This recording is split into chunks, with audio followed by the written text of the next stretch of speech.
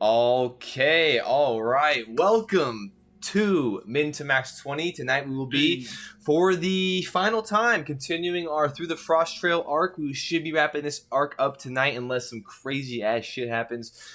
But if that happens, then you know what we're doing. We're playing till it's all over. So we'll see how long it goes. But yeah, we'll be finishing this arc tonight. We will be hopefully seeing our adventurers arriving to their destination after long last. In theory. It's all a theory. A game. Alright, so I don't have any announcements other than that, so as long as everyone else is ready to rock, let me go and check to make sure the audio is all Gucci, and then we'll hit it. Fucking better be. I swear to God.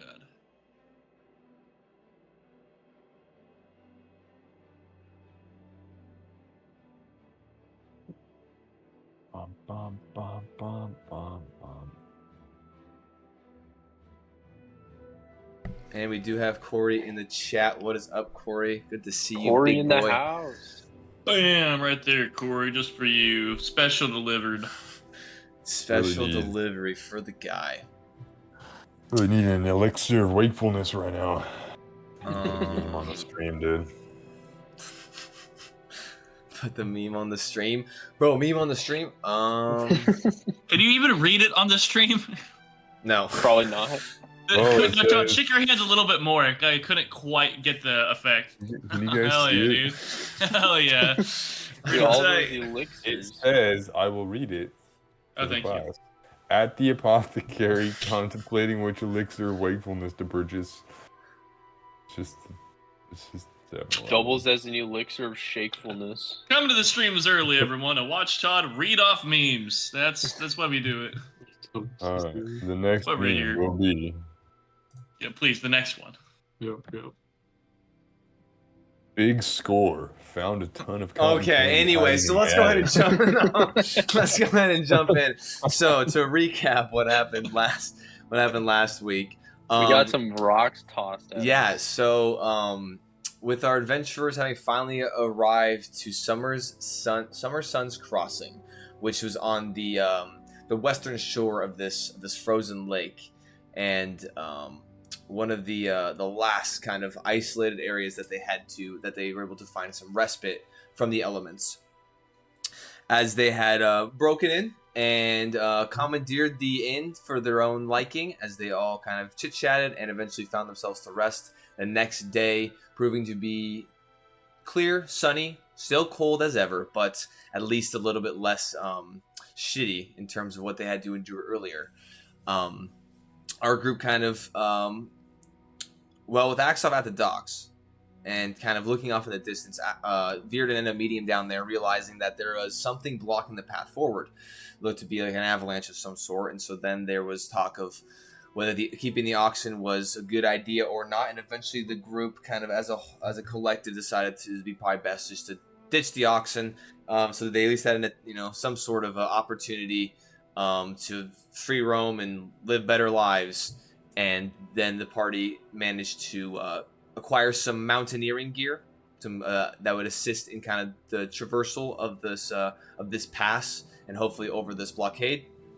And as you all set out with the sled in tow, you guys eventually, after a handful of hours, made your way to what was confirmed at this point an avalanche that was blockading the kind of narrow portion of this pass where this lake kind of jetted inward and kind of came to kind of a narrow point.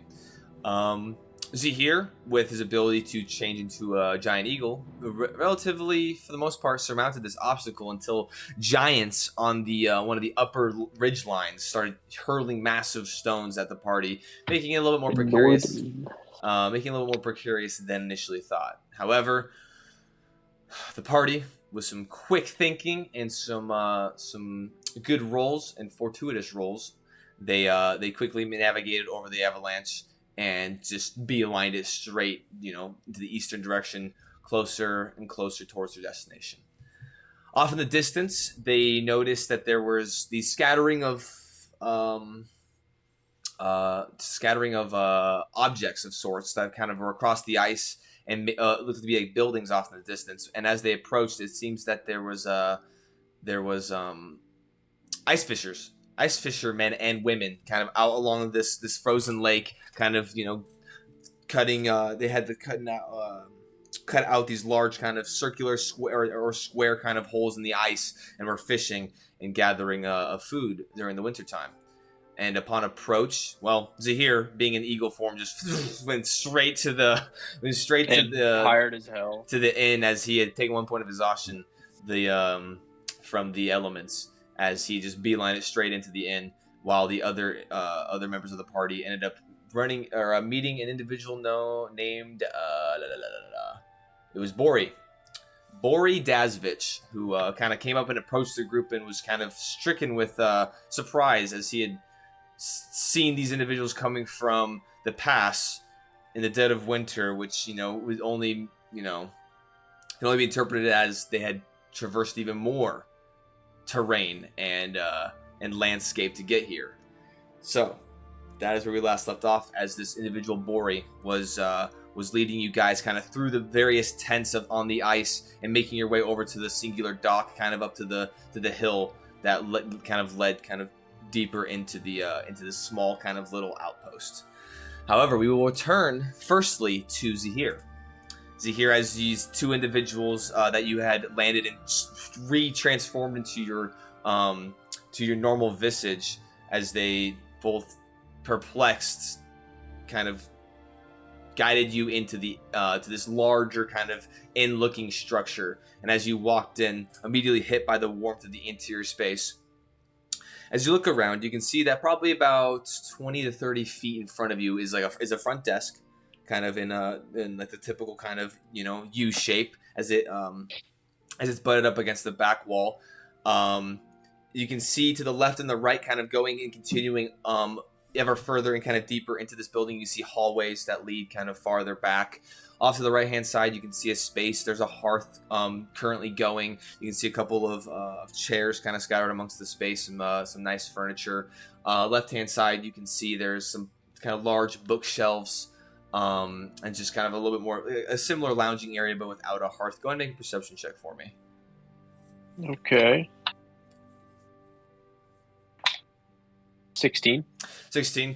Even as you step into this area, you can see, glancing down these hallways, you can see what look to be various different sizes of fish, even from this angle, kind of attached to some of these hallway walls that go deeper in. They appear to be like affixed, like a plaque or a piece of wood of some sort. But then you can see they're kind of scattered and incrementally down these walls, kind of going towards the back. And directly kind of above the front desk, probably about 10, 15 feet up, kind of smack dab in the middle of this kind of raised portion of the wall, you can see this massive, probably about 12 to 15 foot long fish, kind of just smacked up onto the back upper wall there. But you do see big ass fish in this lake. Yeah. Behind the front counter, you can see there is individual, a woman, dressed in just kind of business casual attire, kind of in a long kind of in like this almost female suit of sorts, as she sits there. I go to the hearth. Yeah. She kind of like goes to gesture like, "Oh, hello, welcome to the," as you like, go and turn and start to walk away. I don't ignore her. I'm just saying I'm here for the warmth, and then I'm gonna turn over to the hearth. Okay, so she said, "Oh, well, that's no problem. Yeah, feel free." As she just thank you. She with her hands kind of gestures over to the side as you make your way over towards where the hearth is going. And there's three other individuals over there. You can see that they're dressed similarly into like the kind of the heavy kind of winter furs and coats and attire that you saw the other two individuals outside who you initially made contact with. You see them kind of all of them having their jackets off and kind of just sprawled out and just kind of sitting there warming up and kind of conversing amongst themselves as you walk over. You do see a couple of them kind of turn and cast glance over to you. And you kind of nod, and they just kind of nod back to you in acknowledgement, but then they don't actually engage as they go back to discuss and talking amongst themselves. Okay, yeah. If no one talks to me, then I don't spark up conversation with anyone else. Okay, sounds good. So as you just sit there and kind of warm up, because obviously you took a point of cold exhaustion, so you're just kind of spending the appropriate amount of time to warm yourself up, kind of just rendering that off of your body so that you can continue on without issue. Do I have an idea of how much faster I got here than they would have? So you saw it. I mean, you like kept tabs on them looking back, and you saw that they're still a ways off. And I mean, you couldn't necessarily directly pinpoint it, so you're just gonna have to wait and see until when they arrive. Okay. So, as the rest of the group, as you guys are all making your way, kind of navigating across the ice, kind of weaving through these tents, you do see some other individuals kind of, a couple of them stand up and kind of look over, and you can see that you guys have kind of drawn some of the attention of these fishermen, kind of as Bordy is making his way, kind of navigating you through. He continues, as you guys were conversating before we left off last week. He says, "So, honestly, you said your destination was Snowstone, but what could be so pressing that you decided to make the journey in the middle of winter?" As he kind of looks across the group. I think I will just look to Axoff. It's probably his play. Yeah, Axoff kind of, before any of you else can speak up. Honestly, it was there was some personal pressing matters for me to get over here. Some family business, honestly, that I had to take care of, and so I just, I'd rather at least make the attempt to be here and and be there for my for the family members that hopefully will not pass. But it's better to see them before they go and than to live with regret and not be able to make it. So I figured hiring, as he gestures to all of you, hiring these very capable individuals to get me across was well, it worked out, to say the least. As he kind of smiles.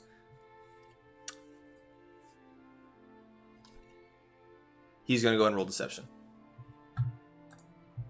As Barry is going to kind of narrow his eyes a little bit.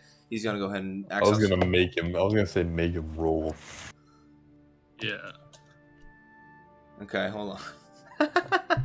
Hey, per the usual, Axoff rolls. Oh fuck. Yo, my family is dying. Awful. Yeah. Hey, my family is dying. Dude. And then how'd you know, Axoff? How'd you know? Risk dying 30 times over myself just to see someone else who might die. You No, might so- already be fucking dead before you get there. Not as When he got the message 3 months ago. You guys Yeah. look at him, and he's kind of he's smiling, trying to pass it off. He rolled the 3, and this. God, He has high deception. However, it does not. You can see that Bordy's kind of interesting. Well, hopefully you get there in time. As he kind of just continues to lead you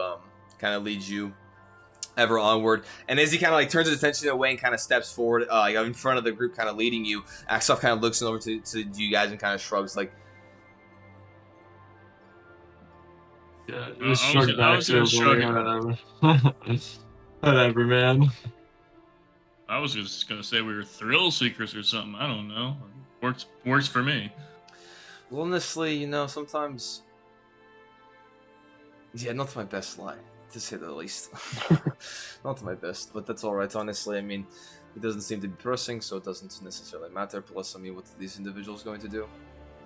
They're fishermen. It won't be a big deal. Yeah, I think we're fine. Yeah.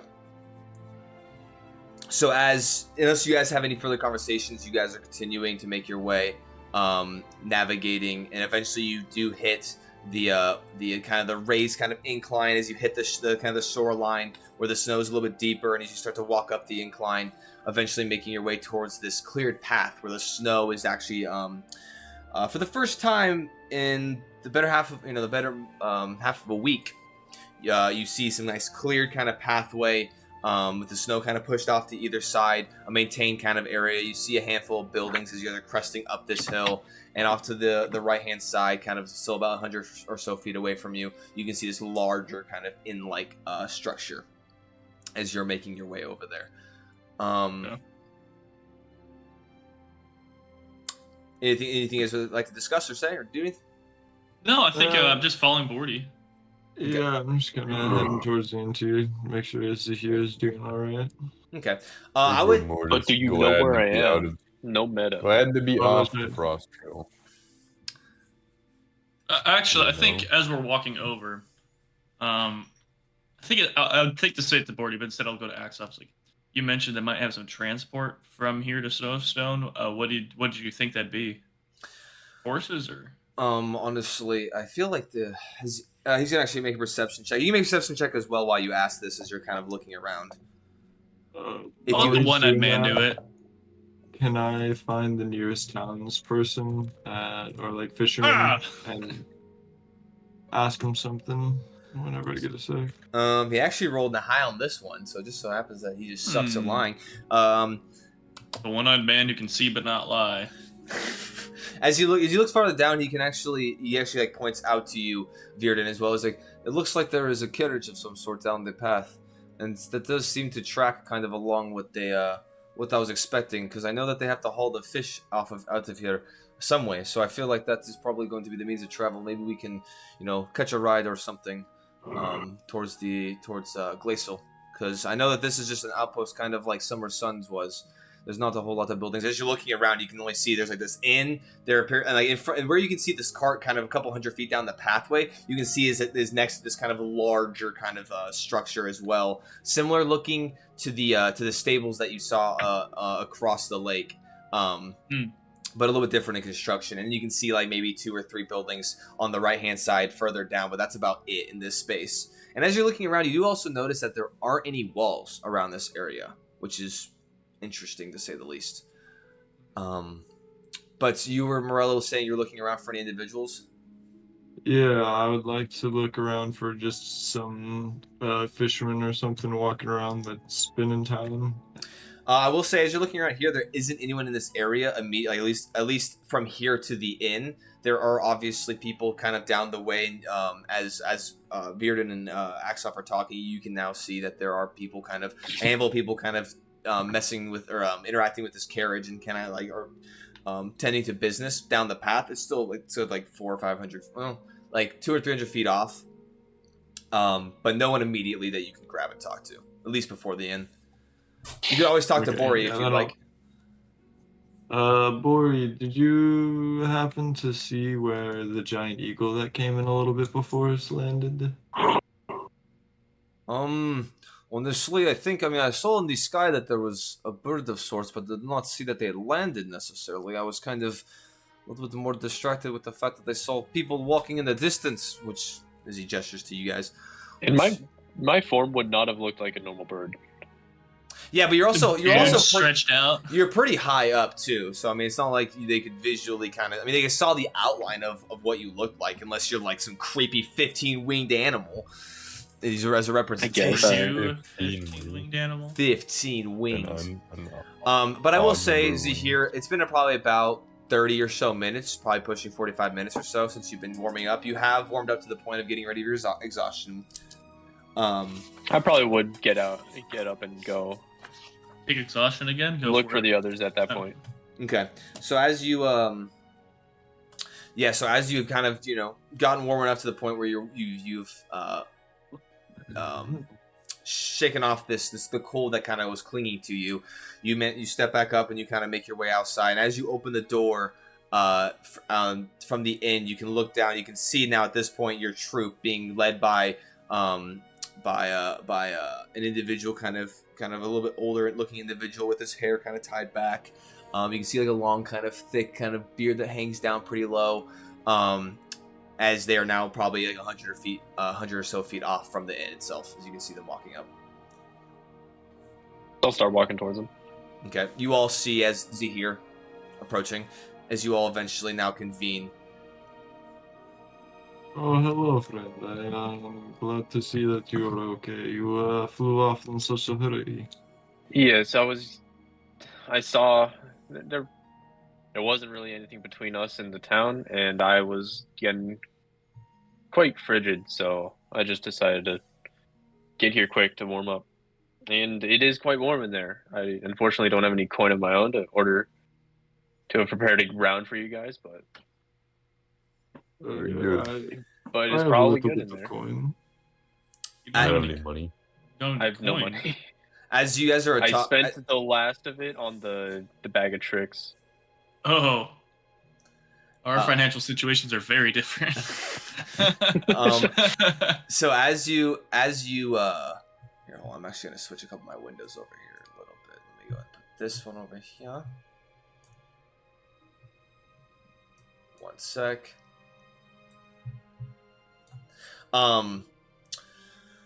So as you're having this conversation, Bordy's like, "Is this another individual that was with your troop?" As he kind of points to both of you.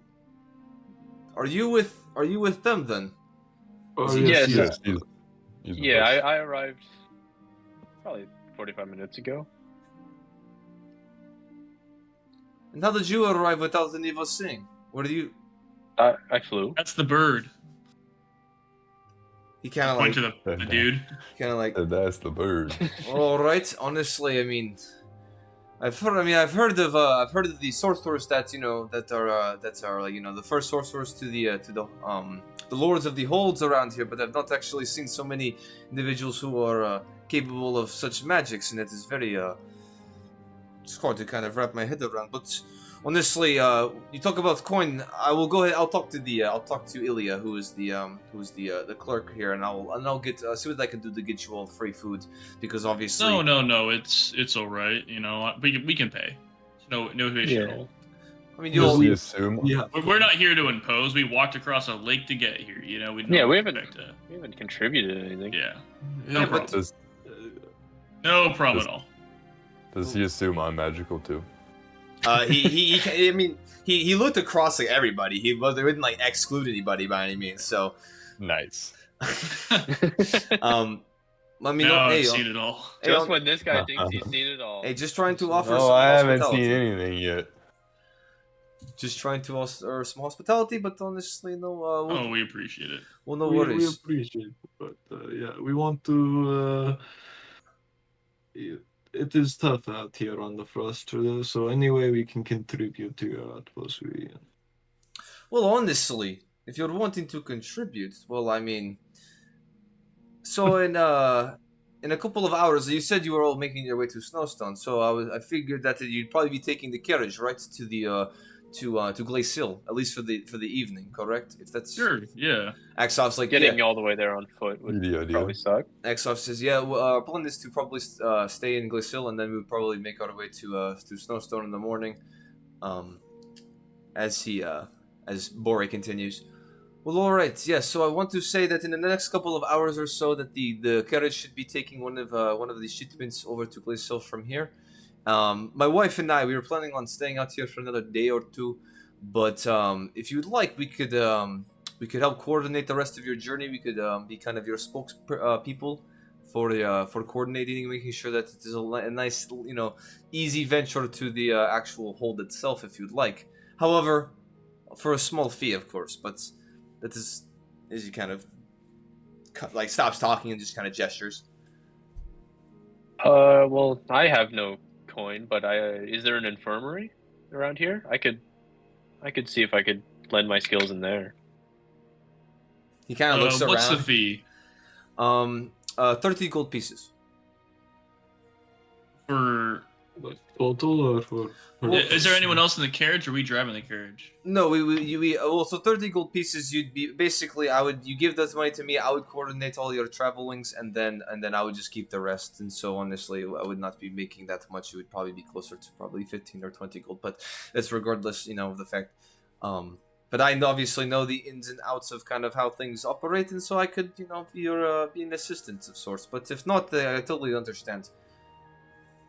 I think again, I'll just turn to Axe off just to make Yeah, sure I was about I'm to say. square with him. Yeah. Do you turn to him and do what? Like, do you say something, or you just like I kind just of turn look? to him and just gesture, just like. Yeah, just kind of Yeah. looking like, is this a good deal for us? Whoa. You're the- Considering he is in some ways a local. We'll see if he knows Bori the swindler. Or the fucking has been, dude. I'm about to fireball his open mouth. Axel kind of seeing you all look to him says, honestly, we've been on the road for, the road is I say that loosely. We've been on the trail for quite some time, and so, I mean, I have no issues paying that. As he starts to dig into his purse, and he does actually hand over 30 gold to Bort. He says, honestly, I have no issues with that. I think it'd honestly be a little bit easier for us not to have to necessarily do so much, thinking for at least a little bit, and we would appreciate that for sure. Thank you, Bori. As he goes ahead and hands him 30 gold pieces. Most helpful. He hands him 30 gold pieces, and Bori kind of, all right, excellent. Yes, I will go ahead and I'll go ahead and talk to the carriage head and see if they have some room for you. I do not foresee them not having a room, but if you will be in the inn, then I can just meet you back here in probably like 30 or 14 minutes. It shouldn't take too long. Sounds good. Appreciate it. We'll make our way to the inn then. Okay. Unless anyone's doing something else. Yeah, no, as long as everyone is good. He takes the coins, he kind of pockets them, and you can see he starts to continue down the road deeper into deeper towards the eastern direction as he goes to approach kind of that larger building with the carriage out front of it and the people kind of tending to it. As you all then make your way and enter into the inn. As you guys are entering in, you do see a sign kind of swinging, and it does depict kind of some what looks like blocks of ice of sorts kind of etched into it, and you can see that the words written on it are the Ice Waters Reprieve as you all make your way into the inn itself. Nice. Even the name of it sounds cold. I'll mutter as we go inside. Yeah. I wonder if they'll have a similar selection to the last tavern we went to. Wonder if they're gonna have ice baths. I don't know what the... But yeah, I'll make our way inside. Was this the place Seahir came out of? Yeah, it was the place Seahir came out of. Making sure. As long as they have cold ale, I'll be okay. I'll take warm ale. You want something That's cold right. in this climate? You mentioned a bath. That's actually a nice warm bath after such long travels does sound nice. As you all make... I guess we'll see. As you all make your way inside to here with the familiar sight of the interior, as you all now can discern and see this kind of cozy interior space. As you walk in, you can feel the warmth of it. It kind of hit your bodies. A nice feeling. Because even the Summer Sun's Crossing where you were, I mean, you had the hearth going, but the building itself was still relatively cold, considering that it had not been warm for some time. But this is a nice kind of actual. Fully warm interior space that you can actually kind of just take a second, kind of just forgetting about the cold for just a moment as you all step in, and you do see the female clerk behind the front desk that's just a handful, about 20 or 30 feet away from you, as you guys make your way in, who does kind of welcome in as she calls out to your group, and I'll wave back at her. Yeah. Hey, I guess, what do y'all have for food and drink here? We've been traveling a while. Honestly, we have an assortment of different fish that you can have. We also do have some game, some wild game. We do have deer. We do have boar. We do have ales of a different assortment of ales. But is there anything in particular that you'd be looking for?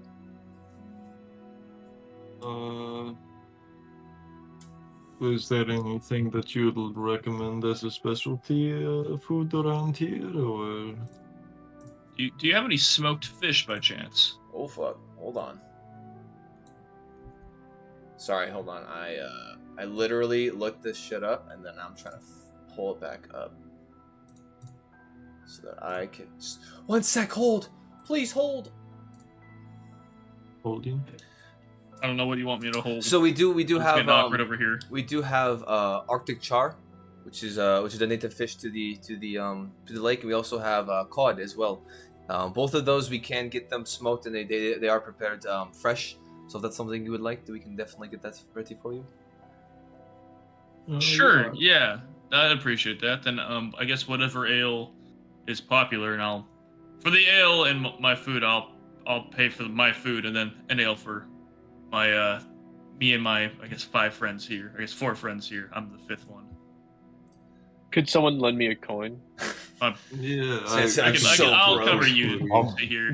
I'll, See here. I have Yeah. 300 gold. It's fine. Okay. Yeah. I can cover him. I'll put Never mind put then. my hand. Fuck it. I'll put my hand on your shoulders here. And I'll say, "Here, my friend," and I will give you a handshake. I will shake it. Okay. And then inside the handshake is 5 gold. That's a Excellent. thick handshake, dude. You hear like clang Imagine like as thick like Oh, you see, Skyrim like, coins. One of them Got falls the- It's out like a when we're bag. shaking. Ah, that's the sneakiest handshake. Thank you, Sir Denrick. No, you know what? Retcon. A small coin sack with 15 gold. Thank you again, Sir Denrick. And yeah, I'll order some fish. You know, get some smoked, not the Maybe cod, the Maybe a first one. platter, if they got one. So for food for each of you, it will be 3 silver pieces. And then for what is the more and for the more of the kind of the local favorite, we do have frost foam beer, which is Let's get 5 of those. 5 of those will be a gold piece or 10 silver pieces, whichever you have the change for. And Sure, I'll if you give a gold. Yeah. Okay. Appreciate that. I'll Thank you. Also give a And that's gold. well, it's a gold for each or a gold for the 5 of us. A gold for all of you. Yeah, okay. Because I'm paying for you guys. Yeah. Yeah. The drinks at I'm least. passing over 1 for the food because Oh, yeah. I don't need the 7 silver back. I'll just pass over a gold for the food. Okay. Are you paying for you or for everyone? Or For me for the food. okay, so you pay for a gold. Oh, thank you very much. Oh yeah, I'll hand over a coin. Just a single gold piece. Yes. Okay, and Sir Denrick. And if you would have more available to refill, 5 more rounds. Oh my god. Sir Denrick, Christ, I love bro. We what have, you're like, trying to 2 do here, but hours we here. are theoretically getting on a carriage. You know, it's been I like wits believe- about us. Well, I he's believe not we gonna will be the have one time. guiding it, so. We I'm do like, not ooh, have. yeah, We do yeah. not have to ride. We will be okay. In fact, 2 more rounds for everybody. You went from 5 to 2, Sir Denrick. Wait, 5 rounds as in 1 each. That's not how that works. Anyway, I stand by what I said. 5 rounds. So, sir, would you Plus would you 2. like 5 more for each of you, or would you like? I'm confused. Let's start with the first round and go from there. If you Yeah, like, we let's keep it will simple. get more Yeah. from that if we need that. Okay. We do not want to But get it- 5 more. Don't mind I'll, the and I'll give her drunkard. 2 gold for my food for the round of drinks, and then the extra is just extra. Okay, sounds good. Because Okay. that'd be I gotcha. Okay, absolutely, yes. And then so you can see that as you guys are kind of saying what you would like, she's like writing it down on a piece of parchment. And as you guys kind of pay over the coin, she collects it, kind of sticks into into a pocket, and then you see her. If you would just like to, as she gestures over to the left hand side of where you guys are standing, there is kind of where like the bookshelves are. You can see there's a handful of tables, circular tables that if you just go ahead and wait over there, that is where our kind of dining kind of lounge area is, and I will go ahead and get this order in for you, and it will be out quickly. As she kind of makes her way around the desk, actually kind of walking parallel to you all, as she eventually rears into like a side kind of double doors that as you guys are all kind of making your way to sit down, as she opens the doors, you can immediately get hit with a waft of fish, and you can just smell like cooked meats, and okay. yeah, it's cooked fish and cooked meats, There, and, yeah, that's neat. different kind of spices as you all go in to take a seat. I think I turned the axe off and go like, I think we just walked in and gave her dinner rush here. I don't think they're ready for this many people.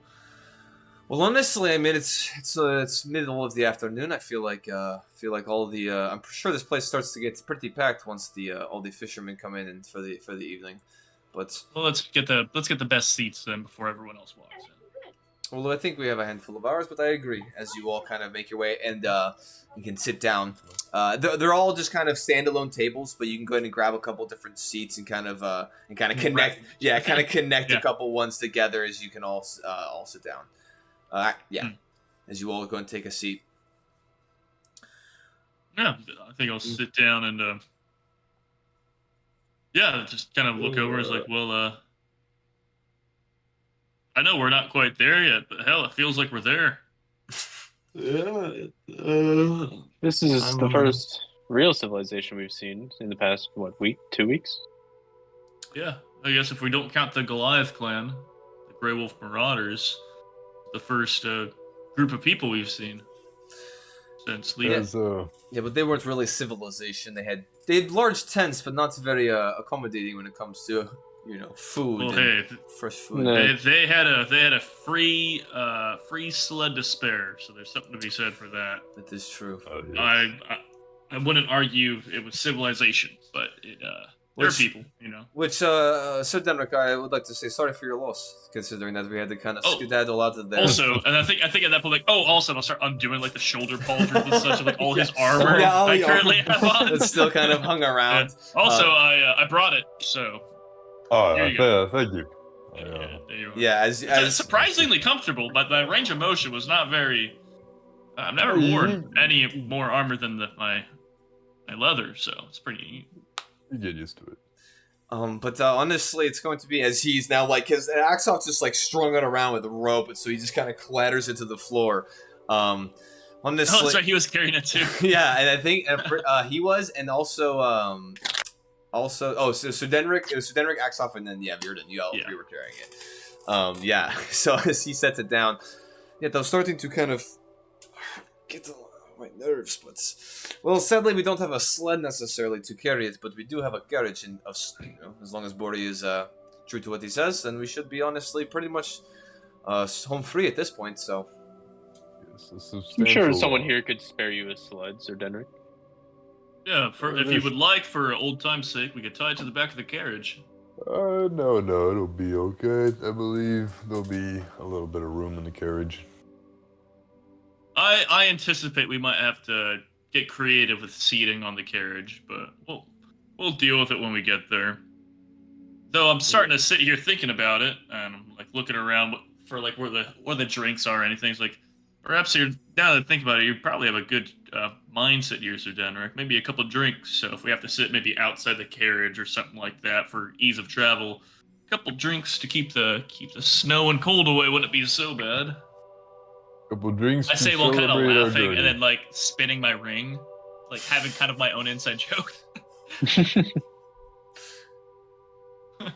Yes, I think a couple drinks is always in order. Yeah. Oh well, okay. And so, as the first round of drinks that you ordered do eventually come out, this the Frost Foam beer, you can see that at the top of it, it does have this kind of frothy kind of foam towards the top of it. It has the kind of hints of almost like this bluish kind of tint to it in portions of it. As each of them get kind of as they all get kind of set out by this waiter, as they all get put in front of you, and then they as they make their way back to the kitchen. I'm just imagining Rainier with blue curacao poured into it. You can imagine whatever you'd like, my good man. What I described as horrible. What I described as a crime. Yeah. Whatever you want. But yeah. So as you all kind of just have your drinks, kind of chat amongst yourselves. Yeah. If there's anything you want to specifically say. What is everyone's plans once we get there? And now that we're a little closer.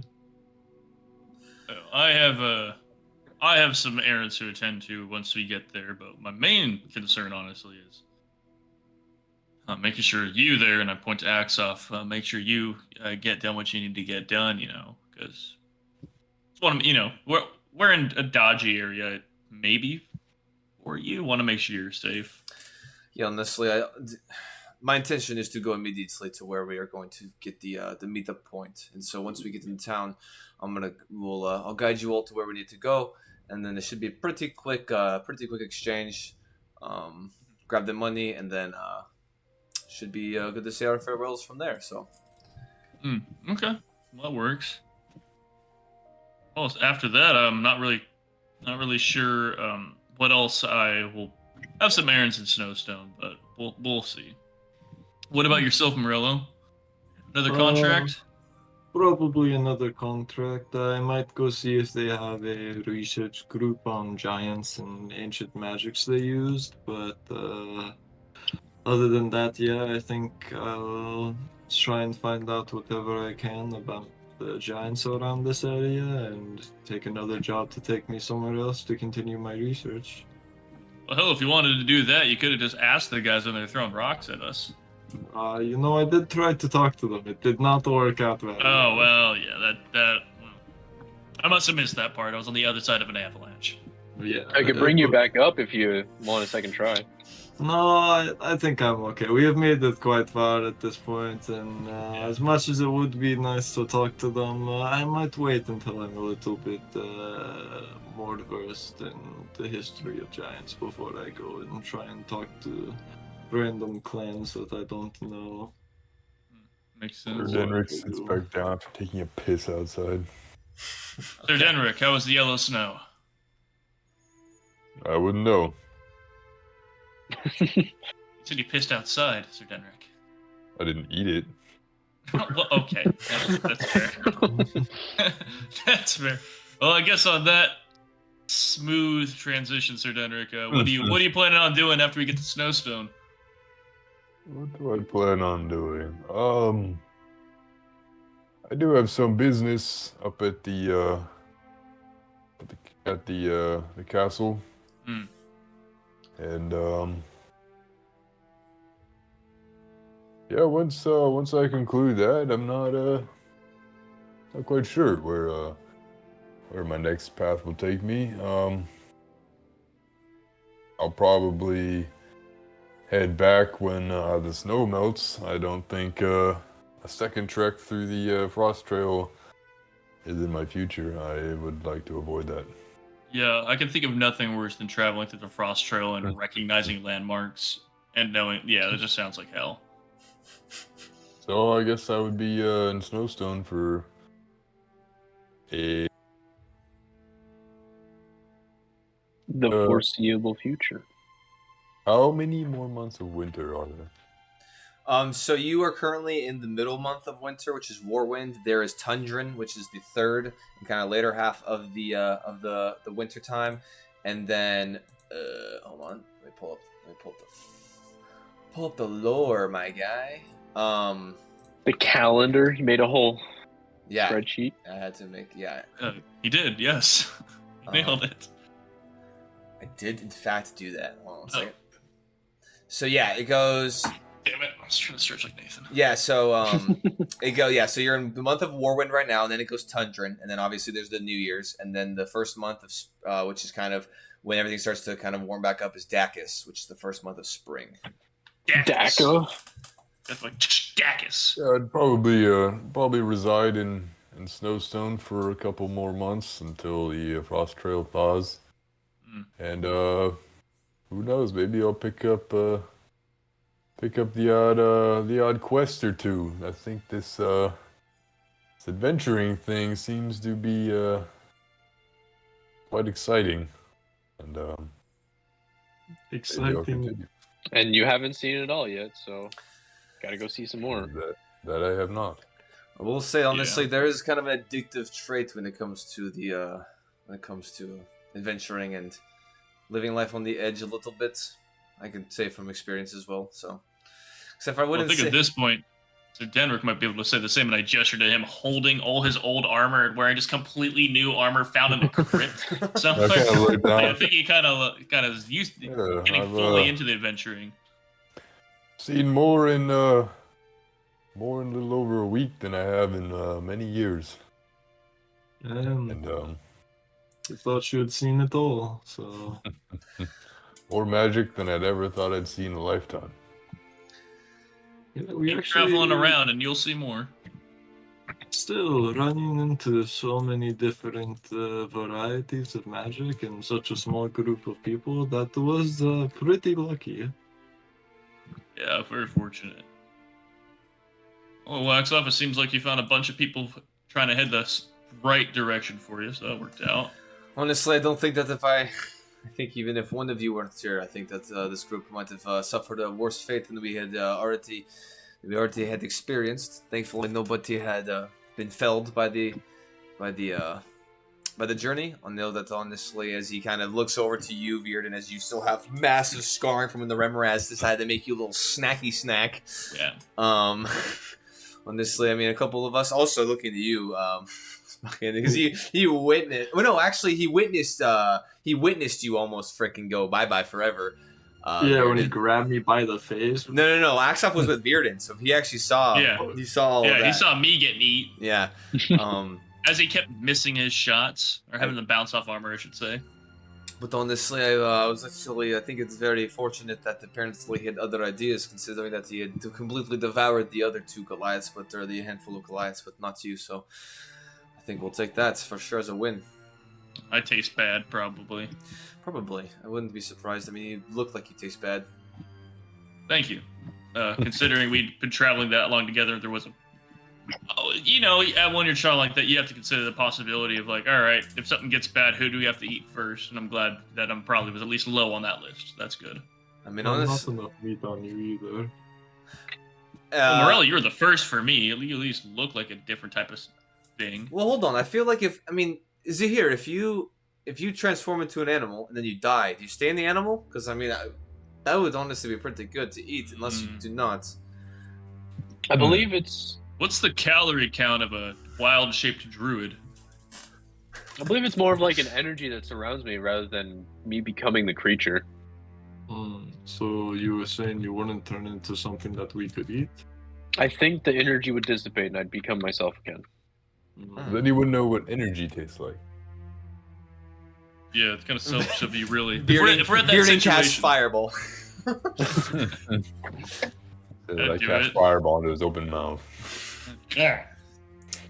I would say at this point, the food is set before you. You're more than free to continue talking. But yeah, Let me go get my food then. Yeah, as a handful of about 25 minutes have gone by at this point as you have gotten your food. But I will say, shortly after you do get your food, you do hear the door open and you do see Bordy come back in and kind of look around and make eye contact with your group. He actually brought the whole platter.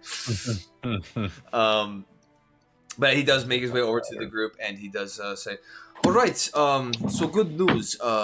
It appears that I do not have necessarily the largest shipment to head back to Glacial, so it looks like you will all be able to be booking your ticket that way. They did not have enough to actually take my wife, but I will be able to accompany you. She will just go ahead and probably stay here and continue doing her fishing deeds. So, but we are all set. Are we being stowed with the fish? We're being transported with the fish, yes. But are we being stowed with the fish?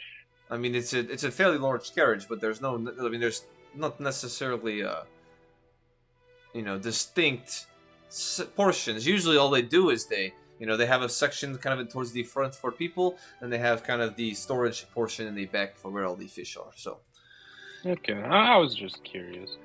Oh, no, absolutely, no worries. But honestly, I'll go ahead and I'm gonna make my way back to my wife. I'm going to just talk to her about the situation, and then I will see you probably all at this point, probably an hour and a half or so that we can make our way to Glacial, and then ultimately to Snowstone, where you crazy bastards are venturing towards. So, if you have nothing else for me, thank you very much. No, nothing else for you. As he kind of Thank you, Bori. nods and makes his way back out. He heads back outside, not into the kitchen. Bori? Yeah, he makes his way back outside. Yeah, 'cause he's I gone. will make a mental note to have Balder shadow him as long as I can. Okay. I think it's 100 feet that you can have it. 100 feet, yes. Okay, so as he Mostly I'm trying to see when he links up with his wife or somebody else. Or okay, so as want to eavesdrop. yeah, so as he exits the inn, and as you have Balder kind of. Well, actually, I would assume that Balder did he stay outside or he didn't come inside with you? Did he? I want to let him come inside. He's a fae. I'm not really worried about his warmth. Okay, so as he was perched up Yeah. on top, you kind of sync with him, and as you kind of watch Bori, the 100 feet is quickly eaten up as he is making his way back towards the actual lake itself, and the 100 feet before. And he's not even remotely close. His wife wasn't the gal in the tavern. No, his wife was. He called out to her as he was leading you guys. Yeah, into, I forgot. Yeah, you're good. No worries. Yeah, no problem. Well, in that case, we're just gonna circle around. Maybe just perched up on top there on the roof, just keeping an eye out. Okay. As he kind of branches off and goes back and re-branches. Yeah. So, anything else you'd like to discuss, or shall we continue? No, continue. Okay. So as you all kind of eat, how many rounds of drinks do you continue to order? Sir Denrick specifically, because you said you were looking for 5 more rounds. A total of 7, actually, if I remember. On the 3rd round, I would like to make a toast. I will be sipping my 2nd beer, and that will be my last beer as well. I will raise a fishbone. Let me make a Constitution save for my first, and then from there, see when I make the good life choices. But yeah, actually, as you guys are eating, the fish is incredibly good. I'm assuming everyone got that, and so it is really well done. It is seasoned well. Yeah, it's actually Got it right here, baby. Yeah, smacks. It's just smoked salmon. Yeah, it is incredibly. It is incredibly, what's the word, fulfilling, considering what you guys have been through for the last couple handful of days. So, I mean, having dried campfire rations. cooked remoraz fucking flesh. Yeah, now this is a step down, right? Does everyone have their drinks? Yeah, I got a drink right here, Sir Denrick. I'm good. Sir Denrick, go ahead and pay. I will also make a voluntary Constitution saving throw. Okay. I won't, man. Oh, You gotta... Easy. Not voluntary. I wanted to see how I did to play this out. Oh, we got a 22. We're good. Merlo, what'd you get? I got a 19. Okay. How many? Did you already take the coin away? Because if not, do another. I guess if you had 2 more rounds delivered, it would be 2 more gold pieces out of your coin purse there. So Sounds good. well, so is Sir Derek paying for everyone? Yeah, I wasn't going to skimp on the lads. Yeah, you can put your coin back to Morello. Come on, bag that shit. As to another 16 for my 2nd round of drinks. Okay. Oh, and a 24 for my 3rd, dude. I'm just joking, man. I'm good. Sounds good. Okay, if Oh, we're yes. rolling, we're rolling. 1 minute, let me roll my first. Okay. Bastards. It's a 15 on my first one. A 3 on my second. Oh, we got him. His ass is getting pretty cranked. Do you have a drunkenness table? If I cure poison disease on him, will that sober him up? Let me look. Do I get buffed for constantly drinking wine? Well, so I was gonna say for make you. him more drunk. I was gonna say for you, Virden, you wouldn't have to make it till the 3rd one. Hey, that's what you get for RP and alcoholism. And so, Nice. but I will say, if you want, so he wouldn't actually be drunk considering his first. I'll just take your first roll for the first one, which you passed. Are you having 3 rounds of alcohols there, here? Is he here? No. Okay. Are you What are you drinking? He's drinking water. Ice water. Yeah, I'll Warm drink some ice ice water. Yeah, which is easy enough to do. So I guess technically, if you're not ordering, are you ordering it still for Zahir, or is he denying you're not? Because you can take back 4 silver pieces. Sir I'll Derek. order it for him anyway. He'll drink mine. Okay. But I will say, you said you wanted to make a toast. Yes. Just circling back to what Axov said earlier. I don't think I could ask for better adventuring companions. So with that, I'll raise my beer. I'll raise the pitcher of water. To Axov's Jacksovs. Hey. Hey. I'll drink to that. Yeah, there you go. Yeah. And I'd say Very with that, well. And oh, go ahead. and I will be very saddened if when we part ways in Snowstone. But would like to say that it is it's been nice traveling with all of you. If you're ever in peril, I may end up showing up, because that seems to be many of the things that I'm guided to. It's just But we will see. And misfortune.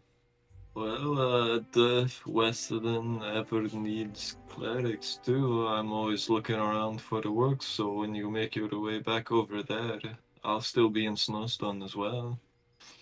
well, then maybe we'll link up. And yes, we always welcome visitors from abroad. So Well, if your king ever needs something expensive, look me up, I guess. I as don't something know you what that have or means, but something you're going to take. Something, yeah, Like- if he's trying to do a ritual or something, that's normally Companionship? not what I said, but it also isn't off the table. Heavily No, implied. not what I said. Yes. But yeah, I will miss adventuring with you guys. It has been a good journey. A dense week for sure. A dense Yes, week I for suppose, sure. On this lake, I'll not say that I'll be, well, I will not probably be joining you, Sir Denrick, but I cannot say that I will never be in Weston. Maybe doing some tomfoolery, so I'll have to find where you're at some point, maybe down the road. Well, we tend to keep the tomfoolery to a minimum, but Bro, we got the yes, shirtless we will- roommate in the stream, Yeah. dude.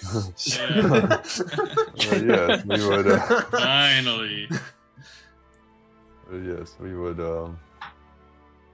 And with I suppose we'll be heading out soon. And Zahir, are you going to drink that beer?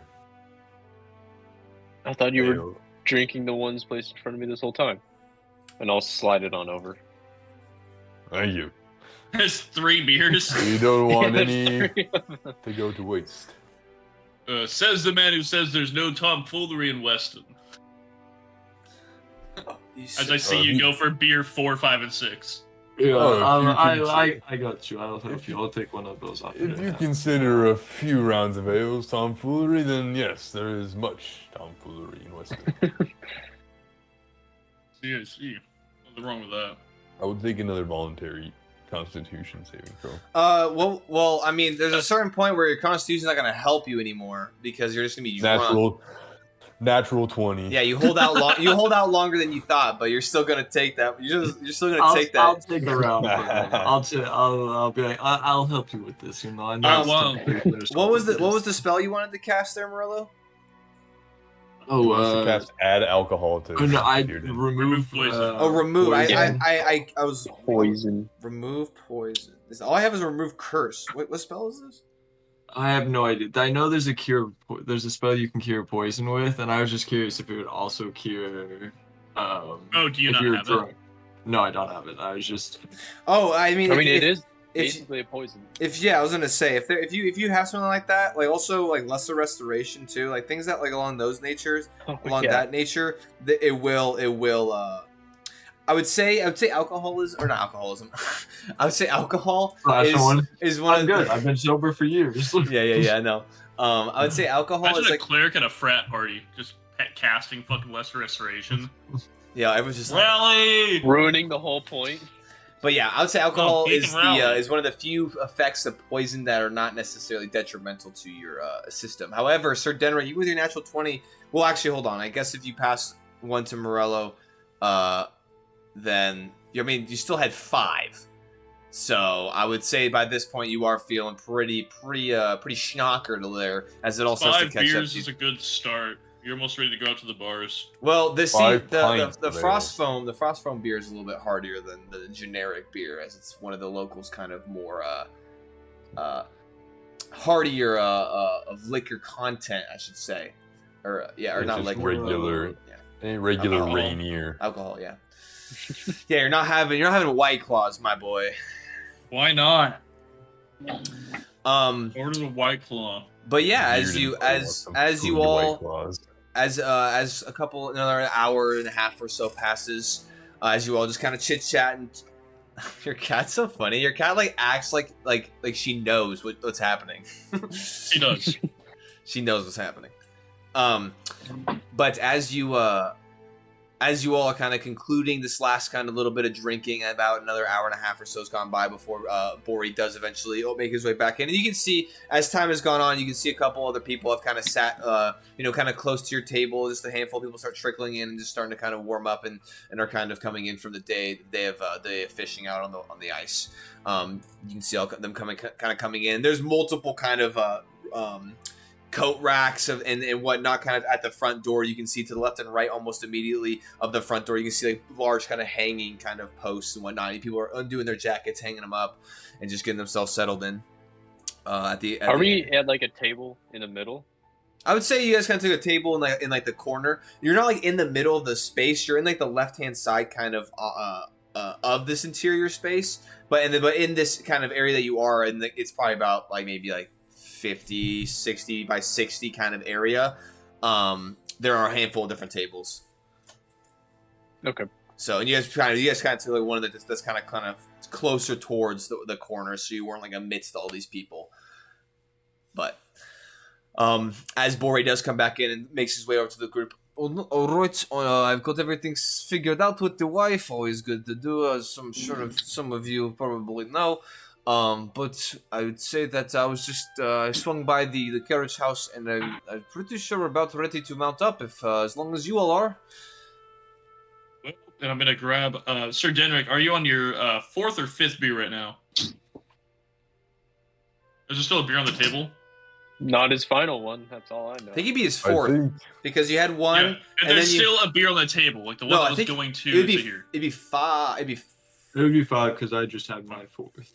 Yeah, it'd be five. Right. I just didn't know if he was like. I didn't know if he touched that drink yet. Is all. Is there one left? There is one left because you and Morella. Yeah. Yeah. You are and more one last one from me, and I'll.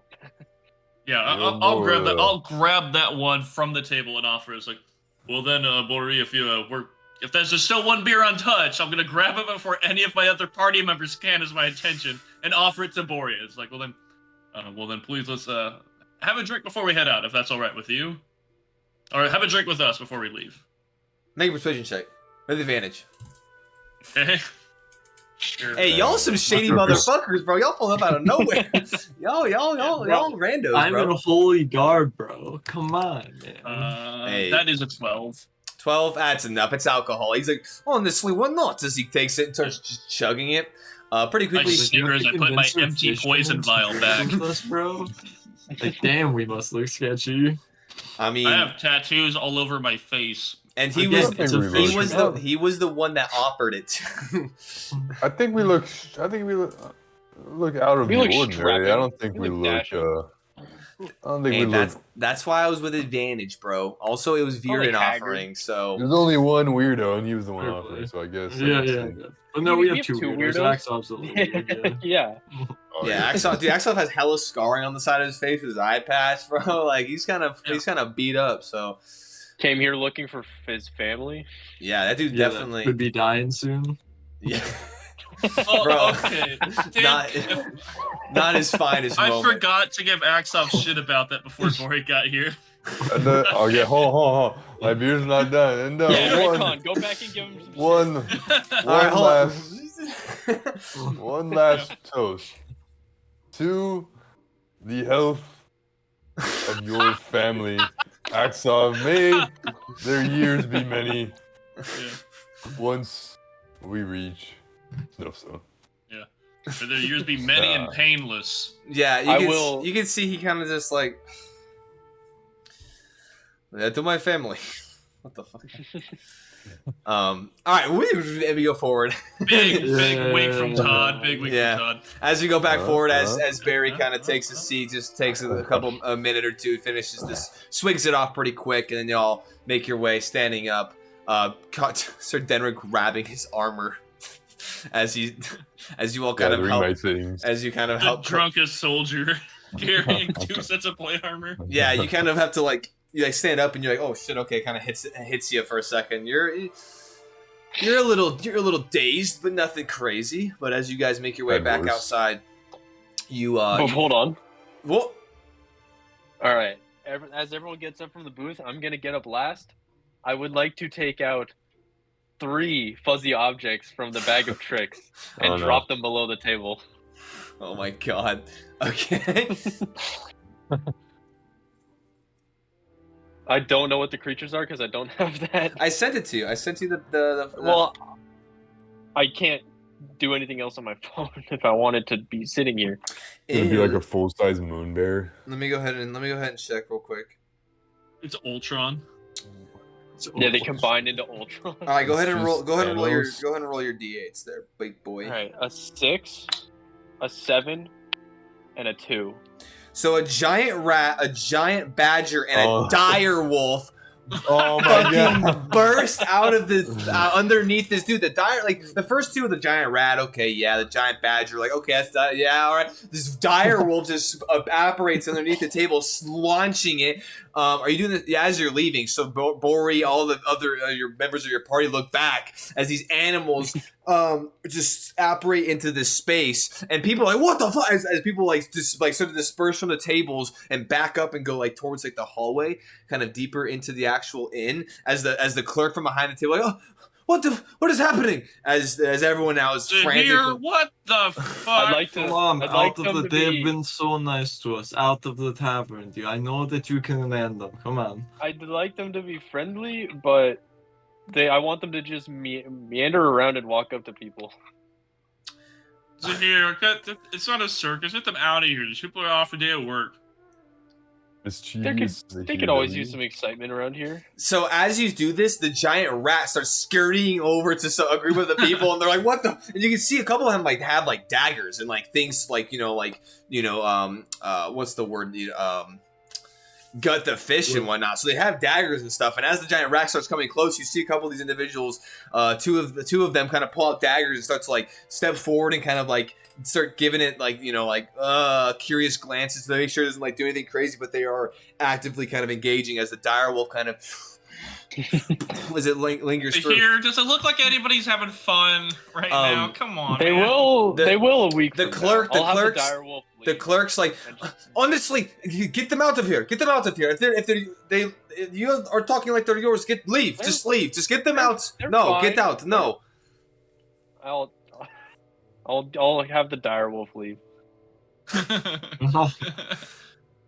Okay. So as the dire wolf starts to make its way towards the group that's almost at the door at this point, I think I'll let the direwolf pass. Then who's with me? That's obviously not Zahir. Is it Morello or either Morello or Sir Derek right here? you guys are all collectively within like 5 feet of each other. Yeah, I'm gonna draw my sword and gesture to the giant badger, the giant rats. Like, should we just fucking? I mean, I can have them scurry off. I don't think it's something we should do in here. I'm sorry. These things are gonna be here for a minute. Tavern keep. Do you want us to just? I want them to leave. Whatever if you need to exterminate them, whatever it is, but get them out. And she's like, I heard exterminate. and she's like backed up against the wall. Like, get them out of here. They need to leave. So here, it's kind of up to you now. Like, are they dying or are they leaving? Because All right, and then the rat and badger will scurry off. okay, Rat badger. Typical Rat badger. Zahir weird W. Mischievous. Zahir. Yeah. So what was And then what was a nice pleasant interaction with the people of this town as they all cast glances over like there's probably a good like 15, 20 they didn't people in even here. do anything. Bro, as they all leave, Direwolf. as they all leave, I'll walk up to the tavern bar. I was like, so sorry about that. It's been a long travel, and I'll leave my platinum piece on the bar table. Okay, you can see she's like still like backed up against the wall as Sir Denrick or as Morello, you open the front door as the direwolf has already left, and now you see this giant rat kind of scurrying over as this badger also just kind of as they always like almost like say like a parade just exit the inn. You do hear like oh what the fuck as you hear people from the exterior who are coming up to the inn. We're like what the hell as they're yelling off in like on the exterior. But you said the platinum piece and she's kind of like. She's like breathing heavily, like. Yeah. Sat down. I was like, hey, also like, and I'll just like to the whole time. I was like, those 3 things will be harmless right now. If they're still here when we leave, feel free to just let them be. They'll be gone. They're gone in like a day or something. They'll just disappear. Or you could try hunting them, I guess. I don't know. They're not gonna bother you. That's my point. It's weird out here, I know, but I will apologies for my command the friend. rat. I'd like to command the rat and the badger to make friends. Oh, God, no. Make friends with what? Each other or like people? With people. Oh, outside. Yeah, I'll just be like, make friends, and then they'll scurry off. Okay. Sounds good. And then as she looks at the direwolf. As she looks at the piece on the countertop there, she's like kind of eventually like kind of gets her composure, walks over to it, and just looks at it. And, like her eyes go wide and go, "All right, well, safe travels to your bands." And she just kind of like nods, kind of, and then pockets the coin. We're working on people skills, kind of all of us. But Yeah, we've been alone for a lot of the time, so. Yeah, if you could just, we appreciate We're your out of here, patronage. don't Can worry. you? It's No issue. Yep. As you all now at this point exit the inn itself. As now at this point you see a woman beelining it back down the way as this giant rat is scurrying after her as she's yelling. Here, what the fuck? However, I'll shrug on top of the direwolf. Oh my God. You're writing it? Yeah, I'm writing it. Yeah, a nice exit from this outpost. As how you all, big? How big's a giant rat? Is it like size medium? I'm gonna look actually right now. I would assume a rat's probably tiny, and so I'm assuming a giant rat would probably be small. Like 3 feet. It's still long. It's still That's fucking huge. it's still That's a a ROUS. It's a size huge. no, it's not. Is it really? Massive. Dude, could you no? There's no way it's Yeah, a size. okay, If so there was a it's- giant so rat it's- that was the size. A giant rat is Even if it was. a giant rat is considered a small beast, so it's probably like this fucking big. Oh God. It's a massive thing, and then It's a New York rat. it's bro. Think Skeever from Skyrim, bro. Oh yeah, Oh, that's I Master saw it. Splinter, dude. this big, bro. It's Staying on his huge. sewers, and I was like, "What? I'm leaving this mutated town, bro." How far You away is the saw one? giant rat? The rat, like you can't really see. You can see it's like Okay. displacing snow. Okay. As this woman is like running off the path and like into it, yelling. You see like a man like running with a knife after, like just Well, havoc. and with that, I think we should be off. Yeah, I think this is a good Well, time for us to leave. There's not much. else Here, we how can much do. did you have to drink? To drink? I didn't drink. Oh God. Okay. Well, I don't know if we should get him liquored up or knock him out, but let's get out of here. Bordy's guys. like, honestly, And I think I mean, that was kind of funny, but we should probably go. I feel like you have all overstayed your Yeah. welcome, at least a little bit. So he's kind of like gesturing, like, let's go. Can I cast daylight on the badger? You What can't. is happening? You can't see the badger anymore. You said make friends, and it just beeline it off, and it's like running around. I think it is time for us to go. You guys like corral Zahir and this direwolf along Yeah. the way as you make your way towards the carriage. As you make your way down the path, you do see that the carriage now is bladed on the road because you can see that there's like a connecting kind of side little path that connects and kind of to this larger kind of stables-esque sized building. And as the front kind of large double like barn doors are closed, you can see that the carriage itself is facing eastward, bladed along the path. And you can even as you guys are approaching, you can see there are large kind of crates stacked up in the back. And as you are approaching, you get the wafts of raw fish as you guys are making your approach. And as you do so, as you kind of go around the side, you can see that there are 2 Walian ox at the front, at the helm. hell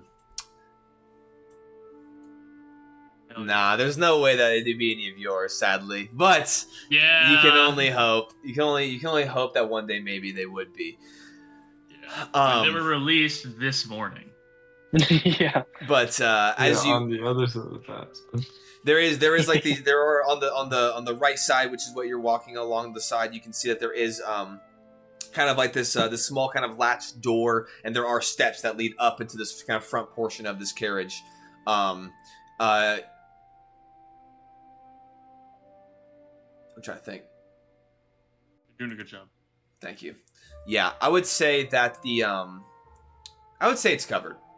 Because I feel like, when inclement weather gets shitty, it makes only sense that it's covered. So there is like supports, kind of wooden supports that kind of go up, and there is like a tarp like what's the word? Tarp like material up and around, kind of elevated, so that you guys are kind of out of the elements here. And so, what's up? I was just gonna say, if you're done with the description, I was just gonna nudge Axe off and say, like, couldn't we have just done that, maybe, for a lot of the Frost Trail? No, because the Frost Trail is not maintained, and so there would be going through feet of snow, and it would have been a pain in the ass.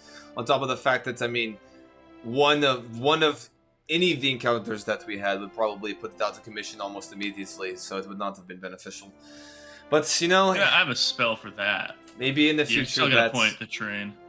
Yeah, maybe in the future at some points, maybe there'll be we something. get a lift kit on it, put on some 52s, something like that, Yeah, get some nice rims on it. I don't know, a nice engine. yeah, thanks, Axoff. Appreciate it. A combustion engine in the back. Yeah. But as you wobble wrench energy. Yeah. Yeah. But as you, I would say that if seeing as it was covered, you would, for the flap of the breeze, you could kind of see some of the crates in the back of it, and you can smell it. And as you make your like entry into it, you can see that there is like a sectioned off kind of divider wall. For the majority of almost 2/3 of this carriage. And I say it's a carriage, it's more of a cart, because carriage, is usually like done up where you can actually travel and people are within it. It's more of like a large cart that's covered. And so you can see like the crates, and you can get you can smell the nice odor of fish. But there is like a cutout towards the front where you can see where the individual at the reins at the helm is. And so as Bordy kind of at the front of your party kind of goes over and says, "All right, we're all here, so we'll just go ahead and mount up, and we'll to Glacial." As you hear the driver, "Sounds good to me." As you all make your way up this. I'll hop off and have the direwolf go back into the village. Okay. As you jump off, you kind of you give it the mental command of like, "Hey, go back and do your thing." And as it just kind of willingly turns and starts to make its way back. As you hear, you take the couple steps up into the cart. You give it the command to make friends or enemies. He's making friends too. Okay. As the driver jumps off the front, kind of latches the little tiny kind of like half door. Kind of you can see that he unattaches like these where the steps kind of affixed to in the side, kind of sets them in, then goes and jumps back up on the front. And where you guys are, since there is now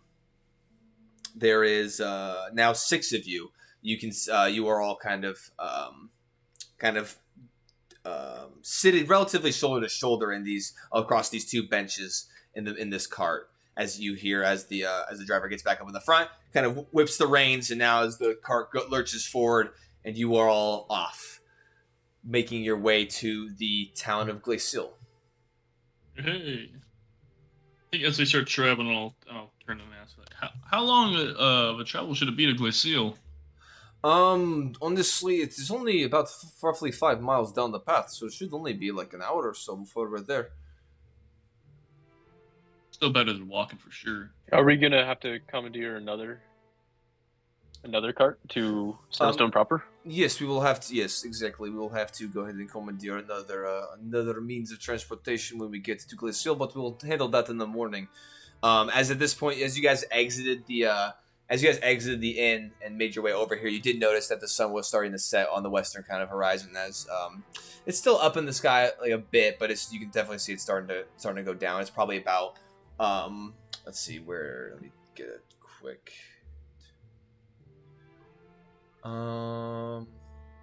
Yeah, I'd say it's probably about a little bit past 4. If, if not pushing a little later, as the sun is now just hitting like kind of the tops of the peaks, and starting to set. So, but yeah, we should be there by. We should probably be there a little bit around sundown, if not a little bit after. You guys can go ahead and stay at the the only local inn, and then we'll meet up and we will go ahead and venture to Snowstone. Who's driving the carriage right now? As you look up to the front, you can see it seems to be like a probably a 30-year-old man. You can't really see his face, but you can see his stature. A little bit slimmer. You can see that he has he has kind of some longer, unkept hair, just kind of strewn about. And even from this kind of side posture, looking, because he's kind of in the middle of where like the driver's seat is, and you guys are kind of offset off the left and right of the car, so you can kind of look forward and see he does have not like a massive beard, but he's growing one. So. Yeah, same.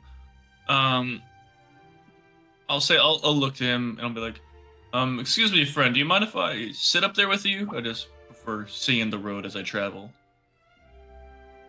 I mean, honestly, you can Get see cart sick. you can see the road from where you are, and you can. Do you mind if I sit up there, friend? Honestly, I prefer if you did not. It would be, and you can see that the bench isn't super big. It's like it could maybe fit another person uncomfortably, and so he's honestly, I prefer if you stayed in the cart itself. Sure. Sorry, I mean, no disrespect. No, it's no problem at all. I get it. And I'll turn in just like, I fumbled that social interaction. But with that in mind, I will still kind of have Balder flying overhead, kind of looking around as we're getting close, and I don't want to have anything catching us off guard. Sounds good. I offer anyone a beer, cheese, pretzel in these trying times. Mr. Denrick, you're supposed to eat your food in the tavern. I did. You just had those? This is the leftovers of the... Well, you used... He It's ate part all of your the daily soup rations. I bought way too Soup many cases. rations. I also have, like, especially with Oh, Remoraz fuck, meat, I'm just, like, pulling out loose, like, still bleeding Remoraz Yeah, meat. It's like, yeah. with all this meat here, like, it's kind of a bit much. Like, I'm still gonna eat this, but, like, all my dried food. Backpack has to be useless now. You can't use it anywhere else now that. No, it's I just have loaded a with I have a special pocket for my meat. Uh, It's salt lined. It's like the laptop little side pocket. Yeah, it's for Remoraz Yeah. me. Church reminds me. All It's like laptop you have a pocket? JanSport bag, and then there's like a left and right pocket for pencils. Both of those just meat, loose meat hanging out of it. It's a new magic item. Bearden's salt-lined laptop pocket. It sounds like a shitty spell. Yeah, it's... What to do? I don't know. Gives them disadvantage on like a vibe check. At yeah, I don't least. know. All I know is all the best wizards have spells named after them. So I named myself after this one. So, as you all are making your way, I will say, it's probably about 20-30 minutes or so in after you whiff that interaction pretty royally. Sorry, Bearded. However, you do start to feel within the hooded kind of cowl of your cloak, you do start to feel the sigils and the runes on the back of your neck, and a familiar feeling start to warm.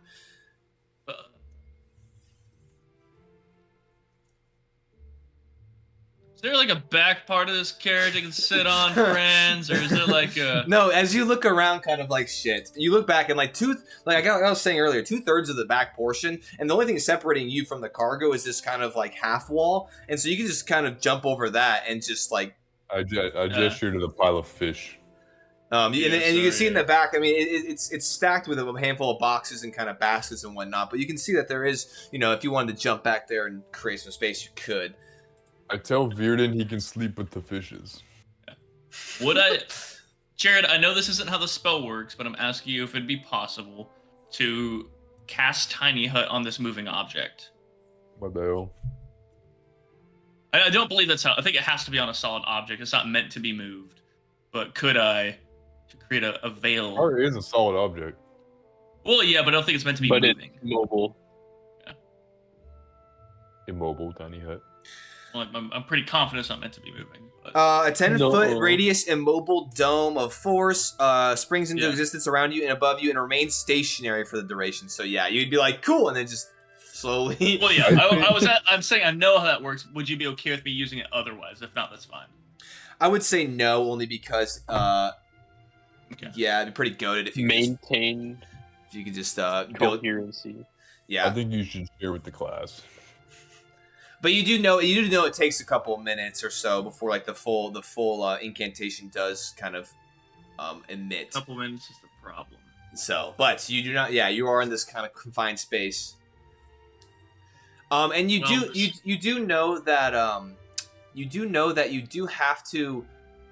Actually, yeah, you would know that with your experience with this, that you do have to verbalize what you're saying for it to kind of Mhm. transmit. However, it doesn't have to be incredibly loud, and you do know that even if it's a whisper, it does still come through audibly. So you could like create some distance and at least have a whisper and potentially be able to kind of mitigate any overhearing. However, you do have some pretty keen individuals in your party, so. Not me, I'll roll a 7, you're good. How fast are we? How fast is the carriage moving? You jump out. 10 feet per second. I mean, like, I'm trying to think now. 15 miles an hour? Sure. 12, 15. Dude, we were fucking hauling ass. Zoom in? Dude, Yeah. these- Let's It's see. only 5 More of miles like, could off? I like make an excuse? I need to stretch my legs and walk out of the carriage, and that would make fucking sense. Or is it like we're Wait a moving? minute. No, you're Hold like on. the oxen. They're moving, but they're not like it's not like a zoom. Like you could realistically like probably communicate to the driver and be like, "Yo, mind if I stretch my legs?" And you can probably slow down the oxen. Like you do like the path is cleared, so obviously there's no reason to go slower, especially since Right, yeah. night is coming. But you could always try to communicate. Hang on Yeah. 1 second. You said Glacial is 5 miles away, and we would be there in 1 hour. Therefore, we are traveling 5 miles per hour. You're welcome. You're welcome. You know what? Thanks. Thanks, That's King. some SK math right there, Thanks, buddy. King, bro. I don't fucking know, man. Quick maths.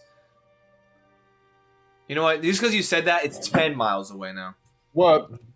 That math stretches. We're traveling at 60 miles per hour. I think I will Yeah, say the this, oxen like, here have evolved wheels. No, honestly, So, I would say. I mean, hold on, bro. Hold on. The oxen are going 5 to 8 miles, 5 miles an an hour. hour. 5 to 8 miles Oh, an yeah. hour, depending, because they're also lugging all this shit on their back, so they're not Yeah. zooming by any means. in that case, I'll turn over and be like, hey, I'm gonna stretch my legs real quick, just 1 minute. Wanna check our surroundings. So I'll be a minute. You're And ready I to was jump like, off a I'll balloon? just open the door as it's moving. Yeah. So I can just like hop You're out of there and going- close it. Okay. Yeah, then just like the driver's like, hey, just letting you know I hopped out. Just walking along. Don't worry about me. I'll catch up if I need to. I'm not worried. Good. I hate this guy. Gross. This guy's a real chug. He's got quotas. But Yeah, as then I'll He's as got we're walking along, I'll quotas. just make my way behind the wagon. okay, sounds good, Does he notice a safety warning that says do not jump from the moving vehicle? dude. They don't Yeah, have that, The bro. pilot said he didn't give a Open shit. door So light comes on. Yeah. The overhead lights. the God door damn it. ajar. bags come down. The door ajar lights on. All right. Well, with this, I'm gonna ask Virden to go ahead and make his way to the secrets chat. So Dang, secrets. So if the rest of the party Okay. would like to discuss amongst themselves in the car, feel more than free. Yeah. But we will be Talk back. about how good that fish smells. Okay. Doobie doobie doo. Hold on. Let me go ahead and connect everything that I need to connect. Well, I have a whole stream to figure out. It's actually, it's not that bad. It's not that bad. I just gotta. Yeah, for sure. There we go. Now we're in here. Make sure everything is still good. We go ahead and change the music. Okay, there we go. You're saying that while I'm still listening to blues. The music's perfect. No notes in the music.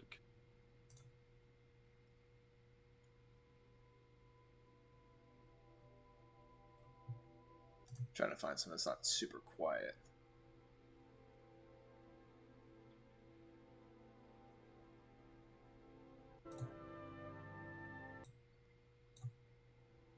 Actually, hold on. What was that one? Let me just do that one. Please hold. Sorry about this. One sec. We'll never forgive. Bro, please. Not like this, baby. Oh, there we go.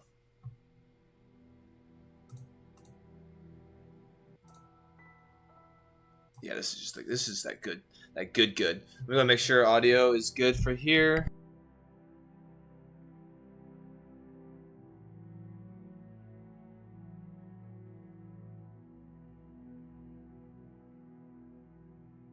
Here, go ahead and say something real quick for me. And other words. Oh, I thought you.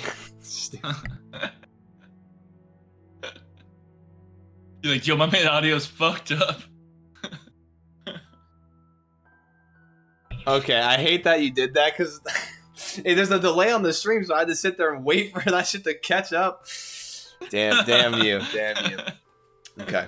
I have no regrets. Yeah, you know what? Fuck you, man.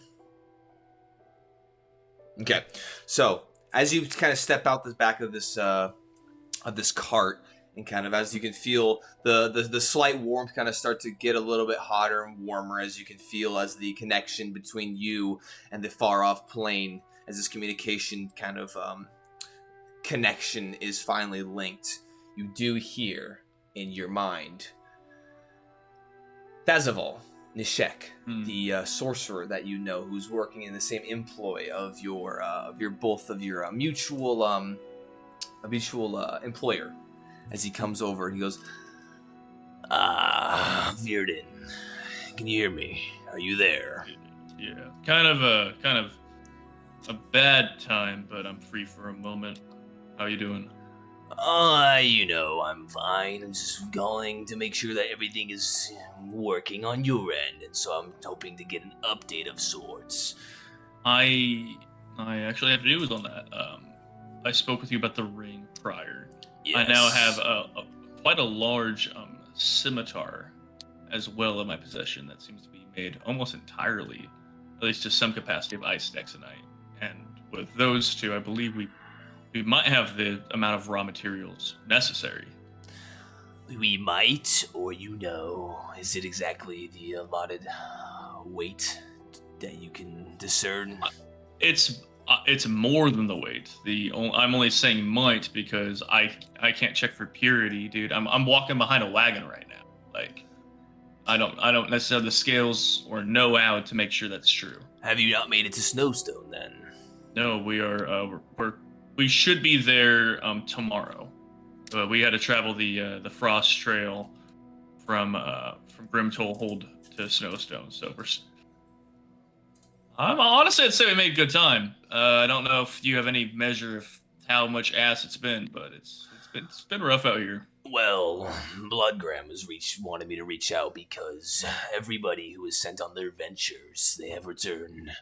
And so it's just we're waiting on you to complete the ritual. And so... Man, yeah. It's almost like I was transported to the wrong fucking city. Yes, I am aware. Yeah. On our previous discussion. This could have been a day. All right, Virden. I'm not appreciated. Listen. Look, man. Being a powerful sorcerer comes with its anomalies. You cannot always be necessarily 100% in the things that you weave as you get into the higher echelons of magic. So I think you should just be grateful that I didn't send you into a mountain. Sure. Yeah, sure. But the other guys who went to get their stuff for the rituals, who sent them? Well, I sent a couple of them, but I know that some of the one of the other sorcerers they sent as well. But gotcha. Reaching out to them, there were no mishaps. So it seems that good. It was just of unfortunate circumstance than where you found yourself. Well, if you'd like, tonight I won't be in Snowstone, but I'll be in another village. We'll have time. If you'd like to find if there's some way I could transport these items over to you.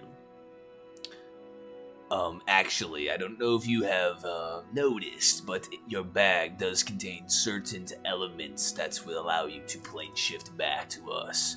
I had them installed before you left so that I could recall you when your mission was accomplished. What? Yeah, that would have been good to know. Do you want That's a lot of very valuable resources. That could have helped with so many things. So I nearly died. Like you know what a Remorez is? I sure as shit didn't know, but it ate me. Listen, Bearden, maybe there's something in the backpack. I would like to empathize for you, but we've all gone on precarious adventures for Bloodgram, and he's not very, what's the word, empathetic. No. I understand. All I'm saying is right now you're wherever you are, and right now I am walking behind a wagon in the snow that smells like fish. You hear a... Well... Yeah. You know how hard it is to smell fish when it's below freezing? Well... It has to be a lot of fish. Listen, Bearden, your bag does contain the elements necessary for you to transport yourself. As long as you have the required components that you were sent to get, you can leave right now. If you want to look into your bag, if you'd like to. Yeah, I think I'll do a quick look around, make sure, but yeah, I'll just, as I'm walking, take off the backpack, open it up, yeah, what am I looking for, and how would I use it? So at the very bottom of this bag is you kind of have to pull some things off to the side. You do need to cast meat. Yeah, a light cantrip. You can feel you touch the bottom and it's pretty saturated with shit, and you're like, hopefully that doesn't disrupt anything. But you do look at the bottom and casting a light cantrip inside, just giving you some light so you can actually see. You do see at the bottom of it something that was very hard to discern, but now that you've kind of been told about it, you can see at the very bottom as you kind of move the fabric of the bag. You can see at the bottom there's almost this little slit that you can that for the most part upon visual it looks closed. It looks like maybe there's a little bit of damage in the fabric, but as you kind of shift it, you can see that it kind of folds and moves. And around this, you can see there's sigils etched into the actual material of the bag. And as you're looking at this, resting within the slit at the bottom of your bag is the what many have come to know as a tuning fork, which is one of the key components of the plane shift spell. And within that, and as you're kind of reaching in, you grab and you kind of can feel within it, and as you kind of, get it loose, you can see that there is this kind of jet black forked metal rod. It almost looks like a thick kind of fork, as at the end of it you can see it comes to 3 different points. It is already attuned for Shadowfell, but I know that we had previously discussed your venturing elsewhere. Right. So, but my thought is, at the very least, is that you can make your way back here, give the components that you were sent out to retrieve, and then I know that you keep on yourself a similar looking fork that is tied to the Feywild. I see why. I don't see, as long as you're back in time, or, whatever it is that you need to, figure out before you depart, if that is, basically taking care of anything that you have left to take care of before departing, then I do not see why you cannot hold on to the bag. Gotcha. Well, that's strangely, incredibly generous of you. I appreciate you letting me know. Again, might have been nice to know before now, but we're talking about now, and I'm gonna be honest and pitching you a lot of shit. There's not really a lot of people I can talk with like this on the trail. Well, to be fair, I needed to make sure that you weren't going to be leaving before getting the necessary materials. You see, I like you, even if I did. I like you, even if I did, you just send me back. Just maybe more gear. Yeah, well, you see, there's a lot going on. There's a lot that I'm being pulled to for this ritual, and so I cannot necessarily be spending precious arcane powers, sending you back and forth to the material plane. So, Okay. Well, I will confer. I'll do some calculations myself to see if I truly have enough ice exodite now, and if that is the case, I will see you tonight. very good. I will. Bloodgram is breathing down my neck, and I don't want to necessarily. I will say speed is of the essence, but I will not give any updates so that if things continue to go awry, seeing as they already have for some time for your venture, then that gives you a little bit more time. But I plan to see you tonight, and if not, then I will do my best. I'll communicate with you if nothing's going on. Sounds good. So Well, in that case, I'll continue on. I should probably get back to the group I'm traveling with. sounds good. And listen, I think that once we get this ritual done, our services should no longer be required from Bloodgram. So there is that. But When you go and gather gear like this, there's always another ritual. There's always another spell. So, it might take them a while to find a new ambition, but we'll see. what are your intentions, Virden? Do you plan? I know you've been talking about leaving for a while, but I know there are ties that cannot be broken. I'm gonna take time. At least take the time I can, but so he can communicate with me if he needs to. You can communicate with me. You need to, but until I'm needed again, I'm just gonna spend time where I should be. Yes, that is a good plan. Also, before I forget, there is one more component that you need to know. You have to cast the Dimension Door spell on the actual sigils within the bag. These sigils are more of an Amplifier? Yes, an amplifier of the spell. And so once you, it works similarly to how the spell Dimension Door operates. However, instead of going the allocated distance, you will be traversing the plains, and we will see you on the other end. Well, then I'll plan on seeing you tonight, and if all goes well, I'll make my way back here so no one in my group will be any of the wiser for the time being. Whatever you need to do, Virden, but be safe, and I hope to see you very soon. I'll see you soon, man. Take it easy. With that, I guess I'll do what I can on my end to sever the connection. You can feel it as it's been starting to kind of fade. You can kind of feel that. So and you know that. So that's why he kind of ran through the last bit of instructions, and as you kind of say your piece, very shortly after that, you can feel the warmth from the runes and the sigils just dissipate, and you are now just left back as you were. I think I'll throw my bag back together, throw it over my shoulder, and then just kind of.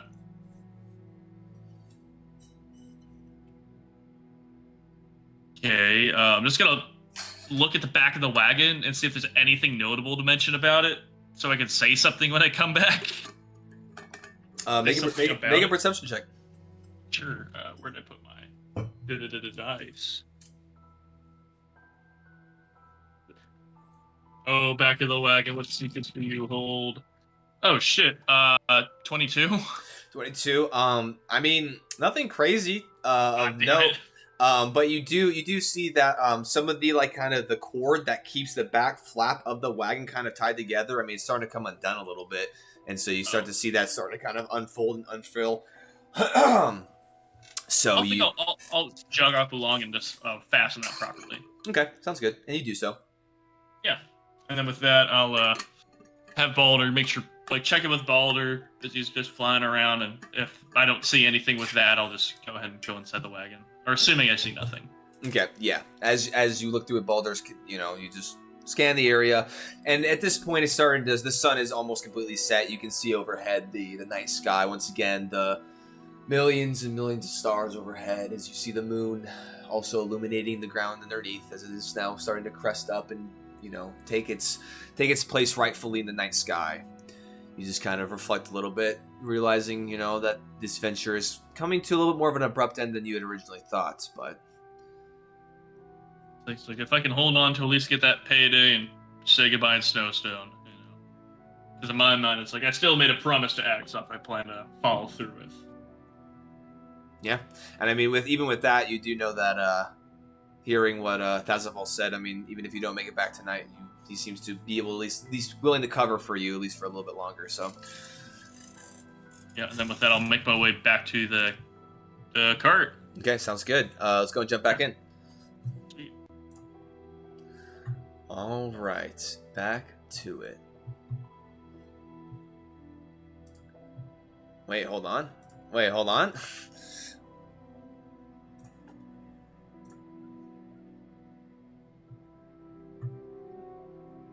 No things were said.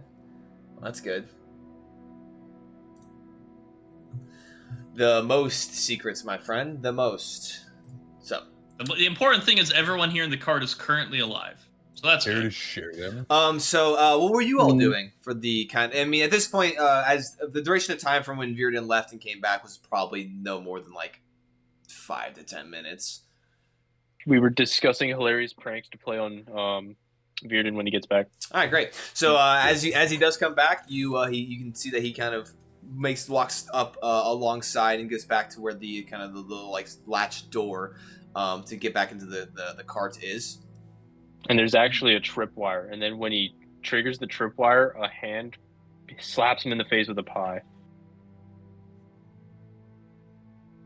I'll fireball this cart. If you were an artificer, you could do that. You got the tripwire part maybe, but the pie is a little bit far fetched with the hand. It's just your hand. I prepared conjure pie last night. Oh, nice. Very good. That's a character. An artificer just plays pranks in the party. Yeah, but to the party, but then for like people, it's just really harmful pranks. He just kills people. It's just like, don't worry, man, it's just a prank. But instead of just a pie, it's like a pie full of nails, and it just smacks into someone's He's a really prank, he's a and really it's just shitty a artificer. landmine. All his contraptions are just him holding an anvil up, just letting it go. Bro, He's you He's know like, this pie's a bomb. It was made in a bomb factory. you know the prank where Squidward brutalizes SpongeBob's entire body across the Krusty Krab, dude? That's what he does to other people. God. Nice. Hold on a second, I'm gonna try and fix something. That's actually a good idea. Oh, he fixed it.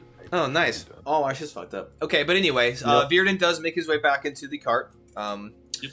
So unless He there's, just hops back on. well, I mean, there Back is in, there, yeah. well, there is That's like cool. there is a little bit of a distance between the ground and where you can get in because you had to take those couple of steps. However, your dex being relatively high, there's no requirement. You just open the door and you just jump in. Axoff kind of unlatches it and you just kind of grabs your hand, lifts you in. Does he Appreciate slip on it. any fish? Did you put a fish? No, the fish are just back there. Yeah, the well, fish are he's, back he's over jumping there, into the yeah. front. Oh, Oh, yeah, I put a fish. As I come in on stage, Fish like, in yeah, his the sea. back of the cart was actually coming undone. This poor guy over here almost lost his whole load of fish. And now that I think about it, maybe I should have let him. Kind of looks back and It's like I kind of look at him, just like give him like a little smile, like I'm joking. Like, What you well, want? if it was becoming undone, I appreciate you. As he looks back forward. well, yeah, no problem. I did like 7 layers of square knot, just stacking it. Just absolutely. Fuck you. Cut this when you're done. Yeah. Yeah, Held together by twine. Why did you hop out of the back of the cart so suddenly? Just getting a bit restless in this cart. It's just I like being out there, like looking around. I mean, Boulder helps a bit, but I like being able to see what's going on. You very rarely look with your own eyes other than Balder when we traveled before. Whoa, but there I wasn't in a cart. I was on my ox. Hey, make an insight check, and then Virden, go ahead and make a little swoop swoop, just to see. Hey, Morello, add a D6 to it. Does anyone want to buff me? Axel pats you on the shoulder. That's a 6 from Just that D6, my friend. That's Oh shit! I thought it was a 6 total, which would have. 22 total. Oh, we only got 22. got a 3. Yeah, no. My charisma's 9. Tell us what like the class. tell us what visually that kind of that Morello kind of reads as he kind of Yeah. discerns through what you're. I think it's a little bit of me like kind of over explaining it, but there's also like it was like just like being out and about and like, but as I'm talking about it, like I'm not looking at anybody. I'm kind of focused off of like I'm saying things to people, but my mind is somewhere else completely. Like if I was looking at the trees or doing something else, I'd be totally normal. But my mind is completely out of this conversation and situation. Well, don't make a habit of hopping out for too long. We're going to be where we need to be, so better to get some rest, because you don't know if you might need that energy for later. And I'll leave it be for now. Okay, sounds good. I'll brush it off as typical Virden behavior. Typical Virden L. So as you all continue along this path, about an hour or so goes by before eventually you guys can see kind of through this kind of open portion of this kind of canopy tarp overhead. You can see off in the distance to the right hand side of the road, as you can see that where the road kind of diverges, and you can see that the path does continue, and you can see that it kind of starts to what's the word? It kind of starts to veer towards a more northern direction as you guys are almost along this curve, not going straight east anymore, but more going kind of veering towards the north. But however, the path does diverge, and you can see a signpost off in the distance, and you can see kind of similarly walled construction or construction of walls that you saw in the Summer Suns, where you can kind of see these large kind of cylindrical wooden like tree stumps, or not tree stumps, but tree logs, kind of fashioned together, kind of in this kind of to make this kind of makeshift wall. You can see there is a gate kind of where this road leads and connects to, and you can see. Ever make perception checks for me? With myself or with Boulder? Whatever you would like to do. You always have a choice for which you would like to do. We got the same die both times. Didn't matter. The classic 20 total. 7. Okay. 15. 15. Okay, what'd you get, Bearden? 21. 21. Okay, so 21. Zahira for 20. You guys both look off in the distance, and you can see that there is some illumination from some of the lights that you can see within this small little town. You can see probably it's no more than maybe 50, 60 buildings, maybe a little more or less, in that general area. Not a very big town, but you can still kind of see like plumes of smoke coming from the various chimney stacks, kind of protruding up above the walls. And before too long, you eventually hit the signpost kind of area where you diverge, and you start to make your way to the right, branching off the main road and making your way towards this front wooden gate. Or like it's more like a door, really, but you can see there are a couple individuals standing out front of it. Eventually, as the cart pulls up, you can see there's just some brief physical interactions of like a nod and like a wave, and then they both kind of just see in the cart, recognizing the individual. They both just they push open the doors as you guys eventually kind of draw forward into this interior space. It's a kind of quiet little town. You can see there's a multitude of different buildings. You can see there's a handful of people kind of walking around, but nothing compared to like back in Grimtoll or some of the other kind of bigger cities you've experienced. You do see though kind of like 3 or 4 buildings down upon the immediate entry off to the right hand side of the road. You do see kind of a larger, not as large of a carriage house as you've seen in bigger cities, but you can see it does the job, as you can see this larger building as the carriage eventually pulls up and kind of starts to turn, and the doors being closed on the exterior of it. You can see that as the carriage comes to a stop and kind of you all kind of lurch forward to the side with the momentum. You see the driver kind of look back. All right, well, welcome to Glissel. I mean, this is the final stop, so. I know that a lot of you look like obviously like newcomers around this area, so the inn is kind of towards the kind of central portion of the town. But he kind of nods over to Bori. As Bori kind of nods, says, "Yeah, no worries. I will definitely show him where we need to go." So I appreciate you. As you can see that he kind of you can see he flicks a coin over to him. As you then at this point, as the driver dismounts, fixes the stairs, opens up the little latch, as you all then descend and are now touching back down to the ground. Where then the driver kind of makes his way over to kind of interact with the or making his way towards the actual building kind of front door to get his stuff settled. I think I will follow along with them. She said to follow the driver. No, well, yeah, I was like, I'll follow along. Nah, I won't do that. Okay. I was gonna say he looks back like, what the fuck? Yeah.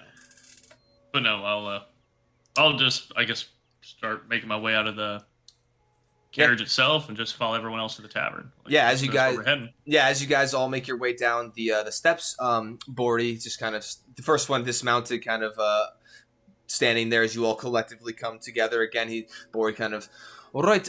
So there is a tavern if you do want to take your time and get a drink or two, but there is also an inn that's directly across from it at the kind of main little kind of plaza area of this of the town.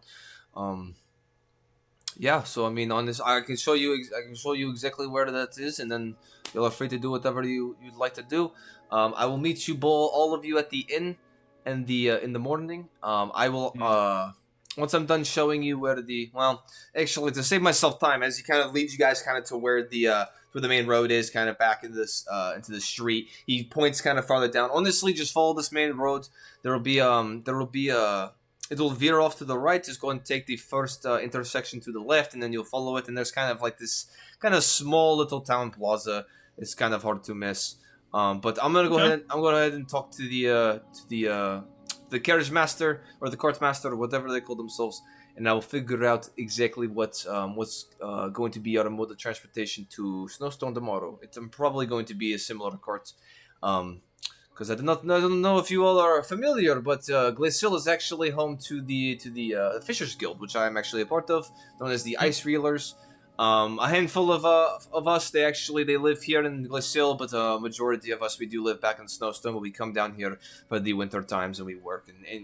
But anyway, that's neither here nor there. That being said, there's constantly a flow of fish heading to Snowstone to make sure that the populations are fed, and so I'm sure it'll be easy enough to get over there and come in or hitch a ride. So, gotcha. Well, appreciate it, and I suppose we'll see you in the morning. Does the inn or the tavern have better food? Honestly, I'm pretty sure if you want food, it'll probably be the tavern. Drinks at the tavern, you say? Sir Denrick, because he's kind of like, Rally. I wouldn't mind a drink. God. Bro, Sir Denrick has seen more shit in this last week than he has in his whole life, bro. He's like, bro, the man needs a drink, don't he? Axoff, where will you be heading here? I mean, honestly, though the sun is down, it's pretty early in the evening, so I do not see why we cannot continue to be merry. I mean, this will probably be our last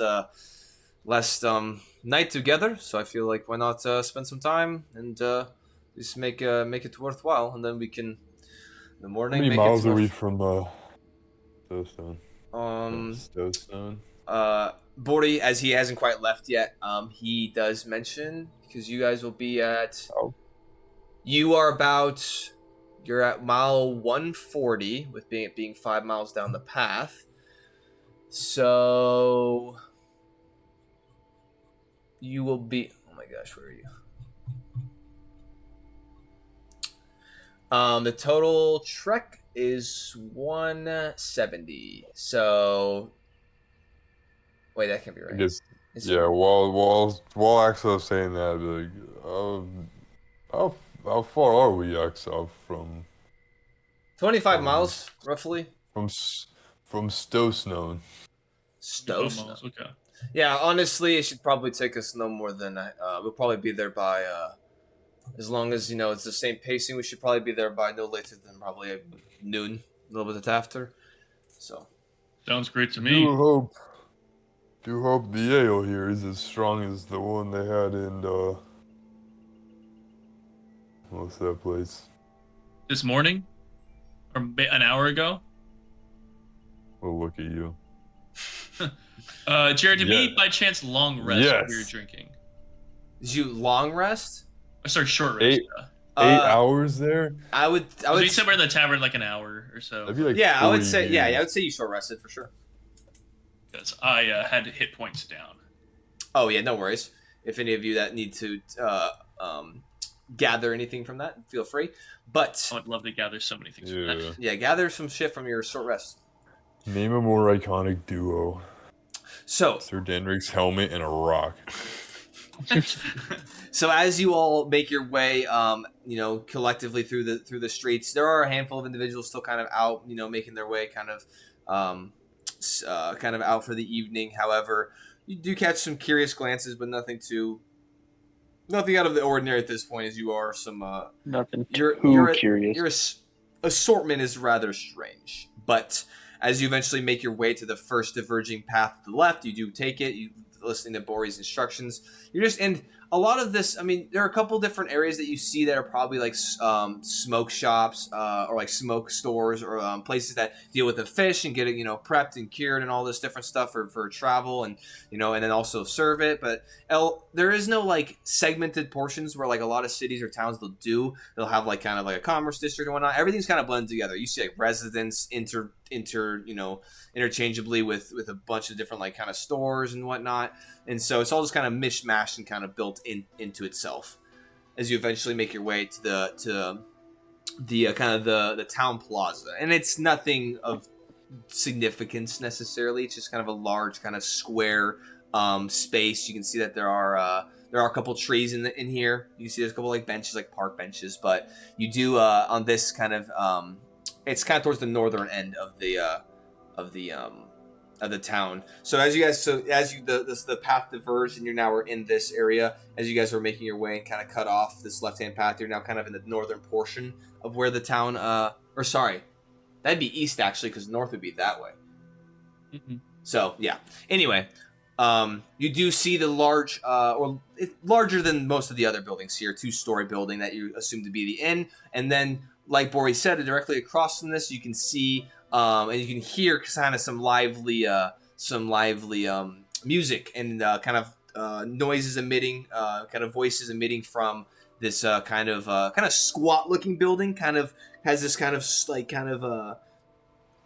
of weird-looking roof as it kind of all comes together to a central point at the top, as all the roof kind of just comes together and comes to a single kind of point of contact there. Are you guys going to the tavern? Yeah. Yes. Okay. So as you guys make your way, unless Virden. Are we able to see the inn from here? Yeah, you're literally, it's like, oh, inn? Oh, tavern. Yeah. It's like I think as we go to make the way to the tavern, I will say, you guys go ahead and get a table. I'm going to go secure some beds for the night, just to make sure we're, it's not busy or something. Oh, here, I can go with you to get some beds if you need some extra coin. You can if you like, but I'll have it covered. I don't mind. Do not fear, my friends. I will save drinks for you. Sir Denrick, I believe that might be the first lie I ever heard you tell.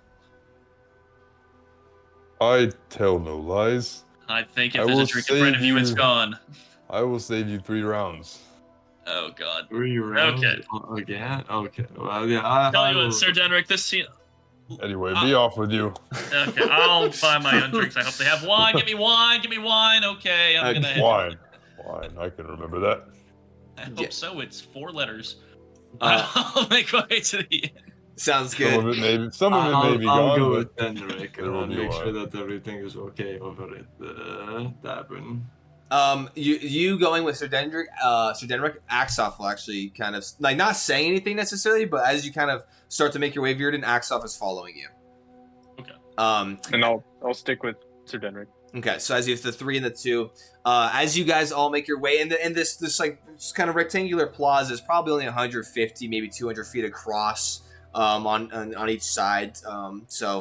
Like across the plaza, like the distance between the inn and the tavern, it's not super large. But as you all make your way to the tavern, as the music and the noises kind of starts to get a little bit louder, let me go ahead and transition the music over here. Dang, I can't hear it. I'm sad. Yeah, bro, don't worry. Just play your loot music, good man. You say play my loop? I'm gonna jump on stage and play my loop. Well, it's not like as Gonna a be like Denrick Paul Blart. multi-class bard real quick. Man, it's not as Recreate the upbeat Paul as Blart as it would be, but and as you guys make your way up, you do see a hanging signpost that does it does have like this kind of little fish etched into it, and it the wording is the frosted guppy. As you guys I like that. His tavern fucking slaps. and so as you make your way into the interior space, you do see dead center is this raised kind of platform, and you can see on each side of this kind of this raised up wooden kind of portion of the tavern. You can see there are steps on each side. It's probably like maybe 20 feet by 20 feet, and you can see a group or two individuals. Three individuals, and you can see they're all playing various instruments. And it's not like they're not like jamming anything crazy, but they're adding solid atmosphere music. That's it gets pretty upbeat at times, but doesn't necessarily get too crazy. As you're looking around this interior space, you can see that there are tables strewn around this kind of large common area. You can see to the back left corner from where you guys have entered in. You can see there is what looks to be like a 360 circular bar. Sorry, yeah, 360. Yeah, so there's like a circular bar, not butted up against any sort of a supporting wall. It's kind of just off in the back corner. It's kind of you see two individuals working it, and you can see that there are stools across the entire countertop, except for this kind of slit, causing a separation where the bartenders can kind of go back and forth in between. You can see in the right-hand corner, kind of across the way from there, you can see that there is kind of more of like a kitchen-esque kind of setup. You can see that there is kind of like a slit in the wall where you can see that orders go through, and you can see there's kind of like a jetted out kind of portion of counter where people can, you can take your orders and then they'll pass them through and kind of distribute them. And it's a little bit more like sectioned off. There's like this kind of rope kind of sectioning off where like this portion of the kind of restaurant is, but it's not like anything too crazy. Everything kind of blends together pretty nicely in here. So as you all step in, what would you like to do? I will find where they keep the ale. Okay. I will go find this. I'll find a table. Yeah. Okay, so where would you guys like to sit? Don't worry, my sit? friends. I will bring us Oh, 5 actually, tankards. I will go help Tenric bring over some drinks for everyone. Make sure that Viridin gets his wine. And I guess I'll still find a table. Okay. Anywhere, really. Probably, I mean... There are guess some. I Did you will- say there was like a stage thing? Yeah, in the middle of this rectangular interior, there a is a good- stage.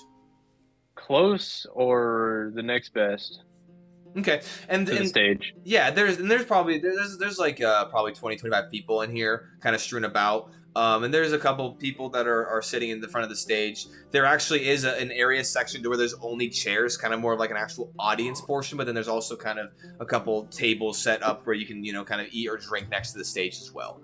Where you do see these the three individuals, they do kind of have some kind of like fancy kind of like Robin Hood kind of like long kind of caps on their head. They have a feather kind of jetted out. You can see they're dressed kind of nicely. They have like two of them have like vests. One kind of just has like a nice shirt on. They're kind of dressed up for this occasion, kind of contrary to a lot of the attire that you've seen recently. And so you can see that they're probably they're dressed up a little more nicely for their performance here.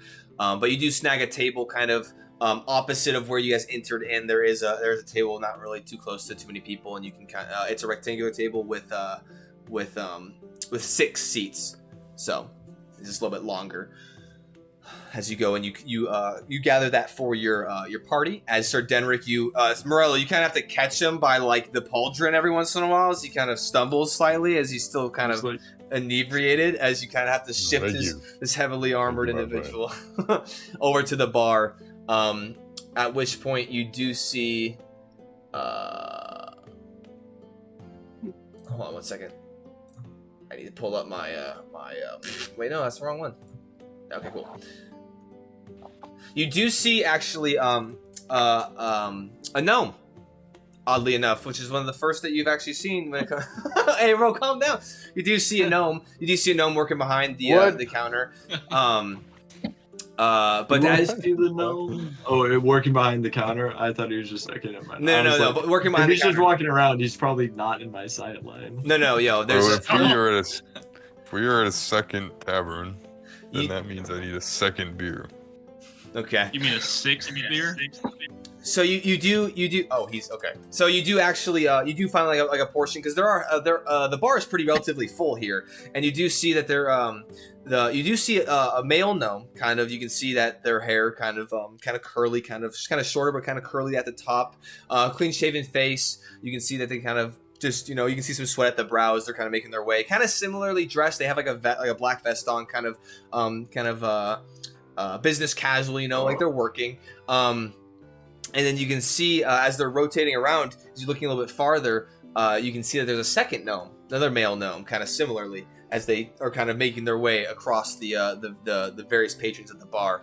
And as you make your way up, you do hear eventually they slide a tankard over to one individual, and then they both over. Welcome to the what was I say? Welcome to the Frosted Guppy. What can I get for you? We are just looking for a little bit of ale and some wine if you have any here. Well, as a matter of fact, we do have wine.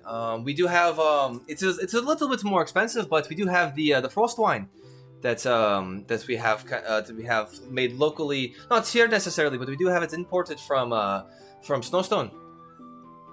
Oh yeah, can we get the bottle of the frost wine? Yeah, that is definitely that'd be 9 gold pieces for the bottle. Okay. Then how much for around 4 ale? Well, it depends on what kind of ale you're looking for. We do have frost from beer that we do have that is kind of on the more expensive side of the of our menu. But we do also have Hardy Hammers as well. If you're looking for something a little bit more on the cheaper side. And then we also just have kind of, some of the more generic kind of just, looking, it's cheap, but it's, if you're looking to get hammered relatively inexpensively, we do have just some, regular ale, of course. That's how you know he's a good fucking bartender. Let's do... Oh, actually, Zahir, you didn't drink last time, right? No meta, did you notice? I just can't remember as a human being, not meta. I think meta included. He drank the beers that were supposed to go to you because you didn't drink them. Yeah, I drank one of them. Yeah. I didn't know that. So Denver took the other 2. Can I get 2 frost foam and then one of your super cheap beers? I just pointed Denrick, who was just drunkenly on my shoulder. I'm like, he doesn't need anything super strong. Well, that's going to be too easy. You said 2 frost foam beers. All right, that will be 4 silver pieces, and then for the super cheap ale, it'll be 4 copper. Is that the name of it? Yeah, it's just called super cheap ale. I can't do it. Just give me another frost foam for the silver. I can't.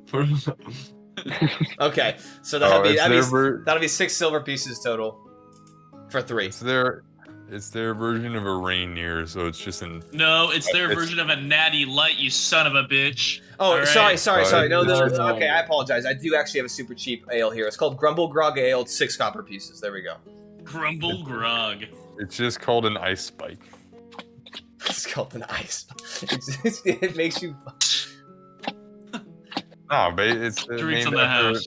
after the mountain. Yeah, man, it's actually smart. I'm gonna write that down. Hey. Actually, how much I I have now And if you're named looking, if you alcoholic beverages in and- 2 campaigns. and if you're looking for shots, we do have a shot called the Ice Spike. If you're looking for something a little bit hardier. There you go, Todd. You made a shot, bro. It's called the Ice Spike. You know, a win's a win. I'd like another one called a pick to the face. And look at that, you also have the other shots. But yeah, that's all you're gonna get. That'd be 6 silver pieces, and as you can see that they kind of go and they start to fill it up from one of the kegs behind the. I'll hand him 2 because the bottle of wine was 9 as well. Yes. Well, it turns And out then this. Sorry, go ahead.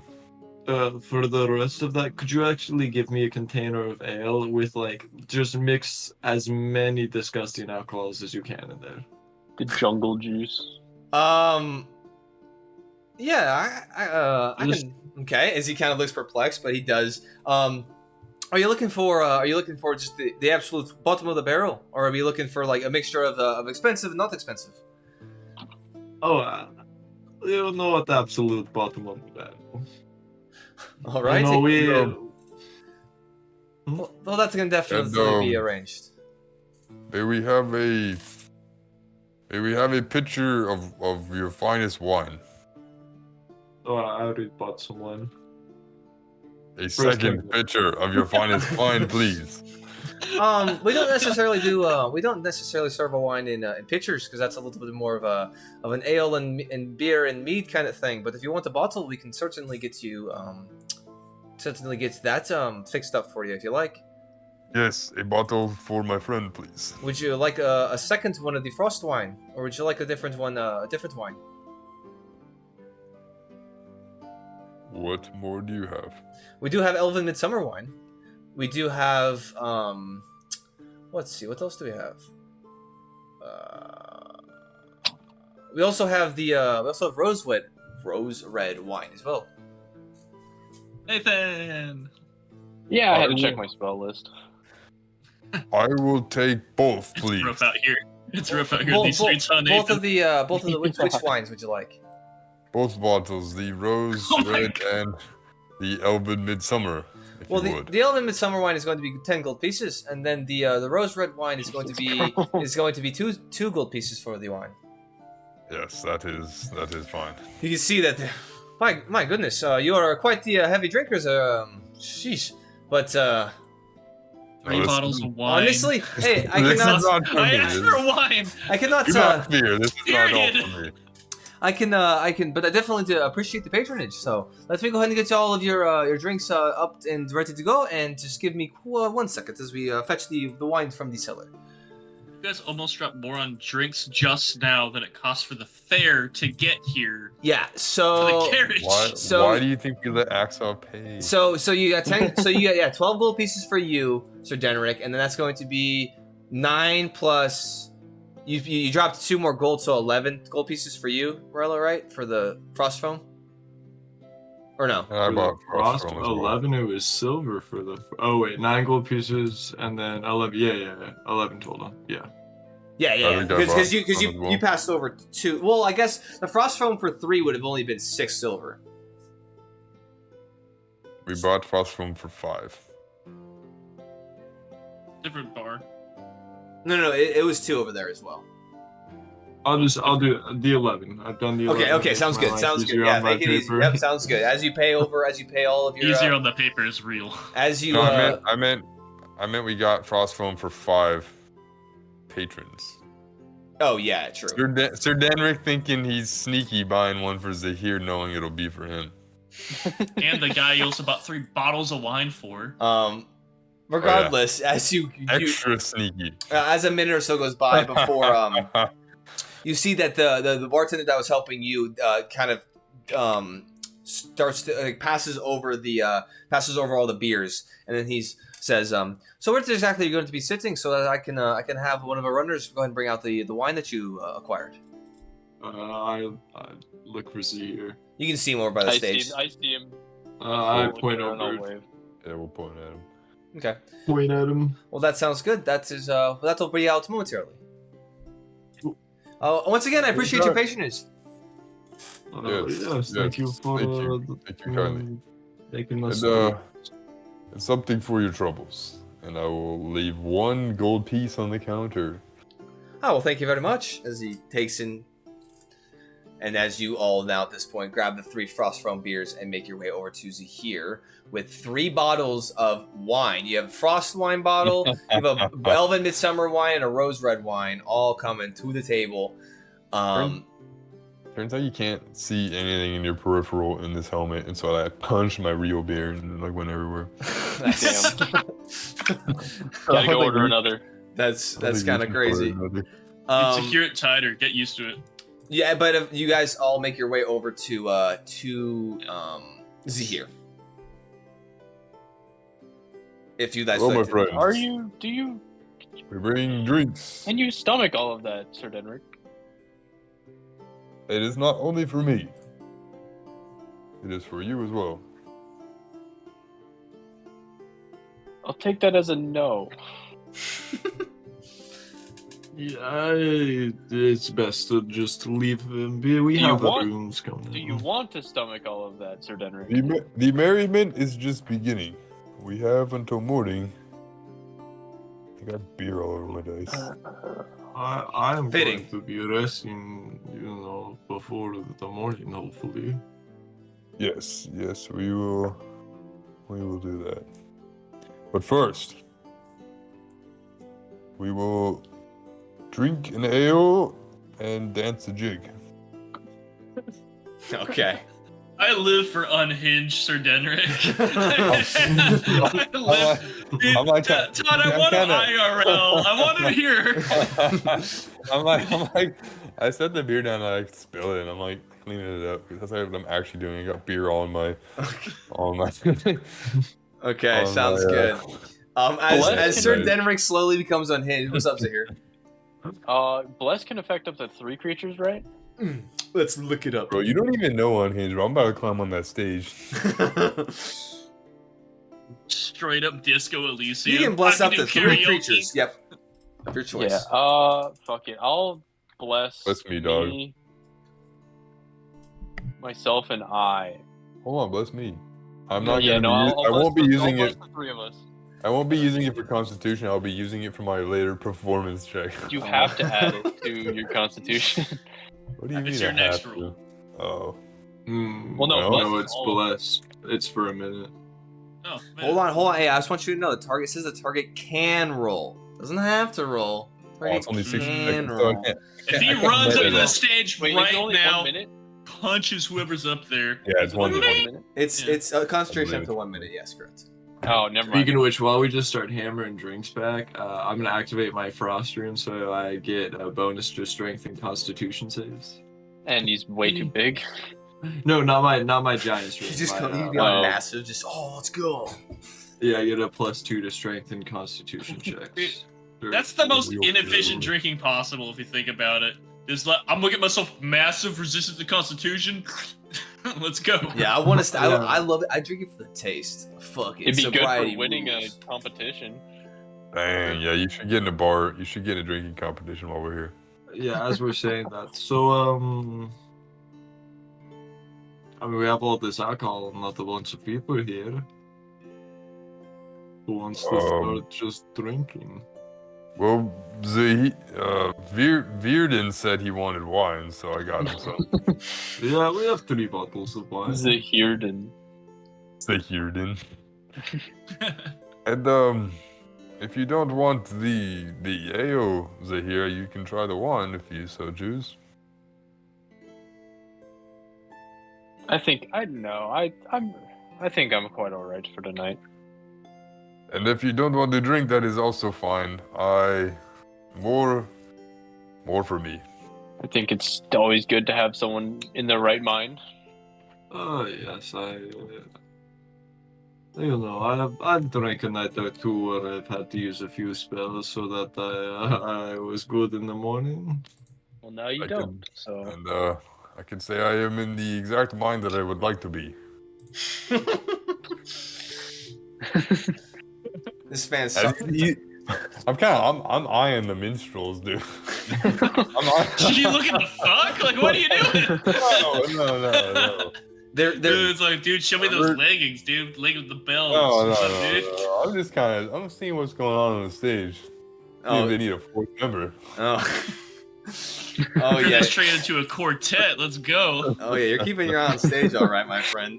Yeah, I'm kind of also looking around for Virden. See if he wants any of this wine. Speaking of which, as we turn our attention over to Bearden and Axoff, as you guys are making your way across to the actual inn itself, as you guys are walking over, Axoff, as the rest of your group is making their way to the tavern, Axoff does kind of walk in pace with you next to you, goes, so, what was that all about, if you care to share? I'll share as soon as you tell me what you're sharing with your friends tomorrow. Fair? Honestly, I do not care that much, so sadly I cannot take you up on that offer. Fair is fair. You know, we all have things we have to do, so. That is true. And sometimes, honestly, But it's no. better just not to say so. I agree with that. Though that being said, I'm gonna look around. Just make sure like he and I can hear. Like there's no people like lingering too close. Make a perception check. Nat one. You're looking around, dude. Looks pretty clear. Looking good. Then I'll lean in next. I was like, I know we're having fun. We're having some drinks, and you know, I'm gonna go have a couple drinks. You know, make sure we're all being merry. We deserve it. But personally, I'm more worried now than I was on the Frost Trail, just in general. You know, because I can only imagine. I understand creatures and what they do. I spend most of my time dealing with creatures. Here we're around people. Creatures are normally hungry, they're hunting, they're territorial, they're protective. People have agendas, goals, ideas, and, you know, whole just profit margins to worry about. So, as far as your safety, you know, I'm just saying, we're still here to protect you. And just, if anything's going on that we need to be more aware of while we're out here around people, let us know. What you looking at? Oh no, honestly, I thought I saw an old man just fall, but it's all good. I think he's fine. Oh, that would have been hilarious. No. I love it when old people fall. Yeah, it's pretty funny until you hear something break, and then it's not so funny. Well, at least not for them. But no, no, I appreciate it, honestly. I think Sir Denrick has kind of gotten ahead of himself a little bit, because, I mean, like you say, I mean, we're not at Snowstone. We are close, but we are not there yet. But I will say that the fact that they keep the roads paved on this portion of the journey, I have a feeling that there's not very much out there so much as there was, you know, getting to the frozen lake and then passing it. So I have a good feeling that we'll be relatively safe, but always best to keep our wits about us for sure, just like you said. Again, I'm saying I'm not worried about like a creature's jaws. I'm worried about a person's knife. Well, if it's any, let me know if there's anything else we need to be keeping a closer eye on. There's a group of people we need to be looking out for. But for tonight, I'm just getting get rooms, let's have drinks. About it. I'm getting my own room, by the way. I'm not looking to buddy up. Hopefully, I have enough space for that. I had no intention of doing that either, but I don't know. I'm just seeing. It's a small town. I'm seeing a lot of people. So. Oh well, honestly, as you guys are now approaching the inn, the inn looks pretty large, and I have a feeling that since a lot of the individuals at the Fishers Guild, a lot of them shack up here. So I have a feeling that, I mean, hopefully it's not full as you both make your way. As you both make your way into the actual interior space. Cool. As you make your way into the inn, you can see that there is the front desk is kind of slightly off to the right hand side of the entryway here of the thoroughfare. You're kind of immediately stepping into like a kind of a long hallway that continues on down kind of further. You can see that the desk is butted up against the right hand wall, and you can see further down the hall. You can see some stairs that go up. But even from here, go make a perception check for me. Nat 20. Nat 20. Yeah, you can definitely see that. Like from here, you can see that there are rooms on this floor. Like they use this hallway for rooms is about like probably 60-70 feet where where rooms start and continue onward. You know, further into the building itself. Off to the left hand side, just kind of like in kind of a elongated kind of section. There are some nice, you know, kind of some chairs, some furnishings. You do see that there is a hearth. Off the left-hand side, you do see there are a couple kind of mounted fish similar to the other inn, kind of up on the wall. how big do they get? How big are the fish on the wall? They look pretty. Some of them, like there's one. The biggest one you can see in here looks to be about probably 9 feet long. Oh damn! Okay. Cool. I'll Yeah. see that and just kind of nod. Hell yeah. Yeah. I'd swipe right, and then I just make my way over to the counter. Okay, sounds good. As you make your way over to the counter, there is an individual, a man, kind of just, you can see his hair's kind of slicked back, and he has a couple kind of pieces kind of hanging kind of in the front. You can see he does have a kind of a. And that's crazy. I was looking right at you. He kind of has his mustache. You can see that there's kind of this like chin strap kind of beard, kind of patchy a little bit. This is bullshit. If you look at Connor Brown, that's who exactly he looks like, except for he's dressed a little bit nicer. I know. You said slick back with the hair. I'm like, fuck. He said, "Oh shit, that's me." He has big earmuffs on. Yeah, he's listening to some music right now. But he's Look at that Wearing a fucking blue nerd. shirt. you can see that he's kind of you can see there's a chair kind of rested up behind it, behind the desk, and he's kind of just sitting there, kind of one leg crossed over, just looking at both of you. Kind of as you guys approach, he kind of stands up and comes to the desk as he's. So, rooms for the night? Please, yeah. Do you guys by chance have 5 rooms available? Let me check the ledger. As he kind of slides over a book and he does check. Seeing here, it looks like we only have 3, sadly, if that works. That could work. Are they near each other or? 2 are on the 2nd floor, and looks like 1 is on the 1st floor. The 2 on the 2nd floor, are they next to each other by chance? Or? They're next to each other, yeah. Awesome. Yeah, then we'll do 3 rooms, no problem. Okay, sounds good. That will be for all 3. That'll be 1 gold piece collectively for one night. For one night. Okay. And then as I go to get coins out, it's like, there's any type of breakfast you guys by chance do here? Oh, or I something? apologize. 3 gold pieces. One gold piece per room, so 3 total. Sorry. No problem. Then is there any breakfast or something I could prepay for right now or something, or is that something we should go to the tavern for in the morning? You can absolutely pay for breakfast. We do serve that here if you want. It will be 3 silver pieces for breakfast. Sure, I'll give them 4 gold. It's like, for your trouble, I know it's late. I appreciate you accommodating us. Oh no, easy enough. Yeah, it's a little bit slammed because we're peak winter kind of ice fishing season in the guild. They have a bunch of people coming down, but No problem. yeah, no worries. Absolutely. Thank you for the additional coin as he kind of slides it over. And can I get the name or multiple names for whoever is going to be occupying these rooms? One name's totally fine. Oh sure. Sir Denrick of Rudhelm. Easy enough. As you see the flick of the wrist, he does. For all of the rooms, would you like it annotated?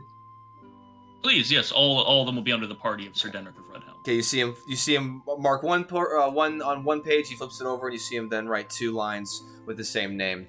As he then, very good. And then he kind of reaches underneath the desk. You can hear some keys jangling. He takes 3 off. He hands them all to you. Your keys. All right, I take all 3 of them. And then, are they marked on them which is for which room? Yep, they are. They do have numbers. Sweet. I'll be back with my the rest of our party. Appreciate that. Thank you very much. No worries. Have a nice rest of your night. All right. I'll turn to Axe. I was like, suppose we join the rest? I suppose we probably should. Yeah. As we start making our way over, it's like, if we're going to have to buddy up, I think someone should probably be with Sir Denrick to make sure he doesn't choke on his tongue in the middle of the night. And then if you don't mind, I could either be alone or I'm going to insist to stay with you just for your safety. That's pretty much it. Honestly, Virden, if you want to... I don't think there's a version of this where you get to stay alone. You're going to be either with me or, I guess, Morello, or is it here? Unless you want to make sure Sir Denrick's breathing. But that feels like an opposite exchange of the employer-employee relationship. Honestly, Virden, if you're adamant about having a room by yourself, I have no issues with rooming up with any of these other individuals, with any of our other compatriots. So you just let me know. We will go ahead and figure out exactly what... We'll go gauge your sobriety. Yeah, honestly, Sir Denrick is probably going to be blitzed out of his gourd here pretty soon, so... That'll be fun anyway. Especially when we're gonna have to wake him up by probably just hitting a hammer on his still helmeted head. The gourd has just begun blitzing. God. So I would say at this point, Saved through my scrying stone. So as you all 3 enter into the interior of the frosted guppy, You can see the same descriptors as I gave earlier. You can see the raised up stage with the individuals, and then make a perception check real quick for me. Do I see them? 16. 16. Did I roll one? I held my action to find Bearden. 15. Yeah, go ahead and make a perception check with disadvantage because you're drunk. It'd be fucking 7. Double disadvantage. Would you look at that? Helmet down. A 3 and a 17, damn it. Um, I roll a 5. Even better. nice. So as you, I cannot. dude, I wish this Get music was a one. little bit more upbeat, but it's kind of just chill vibes. But whatever it is, what it is. So as you're looking around, your eyes, your vision's starting to go a little blurry, and you're just like, oh god, I can't. You're trying to look through like the crowd, but before you know it, as you're looking around, you turn and you see Veered and Axoff, and you're like, I found him. As they're standing right. I've been drinking too many more since the last time. Yeah, so but I you were wouldn't say drunk. I'm You were yet. drunk beforehand, and now you're drinking And you're more. still drinking. You're topping it off. I've only had like onesies, twosies. Dude, yeah, they're like 15% alcohol content each. 15%. And you're drinking straight up dragon's milk and chugging Bro, pints. 15% is a weak ale where I come from. The fuck it is? We get the Where strongest did you kind come of from, ale. bro? Yeah, can we visit? That place sounds awesome. Damn. But we got It's like the Russia we where got, anything under like 5% was considered soda. bro, we got the Boar's Chest Ale, 37%. That's just vodka. That's just vodka at that No, it's ale. I'm writing that down as well. Fine, 23%. Denrick, how do they measure alcohol content? Also, maybe we sit down. Bro, I've had a real. It was like a skull splitter ale, dude. It was like 11. Dude, that shit's so fucking heavy. It's bad, dude. That shit just put you to sleep, dude. This is all Denrick saying in canon. I believe Yeah. it fully. Because Skull Splitter Ale sounds pretty, I did one time. Some dwarves offered me some skull splitter ale, and let's just say I woke up in the morning with a skull splitting headache. yeah, that happens when you go drinking down in the happens. mines. Is there any of the wines opened yet? Or I see you guys have, what? Why do you guys have 3 bottles of wine? Those are for you, my friend.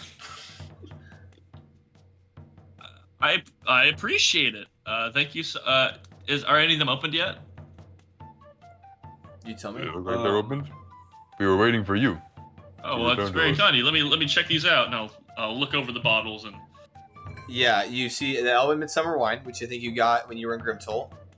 I did, and I think I'll see that and just like, oh, very nice backpack. Okay. Dang, Then you see the frost. later. You see the shit, hold on one second. You see the load, please load. You see the frost wine, and then you see the rose red wine. I think I'll see that and I'll be like, you know what? Rose red wine seems like a nice contrast. And I think Vierden's doing this, going like, this is the least expensive wine. I'm gonna open this. And then open it, set it down, pour it, then like take the frost mead wine as we're sitting there talking, just like slowly migrate it also into my backpack. Make sleight of hand checks for both of them. Unless the first Sure, one. yeah. Yeah, make The sleight- first one I kind of blatantly do. I kind of like play I it wanna off make like him- casually. Are they over at the table by now? Yeah, they. Yeah, we're at the table doing this. Yeah. Sleight of hand Then is we went up to fucking meet them. 6. I would like to try to get him to drink all of it. With a 6, all your passive perceptions, you see slowly as he puts the first Not one. all of them. You see him put the first one in his bag immediately, and if you guys want to do anything with that, then that's fine. But then eventually, over time, you see him slide the second one in as well. Pretty. Bearden, So dinner. what are you doing? Those are for drinking tonight. You know what? They're still there if we want to drink them tonight. I'm just, like, no offense, Sir Denrick. You had a couple drinks. Don't want to make sure nothing gets knocked over. These are the two, I'm excited for this rose wine, and I appreciate it. These are the two little bit more expensive wines. And I would hate for them to get knocked over and broken or something like that. I suppose you're right. I've already knocked over one tankard, but that is only. Oh, God damn it. Okay, well, my but- instincts.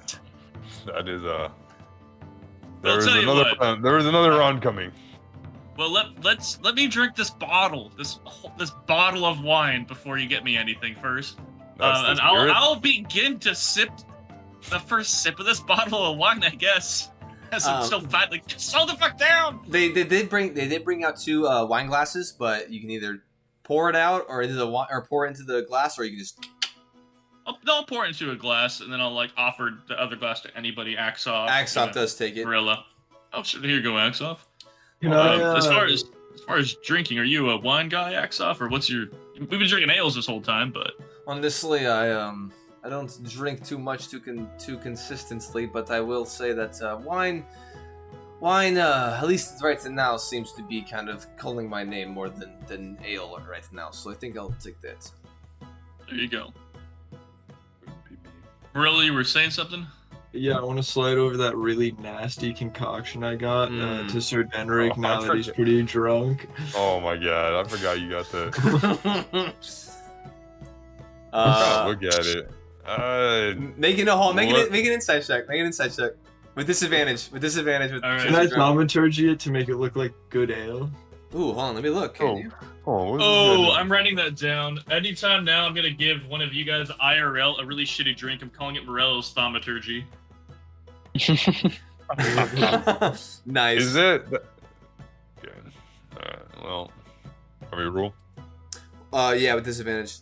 So you with natural 1. Fuck. Let's Oh, go. Let's go, dude. Let's go.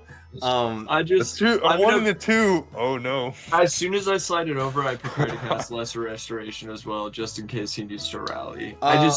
So with I thaumaturgy, use my rally fighter feat. not that it matters because To give myself thaumaturgy temporary can't do it, but Sir Denrick, wholeheartedly, you slide it to him and he puts it to his lips and starts drinking, bro. And I would say with that insight, bro, and especially since you're drunk, it takes you like a swig or two before like the putrid this combination of multiple different drinks of just like ale, a beer. You just feel like there seems to be a little bit of like wine, and it just all comes together with this pungent, gross taste. As you finally sets in, you have to you slam the tankard back down. Rolo, you have poisoned me.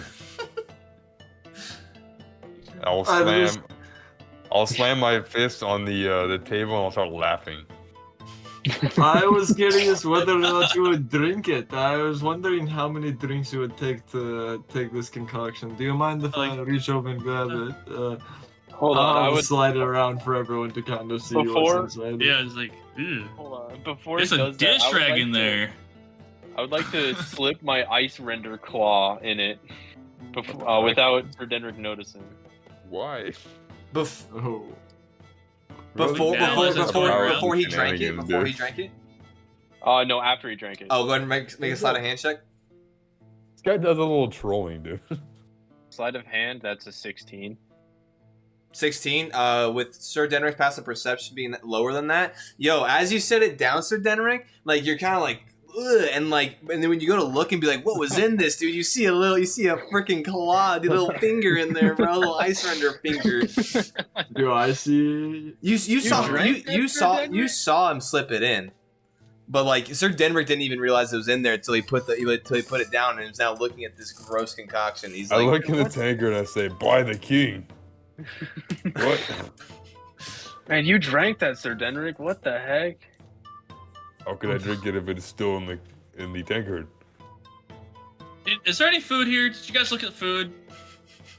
Food is on the we way. ate an hour ago. Food's on the way. Oh, cool. Okay. I'm just is seeing food what's on the going way? on there. I'm just curious about Sir Denrick's health. You guys literally did not order food. No, I mean, we ate food, Brillo. so it was an hour ago. I think Yeah, but now we I'm just. I think we ordered the fish and the boar. I'm gonna just kill my glass of wine, just like a shot down. I'm gonna go get some food for at least myself, and I'll say that as I walk around behind Sir Denrick, at least for myself, then just gesture for everyone else to see this man and this man and this man. Okay. I'll turn around. I'm like, Virden, do they have mutton? I will see if they have mutton, Sir Denrick. Give me a platter of various meats. I will get you a platter of various meats here. No problem. Excellent. Thank you. All right, Morello, axe off. I'm good, thank you. Is there a lull in the song from the minstrels? Honestly, no. Actually, the minstrels are still going ham. But I Oh, will they're say, going hard. I will say, There it is. Clanging.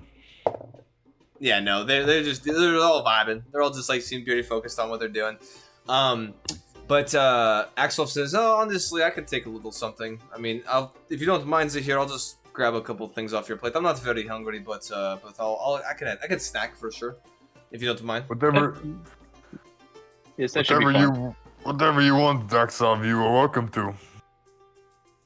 Kinda All right, nice. and I'm just gonna exit myself from the table's conversation. Just make my way over to the Yeah. bar Well, or so, whatever the food items. yeah, would be. so opposite side of the circular bar, there's that kind of corner where like there's kind of like a little bit of like a diner restaurant kind of vibes.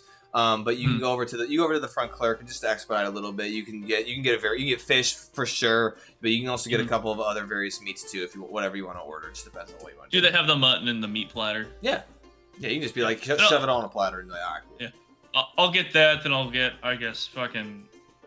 Yeah, I'll just do a second thing of mutton, I guess, for myself. Okay, Shit. it comes out to like to 6 silver pieces. Sure, I'll go ahead and just pay the 6. Okay. Right. Thank Seeing- them, and then Wait, make my way back. spiders. I'll point out the table we're at. If it's not going to be ready immediately, then go back and sit down. Sounds good. Okay, so you go. Seeing Sir Denrick eyeing the stage, I would like to cast Enhance Ability and enhance his charisma. Alright, so after drinking the shit juice, do I have to roll Constitution? Uh, I have to drink Constitution? yeah, make a Constitution saving throw for me. Fucking, you bastard. You right bastard, Morello. Can I wait 1 second? Oh, I'm good, dude. 22. You're drunk, but like, Oh you, my like God. the Constitution saving throw is more like, does it settle in your stomach? And it does. You don't vomit. Does it hit yet? No, it No, doesn't. not yet. It doesn't hit yet, but it is. Okay. It is getting. Okay. It is getting quite. Hey, hopefully, you better not hit on stage, dude. You know what I'm saying? Nah, you're good. You hold it down. You're good. Alright, cool. I'm good. All right, so you cast enhance ability on Sir Denrick, and then what is that, like an hour, I think, right? Yeah, I think it'll last an hour. Nice. I'll do that. All right, so Virden, you order food, you make your way back. Yep. On advantage on charisma check, Eagle's Splendor. Okay, got you. But yeah, if there's anything you guys would like to do in the midst of you guys just being merry and hanging, I will say, since there was talk about potentially drinking, like a drink off or games, you do see there is a dartboard off into one corner of the area or of the interior tavern space here. You do see two. You do see like 4 individuals, all kind of just like like one of them throwing, and then the other one cycles in. But there are 2 other individuals kind of just spectating. So a group of 4 occupying the board. I think I might play. I might go over to the dartboard. Okay, so you cast enhance ability on Sir Denrick, and you kind of looking around, and you do see these individuals playing darts. All right, yeah. While Give me- they're all doing this, if I'm at the table, I'll just take out the scimitar and be messing with it kind of in my lap a Okay. little bit. Yeah. Do you boys mind if I join? As you make your way over, you do see that they're kind of they're all kind of laughing, and then as you step up and you ask that, well, the one that currently has the darts is about to throw. He looks over, kind of. Oh, you want to play darts? No, absolutely not. As he kind of throws and throws, and you can see it hits the wall, not even the board. It's like, fuck. It's okay. No, yeah, absolutely. As he turned, the other kind of dude's like, yeah, no, Literally me. get in here. Yeah, no, absolutely. Yeah, just let us finish this game, and you got next for sure. Awesome. As they kind of include you now in your group to play darts as their game concludes, and now you're stepping up. Basically, you're just going to be making dexterity attacks, essentially dexterity checks. So you get to. Do you think What's up? I'd be able to cast Magic Stone on the darts?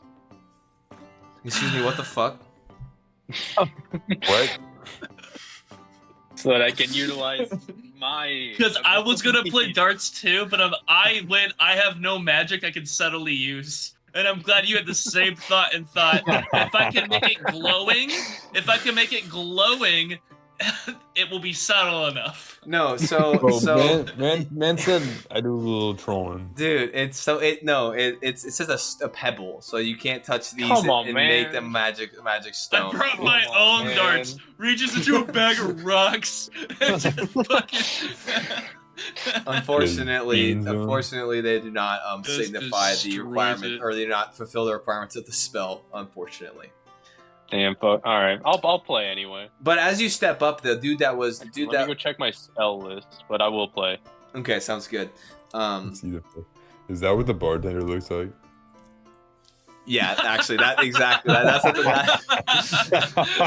that's what the I note love is. it, dude. That's what he looks like right there. Dude. He's got a big ass mustache and everything. You- But yeah, so but you can tell that the dude that like the one that was currently playing against another, they swap out. So now it's you playing the winner of the last game, which was not the dude that like was throwing when you came up, but the dude opposite of that. Would I be able to use guidance on myself for this?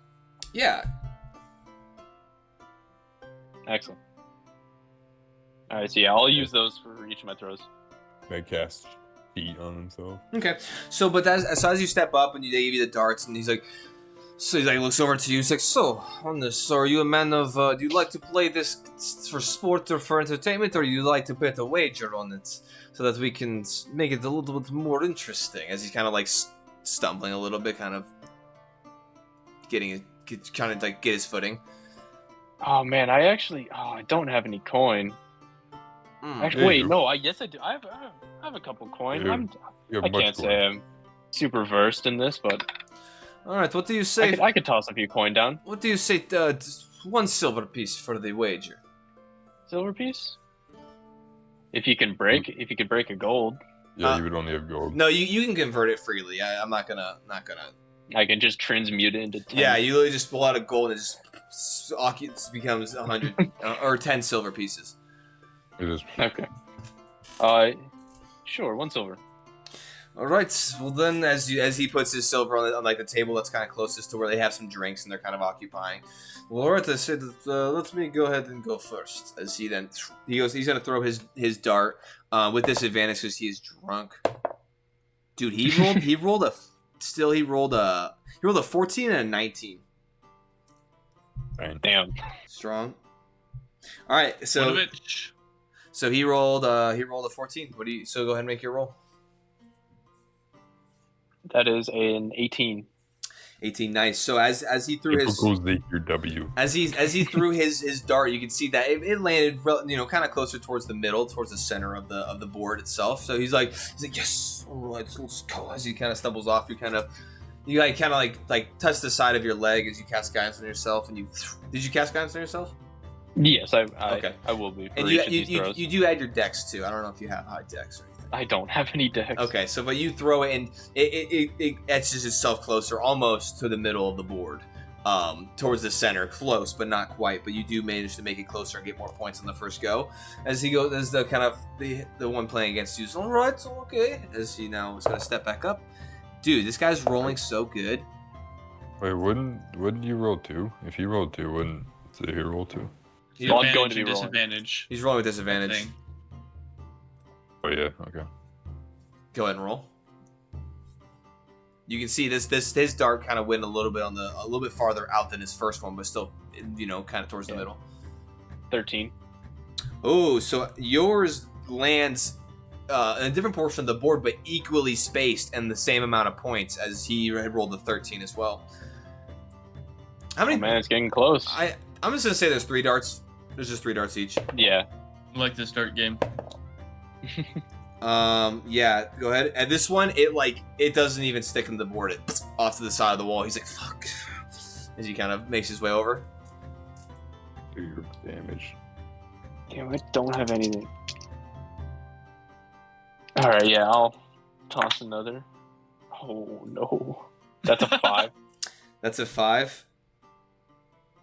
So I would say with that, you also hit off the side of the board, kind of losing your focus a little bit. You can hear as he kind of be a little frustrated, he kind of like yells out as you go, and he kind of makes you disrupts you, and you kind of miss off, kind of just being a little shitty about it. However, collectively, as you go and grab all the darts, you did make more points than him, because it was a 14-13-2 for him, and it was an 18-13-5 for you. So you only score points on a 10 or up, but a 6 or up. 5 below, you hit off the board. But yeah, as you conclude the game, you grab the darts and set them on the table. He's like, "Oh, well, honestly, it was nicely done." As he kind of tops the silver piece that he waged and puts on that one and hands it over to you. Thank you. Would you like to go again? Anyone here? Honestly, I would. As you see this other man, kind of a little bit stockier than the rest of his group, kind of a little bigger. He does kind of have kind of a goatee. Steps forward. Yeah, he doesn't look as drunk as the others. He's like, "Yeah, I would like to have a chance here." Same wager? One silver piece sounds good. All right. You go first since you won. Go ahead. Wager your magic items. Wager your sword. That's such a great idea. It's legendary sword. With the good ideas. Classics of here, W. Wager the sword. The campaign's kind of about. Cloak because I haven't used it. Dang, dude. Wager your cloak. Wager your cloak. Make your roll. Lose your clothes. Lose your clothes. I made a game knowing I'll take guide myself again and get a 13. 13. Okay. 13 to hit. Oof! Off the rip, you can hear the floorboard kind of creak, and you can almost hear it like give under his weight as he just misses and falters and throws the dart off the board entirely. Sadly, but I was waiting for that setup to mean he nailed it. It's like, what do you mean he broke the floorboards? No, he the power of the throw. He missed it, but you managed to make it kind of towards like the inner kind of ring. Go ahead and roll again. Did he roll? No, you're going first. Yeah, he rolled it too. He missed. Yeah, okay, yeah. That is a 15. Yeah, this guy being stone cold sober, he's just throws it, bro, just too high, sticks off the board just slightly. Alright. Might need a few more drinks. Honestly, after this, I probably will.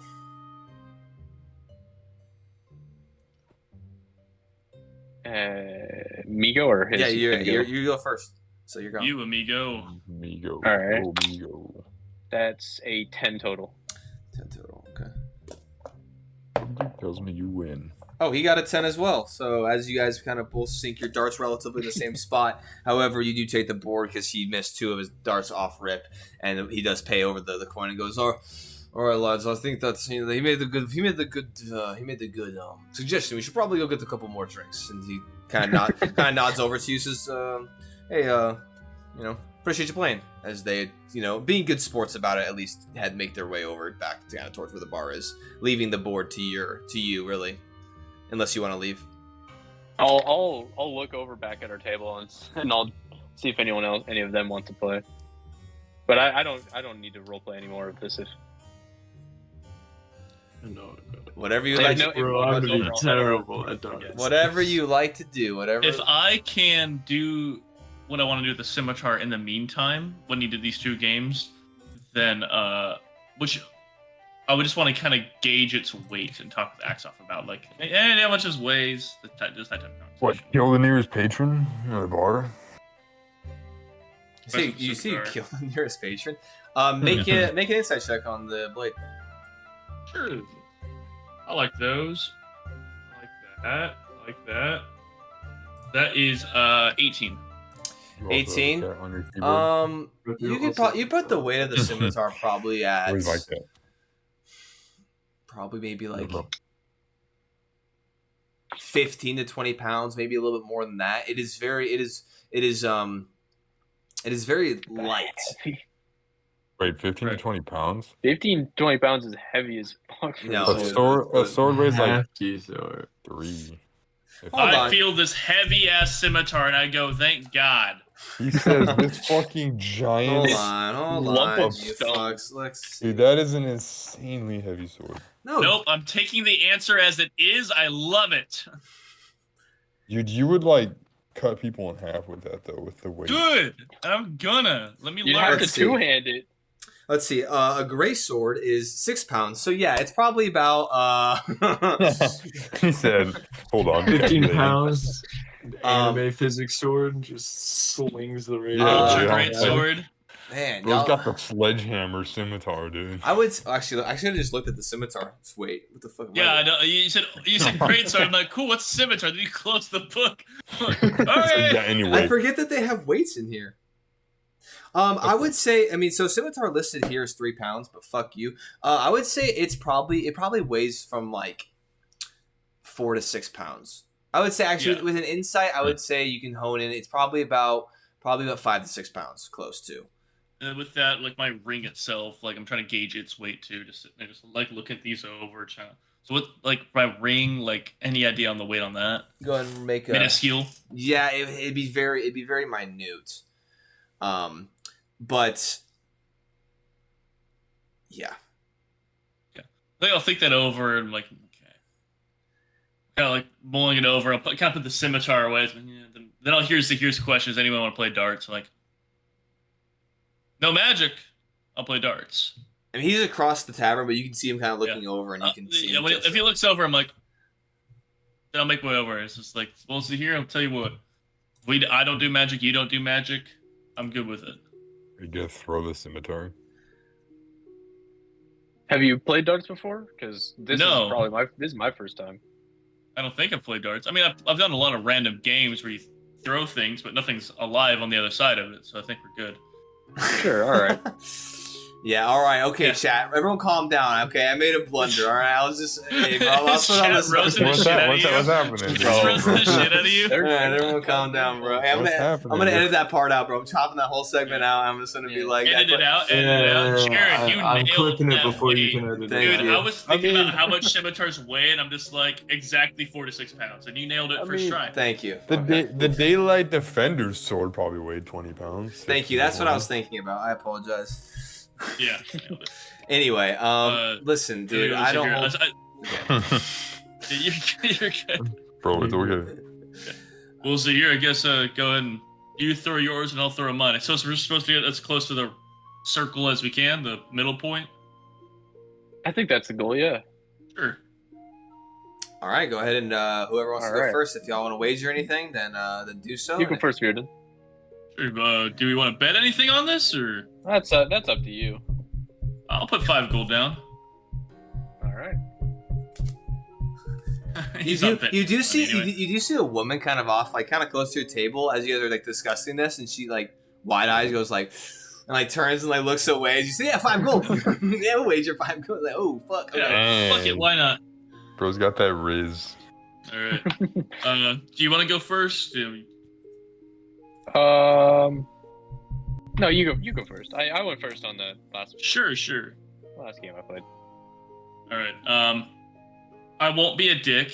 I will say Baldur's not here, so I don't get that advantage. Why would you get advantage from Baldur anyway? I get aid from Baldur. What? But Bird aids me in everything I do. But I'll throw normally. I'll just throw normally. Damn. Unfortunately, I do have advantages in dexterity, so that is 19. Well, so it's just a straight dex modifier. Yeah, my modifier is +3. Oh, okay. Oh, I see what you're saying because he has Yeah. 0. I got you. Okay. I have, and it not literally mechanically advantage, just like my situation is advantageous. You say 19? Okay. 19. Yeah, he hits it like almost dead center, and then in the middle of it, you're like, ooh, okay. And I get a 5. All right.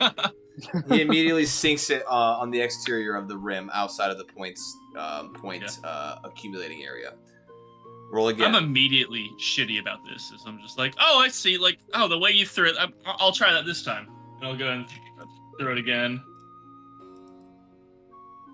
That's an 18. Okay. And I get a 17. Ooh, y'all are close. I was Ooh. close. Damn. All right, go ahead and roll one last time. Well, my I'd friend, like this to is use- for all. I'd like to use wheel on Bearden. Is Okay. that technically magic? Is that a You spell? are effect? adding a d6 to your next roll. Is it a spell? It is not a spell. No, it's an It's ability. a feature. Okay. It's not a bug, it's a feature. Well, without anything added, it's 21. All right, and then hold on. Let me add a d6. That's a 2, so that's 23. Nice. You hit it dead in the middle. Oh shit! Bullseye. This- And I get a 6. Yeah, Virden smokes your ass here. I had one good throw. Do you I wager- know? Do I know he used any kind of like magic on me to do the wheel or anything, or is that just a thing that like he It's like he as kind of far- wheels it? It kind of, it's almost, I would say it's like a weird kind of version of like luck or like those kinds of things where it's like it manipulates Yeah, the it's like an omen. it manipulates the space, but it's not like something that you can necessarily pin down like, oh, magic happened. It's kind of almost Yeah. like it's like seamlessly is advantageous or disadvantageous for the scenario. So yeah, I think I nailed that down, and just like me being completely oblivious to it was like, yeah, sorry, you know, I could throw some spells around to here, but you know, I'm also pretty good at some other things. But no, that was a good game. I appreciate it. Oh, man, if I could enchant these like the stones, then man, I'd be smoking everyone. This in mage just slings a play. stone through the Yeah. fucking board. If I was using Mage Hand on these, if you allowed magic, I'd use Mage Hand and just walk the dart right to the bullseye every time. So I feel like that might look a little bit fishy. well, if we were using magic, who cares? It's you and I playing. No, if you're facing I'll let one you person, turn they them into probably magic wouldn't little notice, missiles, but and I you would. throw them as hard as you can and break the wall. And I'll walk it gently and gingerly over to the bullseye every time. We can play that And version if you want.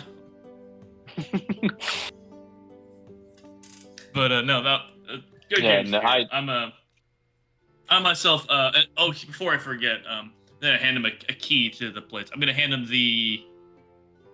I'm gonna hand him the yeah, key to thank the you. first floor. Okay. I'm just like, just so you know, we only were able to get 3 rooms. So I guess between you, Morello, Sir Denric, figure out who you want to bunk up with. I'll just give the other key to Axoff. So I'll you all probably can stick with Denric. Someone should probably keep an eye on him. Yeah.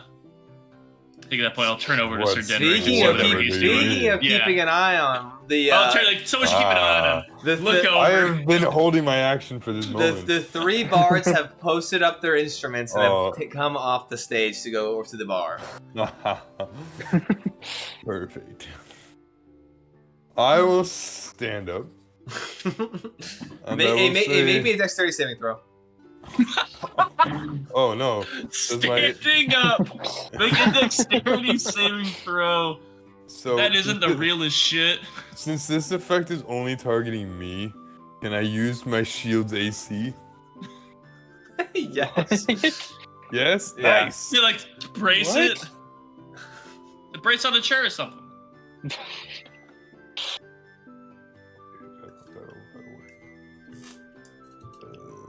Will it work? 11. 11, I'd say that's enough. As you stand up, you do use the shield to kind of Ooh, that prop actually yourself. saved me. Yeah, you prop yourself up as you're like, ooh, okay. But you do manage to This then. is stressing me out. Todd, you This manage is to stressing me you out. stumble your way over to the raised platform in the middle of this space. I'm like, can't stand up. I'm like, do not fear, my friend. I will put on the performance of a lifetime. Who are you saying this to? Well, he Morello says and that- Axoff. Saying That's it how to he you. thinks it comes out. Nah, dude, we're good. We're good. All right, you get up on stage with your lute in hand. Yeah, so I'm gonna kind of like stumble over to the stage, bring my loot with me. I'm gonna climb up, and I will say good evening, patrons of the what's the bar's name? Icy The frosted guppy. Willow. Icy Willow.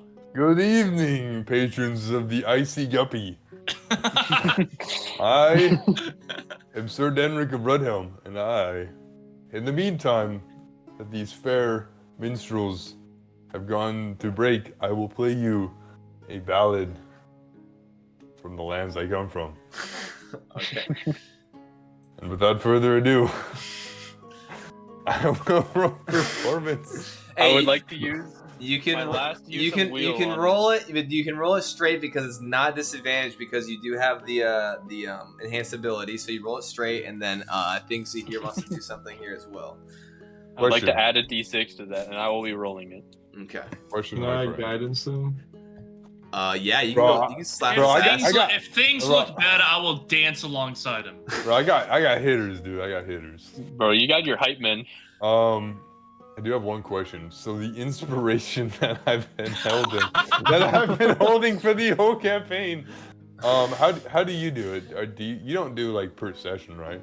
No, you good. You can keep it, man. You got it. Can you have like more than one, or Alright. does it? No, you keep one. You have one. You can only hold one inspiration. Yeah, if I give it to you, correct? Yes. Okay. I will be using it. Todd, can if I you, need. for my sake, tell me what session you think you got inspiration? How long ago I was this? got when was inspiration for this glorious piece of armor. That is right. Yep, so we're talking. I don't think we left the fucking hold yet. I think. I know, he's had it the whole frost. I think you No, have it, it's- yeah. Before the, I've been saving it for a rainy day. Yeah, it's been a while. Okay. A rainy Okay, day, bro. anyway, We were getting anyway. eaten alive. Was that not Anyway. Roll, my man. Sir Denrick. please tell me please, for my sake, tell me the normal rule. Then do your whatever. If you want to use your inspiration, I want to hear that other rule because I pray to God it's worse. I pray to anything. Oh. You get a fucking 10 and then you get a 3. Sir Denrick with the You'll be adding 5 to this. You'll actually be at Okay. First roll for my loot performance. 9. Not bad. Not bad. If you reroll it, you keep that one, right? You keep the new one. Choose inspiration. Choose the highest? Yeah. Or no, okay. Inspiration, statistically, you'll get better. All right, I'm going out strong. I'm going out there strong. So you said I add +5. plus What? 5 3 from me me. as well. So that'd So be 8. what? No, hold 9 on. plus 8. Hold on. You are you taking your advantage? Or was it 9 you're with your advantage? I don't think you used it. I have rolled the dice once and it rolled a 9. Right. So if you're gonna roll with advantage, so if you're gonna allocate all these things to it, you need to either roll with advantage or you need to take the 9 because you can't take the 9 out of those things and then roll advantage because it's only gonna go to the roll that you're taking. No, so I thought inspiration you could use post roll. I rolled a 9 and I wasn't gonna use the inspiration because I'm confident in my ability. Okay, then that's fine. I'm just making sure that because okay, now you can allocate everything. Okay. Sounds Okay, good. so you said it's +8. Yeah. So you're at 17? That would be Yeah, that checks out. that would be a 22. Holy shit. Let's go. Yo, this man, hey, a couple people saw you almost Are eat. shredded. This man, a couple people almost saw you eat shit on the way up. But with a couple of homies by your side, dude, you go up there and you play a very nice ballad on your lute in the middle of the Frosted Guppy Tavern. I play a ballad from Weston called Oak and Ash and Thorn. I'm writing that down. I fucking built that shit out, dude. Oh. I will, Yes, while this is happening, I will hurriedly peruse and get like a pan of some kind from my pack, and then start passing it around for tips. oh no, yeah, no, for sure. Go ahead and make. Yeah, I've got a pot. Go ahead and make a persuasion check with advantage. Me? Yeah. Can I guidance that persuasion check? Say again. Can I guidance that? No, he's across the room. Like he's was playing darts. This happens, so you start walking around like, hey, can I get some of these tips? Either way, persuasion, I still get a 15. Nice. Yeah. No. As you're walking around, a couple people, they kind of just like, not rudely, but they're like, no, like I can't spare the coin. But you, I have my hood down, like tattoos, gauges, and shit. Just No, you should be going around with his helmet. okay, hold on. Did you want to make an intimidation check? Yeah, 'Cause, hold on. It's the same role Okay, regardless. okay. Yeah, But Connor, like, I'm not to like the music, but I'm just like, I'd like. Yeah, you're like glaring. I would have left my helmet on the table. Well, I wasn't there, so I just grabbed shit on my pack.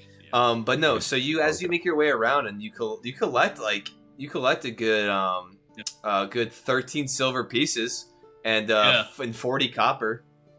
Hell yeah! I'll take that fucking little pot, and I'll make my way over to the table and just set my pot full of coins on the table. It's like, this is for Sir Denric. This is for you, and I'll toss the key to Axoff. Mm-hmm, he catches The it. other key to the room.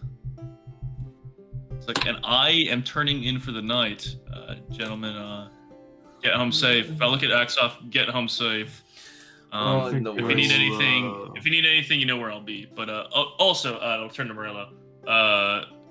You guys will need a split room. So I only had 3 available. So Zahir has a key, Axoff has a key. The 4 of you figure it out, but someone should definitely check out Sir Denric. Make sure And Morello, Zahir already offered. Morello, do you want to room with me? Yeah, I'll room with you. If you don't mind, I'm probably going to head over right now. So Honestly, I'll probably stick around until the bell. Sir Denric's like currently like singing right now. But yeah. He hands the key over to you, Morello, and says, honestly, once he's done, I'll probably see if we can't get this big man over there as well. So, it's starting to get kind of late. I'll take my saucepan and slide it over to Axoff. It's like, like, let him feel good. Let him have this, If you don't mind. No, absolutely. I will, He sits back and and he looks genuinely kind of intrigued. And a lot of people around the bars, they're tipping you, but they're all, like, eyes on. They're like, damn, okay, where'd this guy come from out of nowhere? Yeah.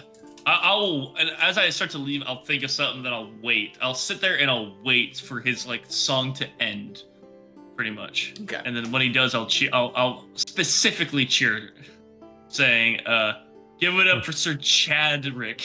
Hell yeah, bro. This is the moment I've been planning for the whole campaign. As he strums the last tune, he hits the side glare and the chin, bro, glistens in the light, bro. Bro, as soon as I chose proficiency in loot, I was like, I know what I must do.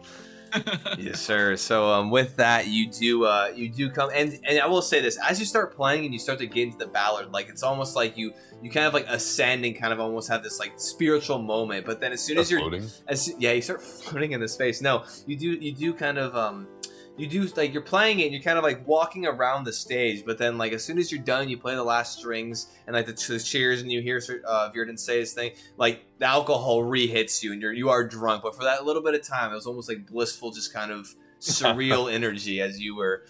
The fucking poison hits me. Just a brief moment of sobriety, a window into what could be. And then you got fucked up, my friend. Hey, Sir Jenner, make another con save for Morello's fucking concoction. Bro, hit me with the poison. Oh, that one. Bro, you stumble off the stage and vomit. You used all your luck. Oh, no. You stumble off the stage and vomit. Sadly. Oh. Yeah. Wow. I can see that, and I just give another. Bro, I'm doing so good.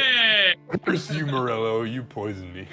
I'll go over and I'll go pick it up. I will say it was. Turn around him out. I'll do that last year. Turn around out. You saved the first time, so I will say you don't like vomit. Like it's not like embarrassing, but it's kind of like a little bit in your mouth. You're kind of like. And it's kind of like it's not like you're projectiling onto the ground and ruining this kind of moment. It's more like not embarrassing. You just walk off stage and throw up in your mouth. Yeah, it's not.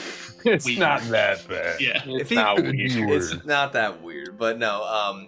You kind of like stomach it, and you're like, okay. And at this point, Morello, you said you're gonna go over. Yeah, I'll go over and I'll get him. I'll go help him out. Yeah. Okay. While Sir Denric was up performing, I would like to have used using my woodcarver's tools to carve his visage into the table. Bro, he does it a little. Bro, Zahir, a common Zahir trolling, bro. Bro, go ahead and make me. What do you want to use for this? What do you think? Bro immediately. Bro immediately inscribes a mural on the fucking table to commemorate this moment. My charisma. I would say, If I yeah, can. whatever ability, yeah, I'd say for just use your charisma and then plus your proficiency because you're proficient with the tools. Go ahead.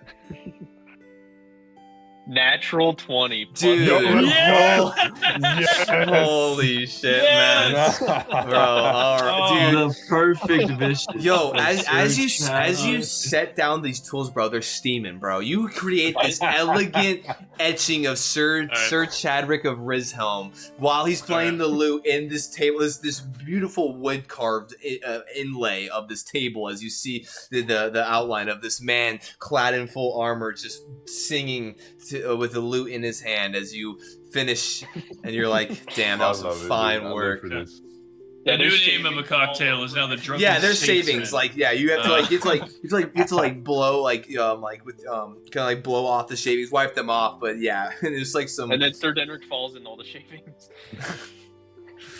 The drunken knight.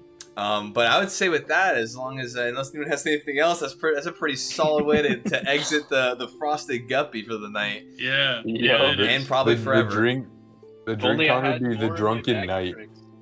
The The gym. drunken knight is just the fucking jungle juice, dude. Because Morello poisoned my ass. Well, right now I have Morello's thaumaturgy, Denrick's kitchen sink, the drunken knight. I said, write that down. Oh, write that down. it's Sir Denrick. Yes. Sir Denrick, 13 silver pieces and 42 copper pieces are yours for the tip jar, the tip pan. I will attempt to. Pay it forward. And also a saucepan. I will attempt to pay it forward. Can I stumble to the bartender to pay for the stumbling? With, I will hold him up as he's going. with Morello and Zahir in tow. Well, actually, Morello, did you depart? Because you said you were leaving too. I was going to, but then I saw him like. I was like, okay, I gotta Okay. go take Hey, care of this. I'll tell Morello that. Yeah, I got him if you're trying to head out. Okay. I'll be rooming with him anyway. Okay. That works for me. Axoff and Morello, you guys head back to your rooms as Zahir assists Sir Denrick. Sir Denrick, you walk over to the bar as you see the That's bartender that unbelievable. assisted earlier. Well, that was quite a nice ballad you were playing there. It's not every night that we get a stranger coming in here and playing something quite that graceful. So, as he kind Certainly of one nods of a to you. kind. Yes, thank you, my friend. I will leave this here. I seem to have made a small mess. A companion of mine gave me a questionable drink. And Questionable.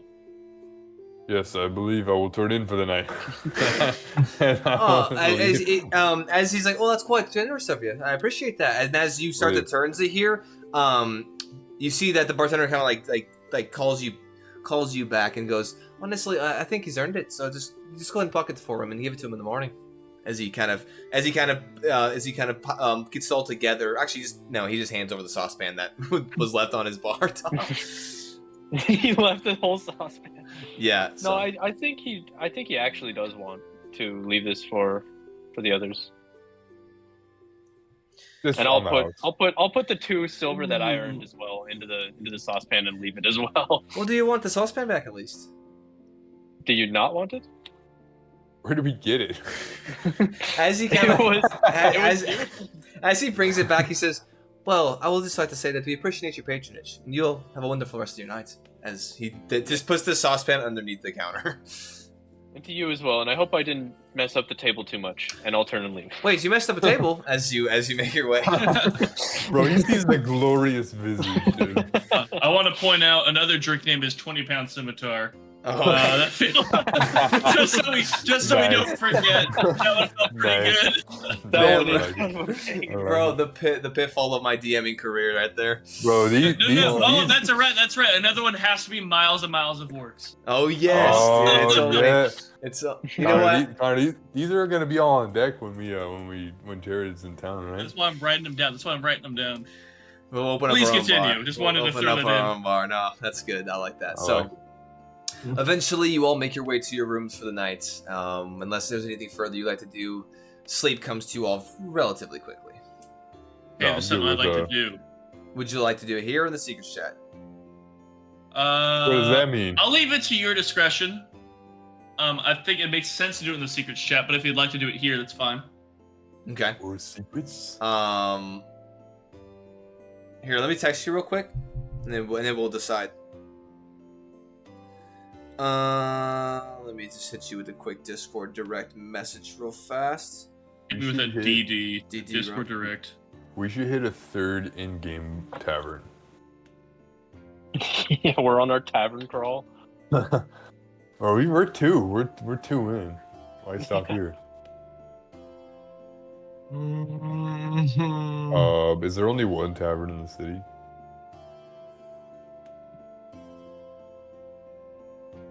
Is there perhaps a Yes. statue somewhere in the city? Bro, Okay. you can't do any more trolling, dude. You can't do any more. Hold on one There's so second. much trolling this town can take. You can leave a badger there. We Bro. could. He said the dire wolf wants to make friends. So, I think it Bro, I'm makes on my sense, troll. Jared. If you're okay with this, we can do this here. I don't think there's any need to do this in the secrets chat, just for ease of access. well, so I was gonna say, don't the secrets getting the secrets chat and doing any of that is not anything crazy. So if you want it to be a little bit more off key, that's fine. It'll take me 2 seconds to switch over. But if you want to do it here, it's totally up to you. But don't not go there for my sake, because I can just switch over real easy. It's not gonna be a big deal. Find the party here and all this because Okay. it's Veered and doing Veered and shit. Okay, They sounds might good. as well hear it. Okay, sounds good. Then you do your shit in your room. Veered Yeah. wolf? When I get into my room, first thing I do in my room, in the occupation of my bed, is I cast Tiny Hut, still in my room. Okay, sounds good. Like, locked in there, which I know might dissipate after I do this, but I'll still do it. And then I'll go and I'll empty out my backpack, leave everything off my backpack, put it on the bed, set it all down, completely empty it. I'll take the scimitar and I'll put it on my belt with my just right above my rapier, just like through my belt. Then I'll reach into the bottom of that pack, my backpack, Mhm. reach that little slit in there, Mhm. and grab that tuning fork. Mhm. Open up my backpack so I can see all the runes. Get the tuning fork ready, and thanks to me being able to take a short rest, I regenerated all my 4th level spell slots.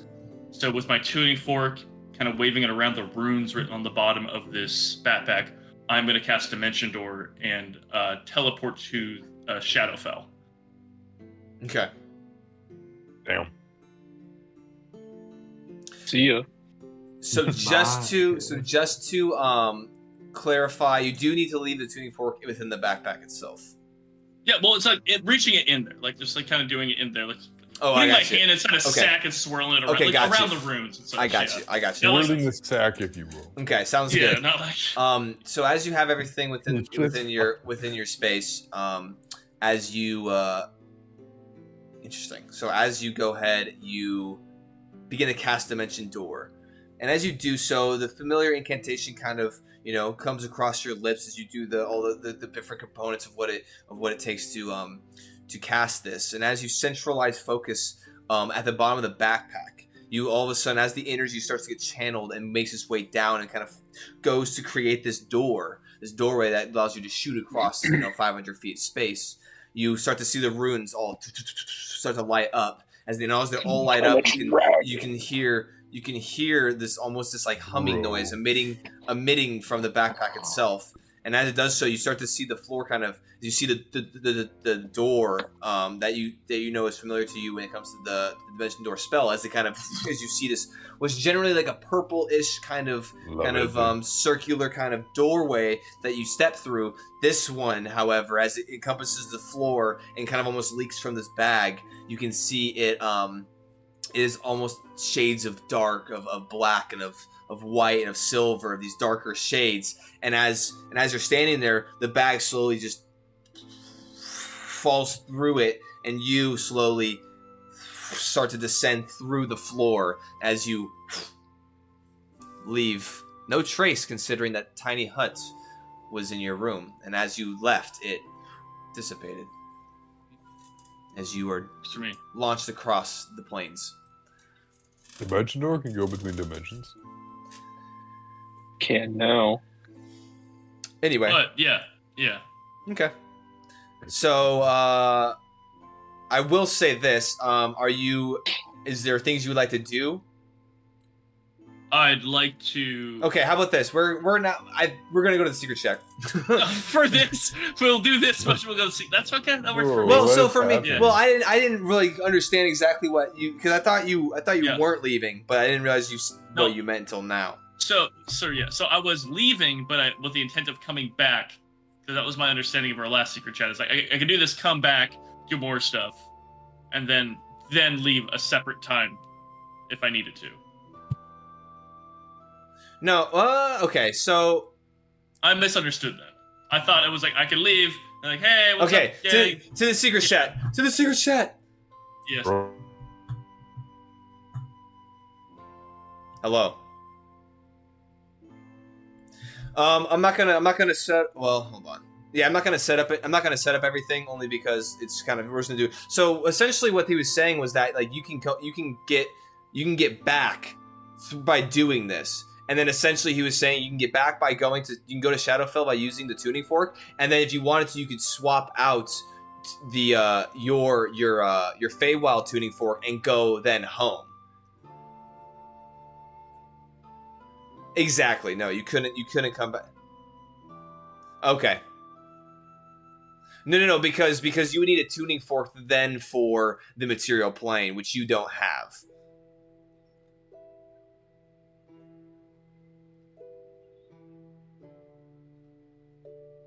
Okay, I mean,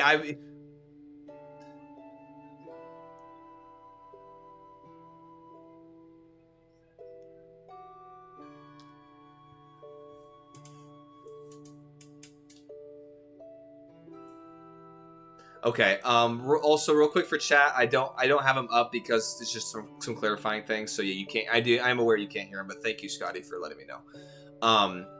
So I will leave it completely up to you because you did not understand necessarily exactly, and so I have no issues with retconning it and just resetting like that. You know, there's miscommunication in D&D. It is what it is. But if you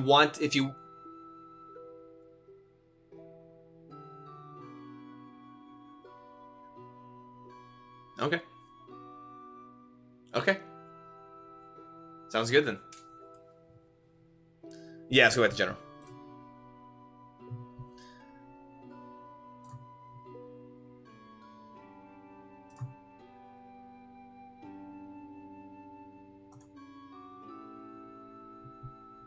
Okay, so we are now back. Back at it. Okay, so Sir Denrick is pissing. Oh, my Good. my He headphones should are be like, pissing, about to making die. yellow snow. okay, so as you all eventually find yourselves to slumber, I believe everything. Yeah, I'll be right back.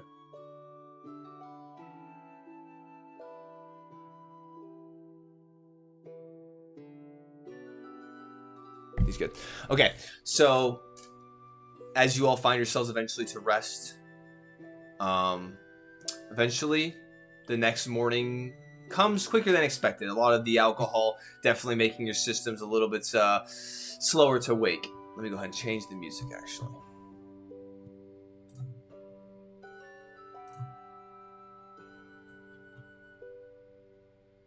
If I can add one thing just for Yeah. the room as I leave. Yeah, go I ahead. just want there to be a note that I can annotate if they check the room.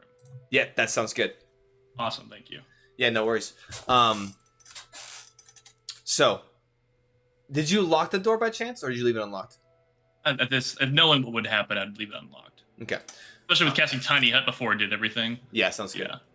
So, as you all wake, eventually, Axoff and Morello, you both in the same room. Sir Denrick and Zahir, you are muted. I don't know if you know that. You guys being in the same room, you all come to, eventually, in the morning. And just to kind of expedite this just a little bit, unless there's anything pressing that you all would like to do, you all kind of gather your things, well, actually, you all gather your things. But for you, Zahir, you're doing your star map, correct? Yes. Yes, I am. Okay, excellent. Well, I'm gonna need you to go to the secrets chat. What a nerd! Can't believe he's doing that. Secrets chat.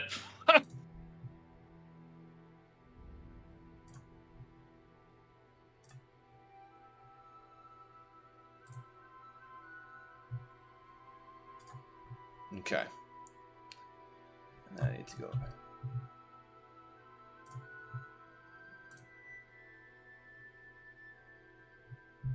There's a lot of sidebar stuff going on right now. Yeah. Am I hearing good? Yeah, you're good. All right. Yeah, my headphones were about to die, so I had to put them in the charger for a little bit, which I'll need to do after this. You're good. Yeah, you're good. I'll make this relatively quick then. So as you wake up, and obviously Sir No, Denric is... we're fine. Okay. So as Sir Denric is still slumped, you're up a little bit earlier than him as he is racked out. And as you're doing your star map, you do see the familiar kind of vibrant star that usually leads you and directs you as you need to go, and as you find the path as it takes you. And as you see the star, as you're navigating, all of a sudden the star, or all the additional stars of how the star map kind of reflects from the skies above, they all dissipate. All the other stars dissipate before you just have this singular star. And as all the other stars start to dissipate, you can see that they start to kind of, as they recede from view up top, you see that they are then reflected on the well, I guess actually it's reflected on the floor then, right? Yeah, it's generally projected onto the floor. Okay, so then never mind. So you see that as all these stars are on the floor, you start to see them kind of start to shift and move together and do something that you've seen similar, kind of what you saw with the ruins of Valenborn. You start to see them shift together, and as the stars, go up, and these bright stars start to connect and create an image, and these points kind of drawing lines, you see this massive mountain. And then you see that the star, there's one singular glowing star, the one that you see that's familiar to you when it comes to guiding. You see it kind of hovering over top, and then it starts to fall and kind of cranes along the side of this mountain. And eventually, as it follows, and you can see it's almost like these stars are visualizing movement as you see the star kind of fall down the side of this mountain. And eventually, you see the stars around apparate and form almost what looks to be this visage of a city or a town or something kind of built up. And as the star hits the flooring or hits this town, you see it shoot into the mountain some way, somehow.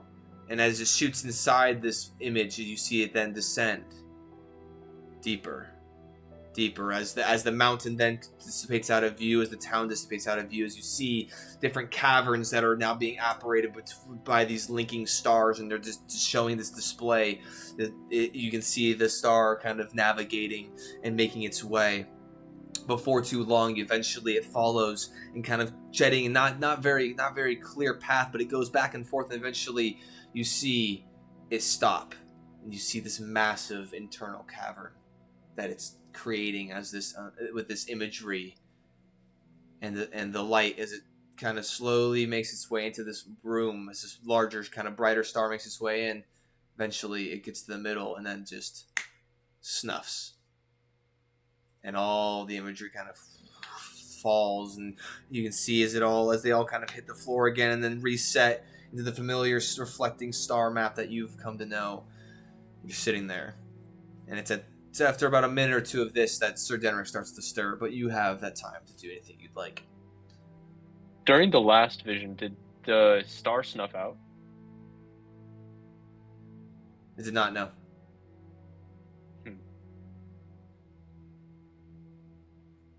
All right, well, I will do with that what I will. Okay. Yeah, actually, is like in the image, was like the town butted up right against the mountain? It was. Okay. Yep. All right, well, I have nothing else. Okay, sounds good. Back to the chat. All right. Oh no, did I crash?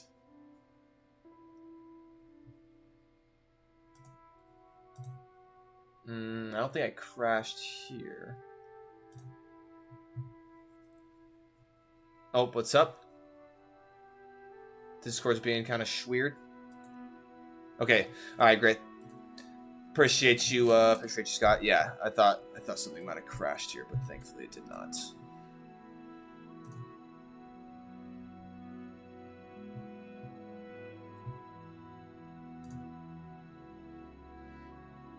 The More secret blood. chat. Yeah, we're good. Everything. So much more blood.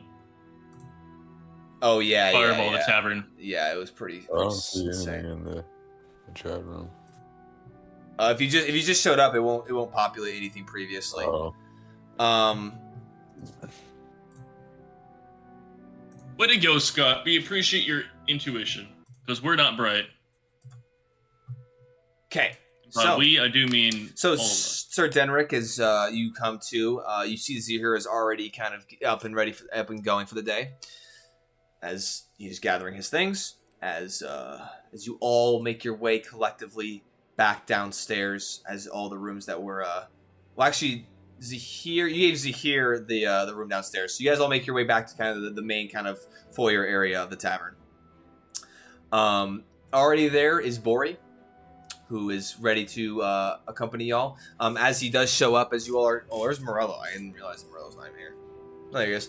As Morello... Or not as Morello. Piss, boy. As you all kind of, Axoff included, all collectively are now in the foyer with Bori. You guys are kind of waiting a little bit, a couple minutes go by. However, while you're doing this, Bori does say, honestly, good news. There is a cart heading out this morning to Snowstone to drop off some of the shipment of some of the fish that we have that have been acquired by the guild, and so we can honestly make our way over there as soon as we're all ready to go. And it looks like we're missing one, so I'm assuming maybe there was a late sleeper. is it me?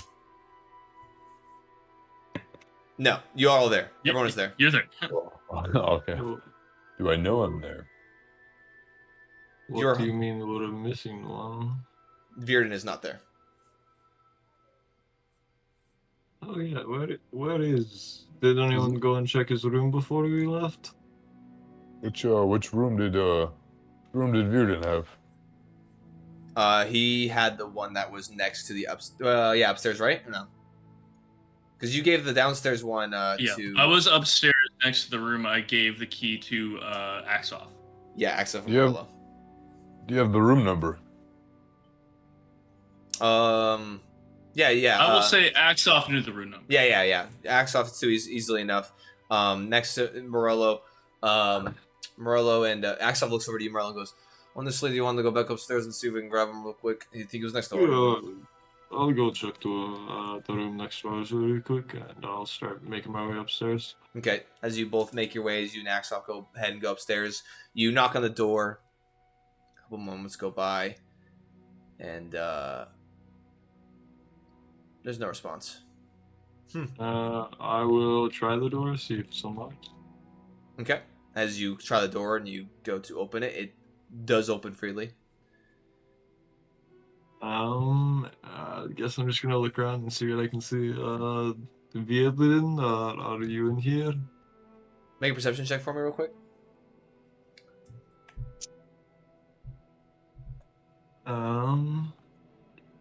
12. 12. You look around the room and nothing seems to catch your attention except for a singular letter or note that is on a desk. I will look at that note. Okay. What is the main detail for us? Axoff makes his way over as well and kind of looks over your shoulder as you read the note. Virden. The note will simply say is more important things called split the money amongst yourselves, keep Axoff safe, and I hope to see you again soon. Damn. It looks like he left last night. He said to split the money between us and to keep you safe. Interesting. Well, alrighty then. I guess there's Yeah, only it's like hold on. You At the bottom, find KYS. Keep yourself safe.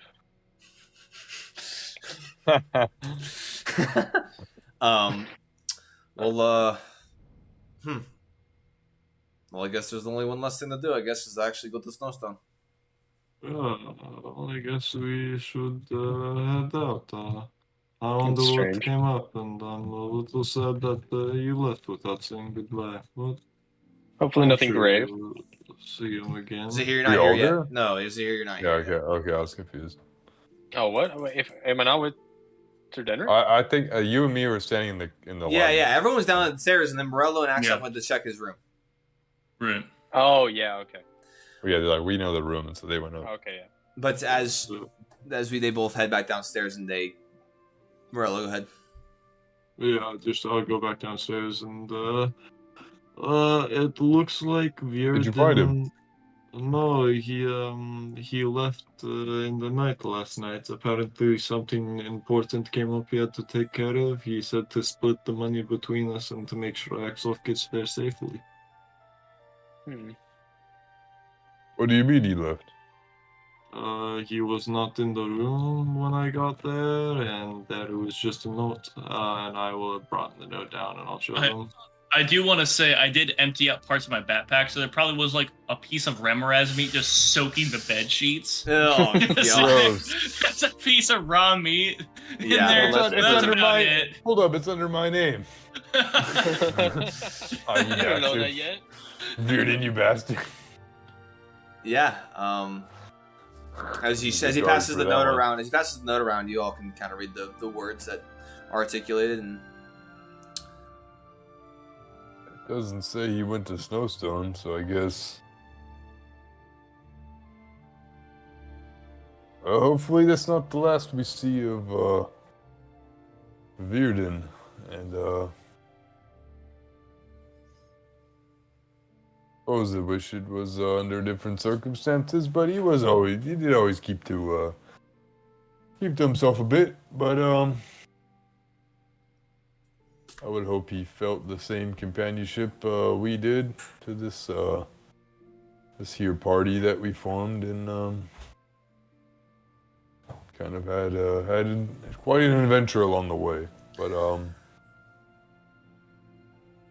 I suppose we make our way to Snowstone. We are quite close. What do you say, Axov? yeah, honestly, he was always a little bit strange, but I didn't expect him necessarily to just dip out. So, but he was a little strange and mysterious, and so I'm sure he has the reasons for why he did what he did. But it's kind of unfortunate. Maybe our paths will cross again. Maybe. Yeah, hopefully. Judging by what we've seen today, sure, way weirder stuff has happened.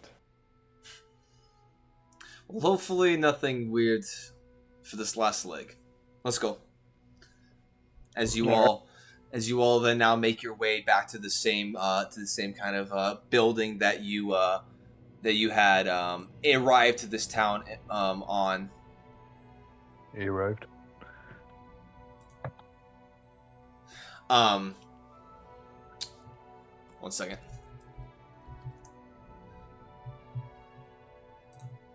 So as you all go ahead and make your way back to the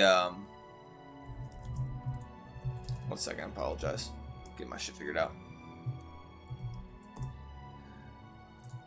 So as you all make your way back to the main kind of carriage kind of station that you guys approached this place the night prior, you all eventually you can see that the carriage, a different driver at this point, but you do see that the similar car is kind of similarly fashioned and set up. You see that they similarly kind of set up and fashioned as you all once again mount up into the cart and begin your adventure once again as the reins are snapped, and you all now, for the last leg of your journey, have just a handful more hours before you eventually arrive to Snowstone proper. It is another gorgeous day. You can see that there are some speckling of clouds across the sky. You can see that kind of in one of the far kind of off, down the eastern horizon. You can see that there is a multitude of clouds, almost look of dark kind of storm clouds looking, but far off in the distance from overhead where you guys are. As you eventually make your way out of the front gate, hit the primary road, and travel out throughout the rest of the day. You, yeah, if there's anything you guys would like to do, I would say maybe some perception checks if you guys want to keep watch and keep an eye out. But I will attempt I mean, to I'll get be more than a looking 7. out. all right, Scotty, you have a wonderful rest of your night, man. Thanks for hanging out. I know it's late, so. Nice, sir. For those, I got a whopping 10. nice. That's better We're than doing 7. good. We're doing good. 22 for mine. 22. Okay. At this point, I just realized 10. that they all 10. are better at finding one. I would say for Morello, everyone, you guys are all keeping your eyes up. But for Morello, as you guys are venturing for the better part of this day, nothing. Clear skies. You're looking around, and honestly, like there's scattering of trees every once in a while, but nothing as dense as the dire frost woodlands that you had to go through. And there's portions of where there's clumps and kind of clumps of trees and whatnot, but there's for the most part open kind of plains here, amidst the snow. But without further ado, about noon or so, 1 o'clock comes around, kind of the sun being directly overhead in the sky.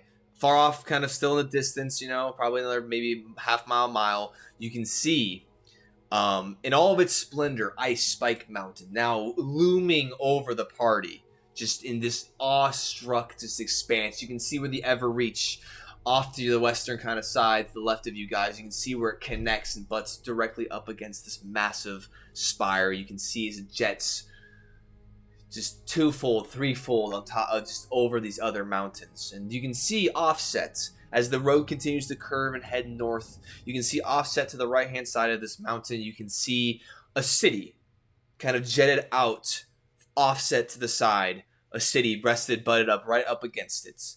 You can assume that is the city, the hold of Snowstone.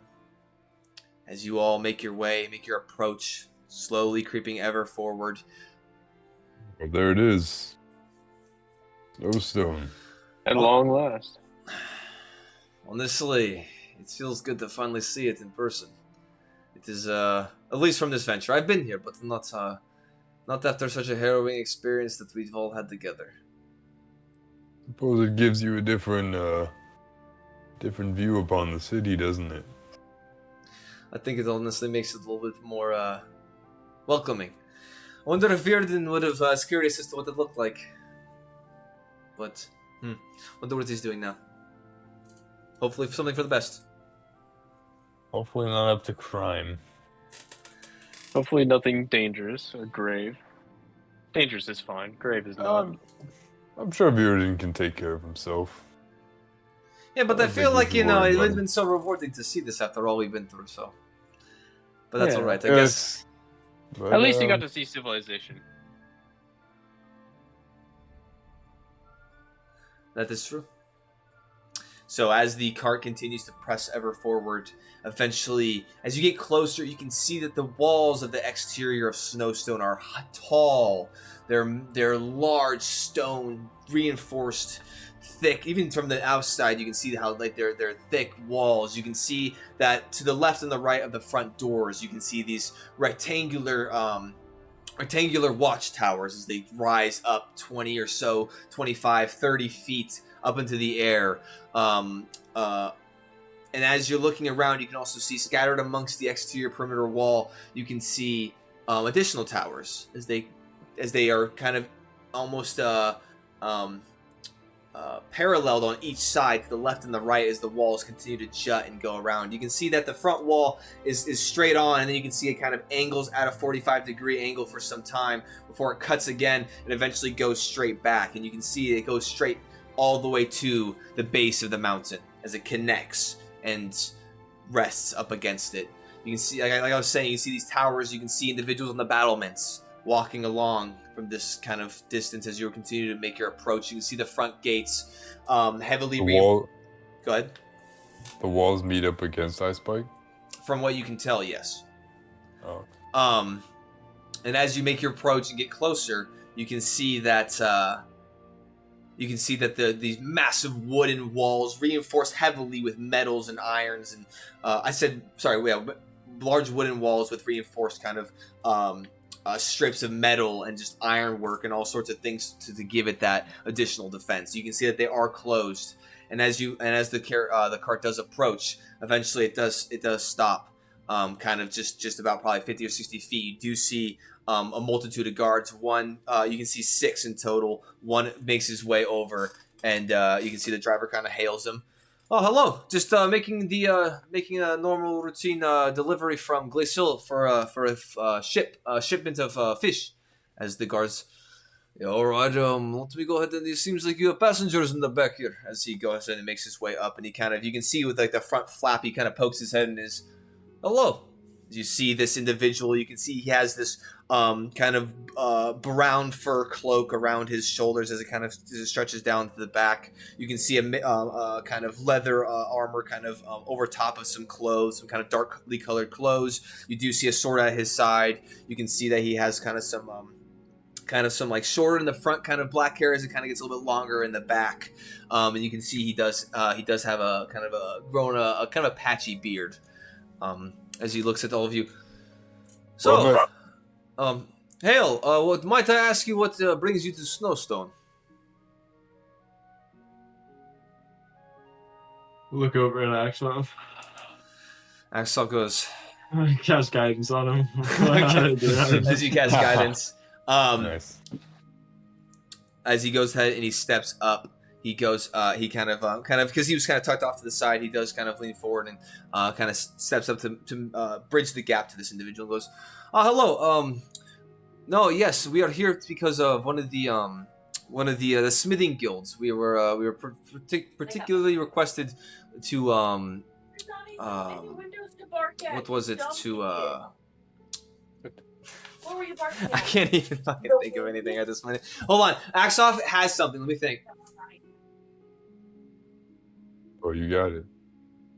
Okay. He has blueprints for the smithing guild. Yeah, no. So he's like, no. So the one of the smithing guilds, they requested that they requested some adventurers or some able-bodied individuals to go and to bring them back from Grimtoll. They're looking for some sort of protection deal of some sort for venturing out and acquiring some materials. I'm not entirely sure, but I do have some documentation. At which point he does actually pull out of his bag and he does hand papers to this individual. As he kind of looks it over. If the individual is rolling anything, I would like to use woe on it. Okay, sounds good. Go ahead and use it. -6. -6, -3 for his insight. As he looks over, guys. as he looks over like these 3 pieces of parchment.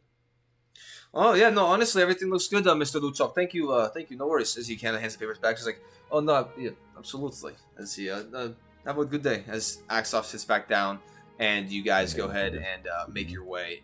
As the he kind of yells out, and the gates start to open, and Can you get a negative roll? Start to make. Well, he with a minus, it was a little bit -6. You take that value in psychic damage. Yeah, you just die.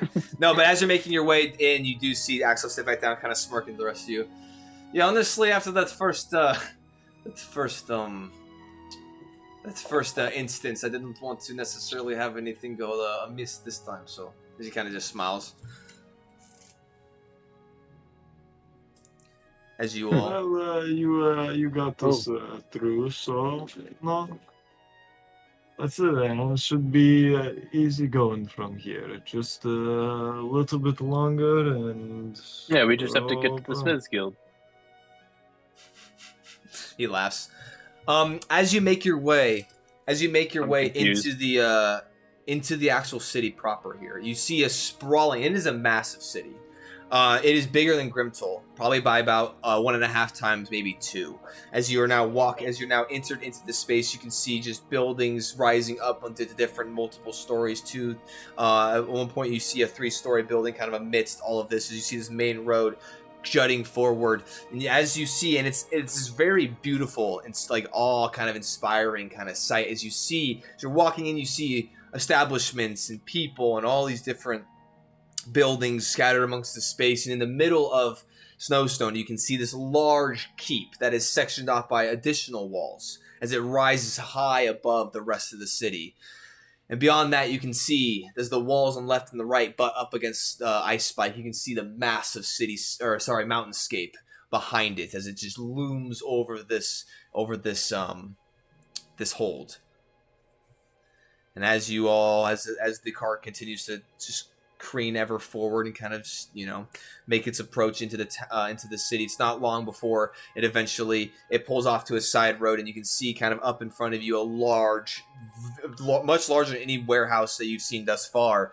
And you can see the doors are open. You see a multitude of carriages inside. You can see just a whole operation of carts and carriages and everything as you see this. As you see the one kind of pulling up down this side road, and eventually kind of stops about, probably 50, 60 feet from it. And as the driver kind of hopping down, making his way over to the side, attaching the stairs and opening the gate. All right, well, welcome to Snowstone. This is the final stop.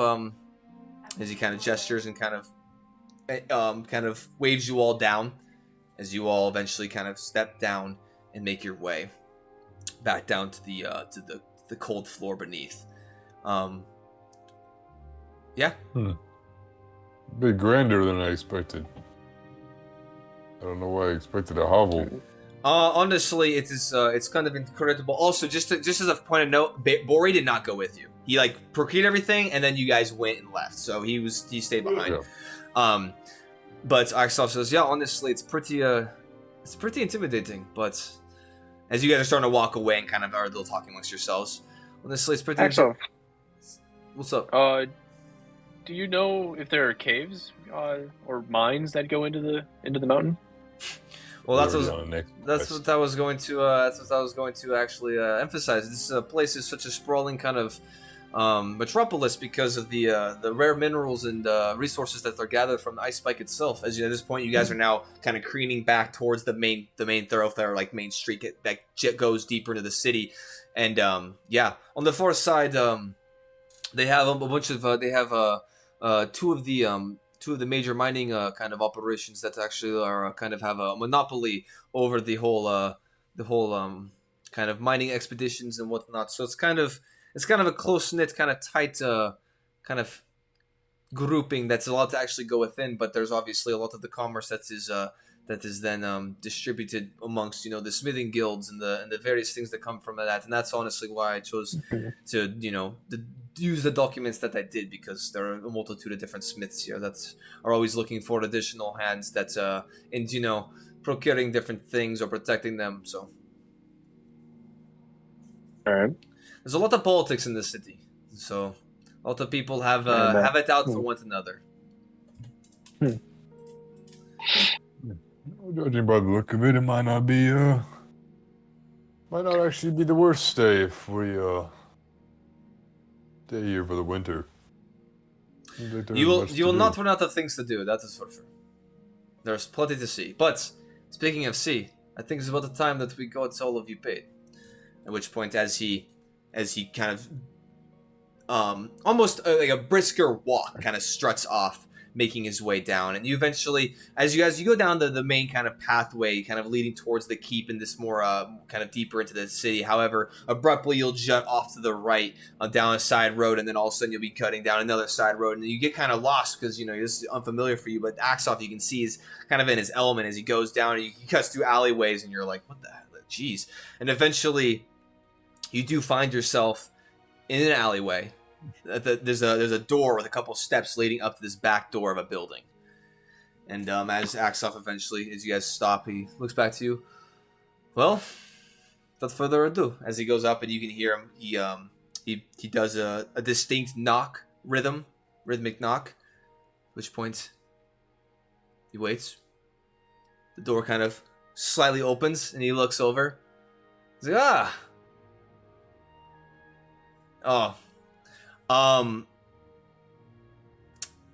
Bro, no, you got it.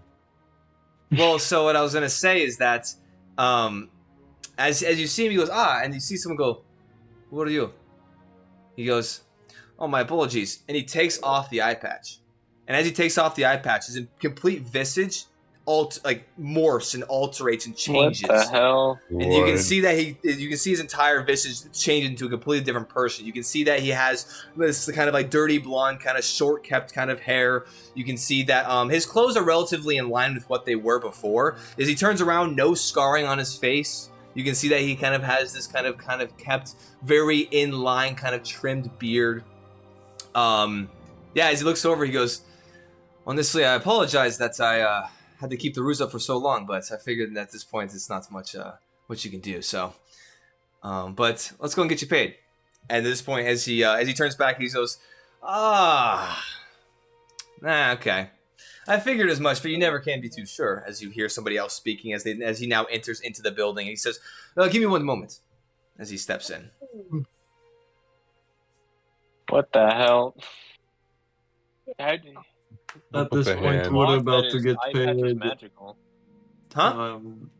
Veer didn't see at some point that his eye patch was magical? Yeah. There was never any precedent for it, but you did see that there was magic around the eye patch. Okay. He went in without us. We're just waiting. Yeah. He said he'll be right back. Put my hand on the palm of my sword. Now we wait 15 real life minutes. It is not very long before Axoff, that you know, does come back out. You see the eye patches back on his face, and he does come back out with this large large kind of bag. And you can see that as he steps down the steps, you can see that you can hear the rattling of the coins within it as he then kind of undoes the satchel and hands it over to you. Honestly, it's been an absolute pleasure. I figured that it'd be for the best of all of us. It's for safety that you did not actually know the inner workings of my true visage, and so. Does he have the same accent? Oh, when he spoke out earlier, when he took the eye patch off, it was different. Yeah, I thought I noticed that. But now it's the same. Now it's back to. It's back to Walian. Does he have the eye patch? He has the eye patch on, yeah. Yeah, he has the eye patch back on. Like he has his normal visage. Like he's back wearing it, and you do see that he's speaking in an accent once again. But 15,000 gold pieces for the lot of you, as he hands over the bag. It's only 3 of us now. Is your name even Axel? He kind of smirks. Honestly, I'll at least be this transparent with you. It is not, but it's probably best that I don't reveal my real name. He kind of gestures, Sir Denric, Morello, Zahir, and he kind of almost in like a blank space and says, Virden, I appreciate all of you, for real. Without you guys, I probably wouldn't have made it, so I would like to just say that if we never cross paths again, and I won't ever forget the deed you did here today. And I'm hoping that your stay here, we don't cross paths on different ends of the sword. But I don't foresee that being an issue. You kind of know. Well, it was a good journey, and I'm glad to have met all of you. Don't get up to anything too crazy, Axel. Oh, Morello, I feel like we both know that is exactly what's going to be happening. But I know, but I got to ask. For your peace of mind, I will say I will do my best. I feel bad because Viren is probably the only person who's just like, Axoff, do your thing. And he's the guy who's gone. Dang. Axoff fucks some people up. You know, oh shit. Well, okay. Zahir doesn't know enough about just like the shady dealings and underbellies of cities, and so he's probably just like, oh, all right, that's cool. Zahir, stay naive, I suppose. It makes life a little simpler. Once you heard, once you know the inner workings of things only get more complicated. Well, no, he didn't explicitly say that. He's just not super. No, I know, but like he's seen your interactions, and the fact that you're like, oh, okay, yeah. he's like, it's all good. Typical Zahir naivety. And I'd like to shake his hand. Okay, he goes and shakes his hand. And as I pull away, I leave a fuzzy object in his hand. Okay. I would say you didn't technically throw it, and so I don't think it procs unless you want it to proc. Does he drop it? No, he's like, what's it? He kind of like looks at you and goes, He like throws it off to the side, down like another side alleyway.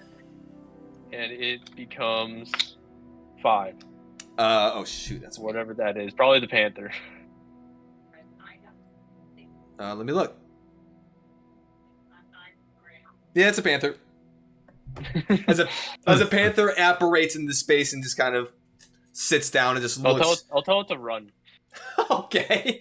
As you tell it to run, it just skulks off and he looks to you, Morel, and goes, honestly, I think you should keep keeping this one in check because he's very mischievous. Yes, it does not harm anyone though, which is good. So as long as he keeps up like that, we should be okay. Yeah, He hasn't harmed anyone yet. my goal is but to help people. Well, I guess teach their own, I suppose. And he looks over to you, Sir Denrick. Well, Axov, it has certainly been an adventure. Suppose not all things are as they seem. And it would appear that fate may have brought us together and led me here. And I thank you for that. But I wish you the best in whatever it is you have going. And I will not inquire further. And with that, I'll like kind of gesture like a gauntlet over my chest, and I'll kind of bow slightly. He kind of nods back. Farewell, Axov. Farewell, Sir Denrick. Go do great things. All right, well, okay. I think we got as emotional as we probably should. All right, y'all take care, and we'll see if we'll see you around. As he makes his way back up to the steps, and goes back to the door that he exited from to retrieving your gold, and you hear the door close behind, as you all now sit in this kind of snow-stricken alleyway with gold, more gold than you probably have ever held in your lives collectively in your hands. Quite a bit of gold. Well, split it up and Walk It's over. Sorry, go ahead. If any of you want, if you have any of you need something to do, I think well, similar to how I was drawn to Valenvor, I think there's something in these mountains that needs finding, intervening, something, and so that's gonna be my next step. Mm-hmm. Well, I'm beginning to gather that a life like this, you never truly rest. Yeah, yes. There were some low points during that trip. There were certainly some low points. And, is this matter pressing, or should we take a few days to recover? I'm not too sure how pressing any of these really are. I just kind of make my way. Not fast, not slow, but I get there and it's worked out. So I guess we may very well be able to take a few days. well, What friends?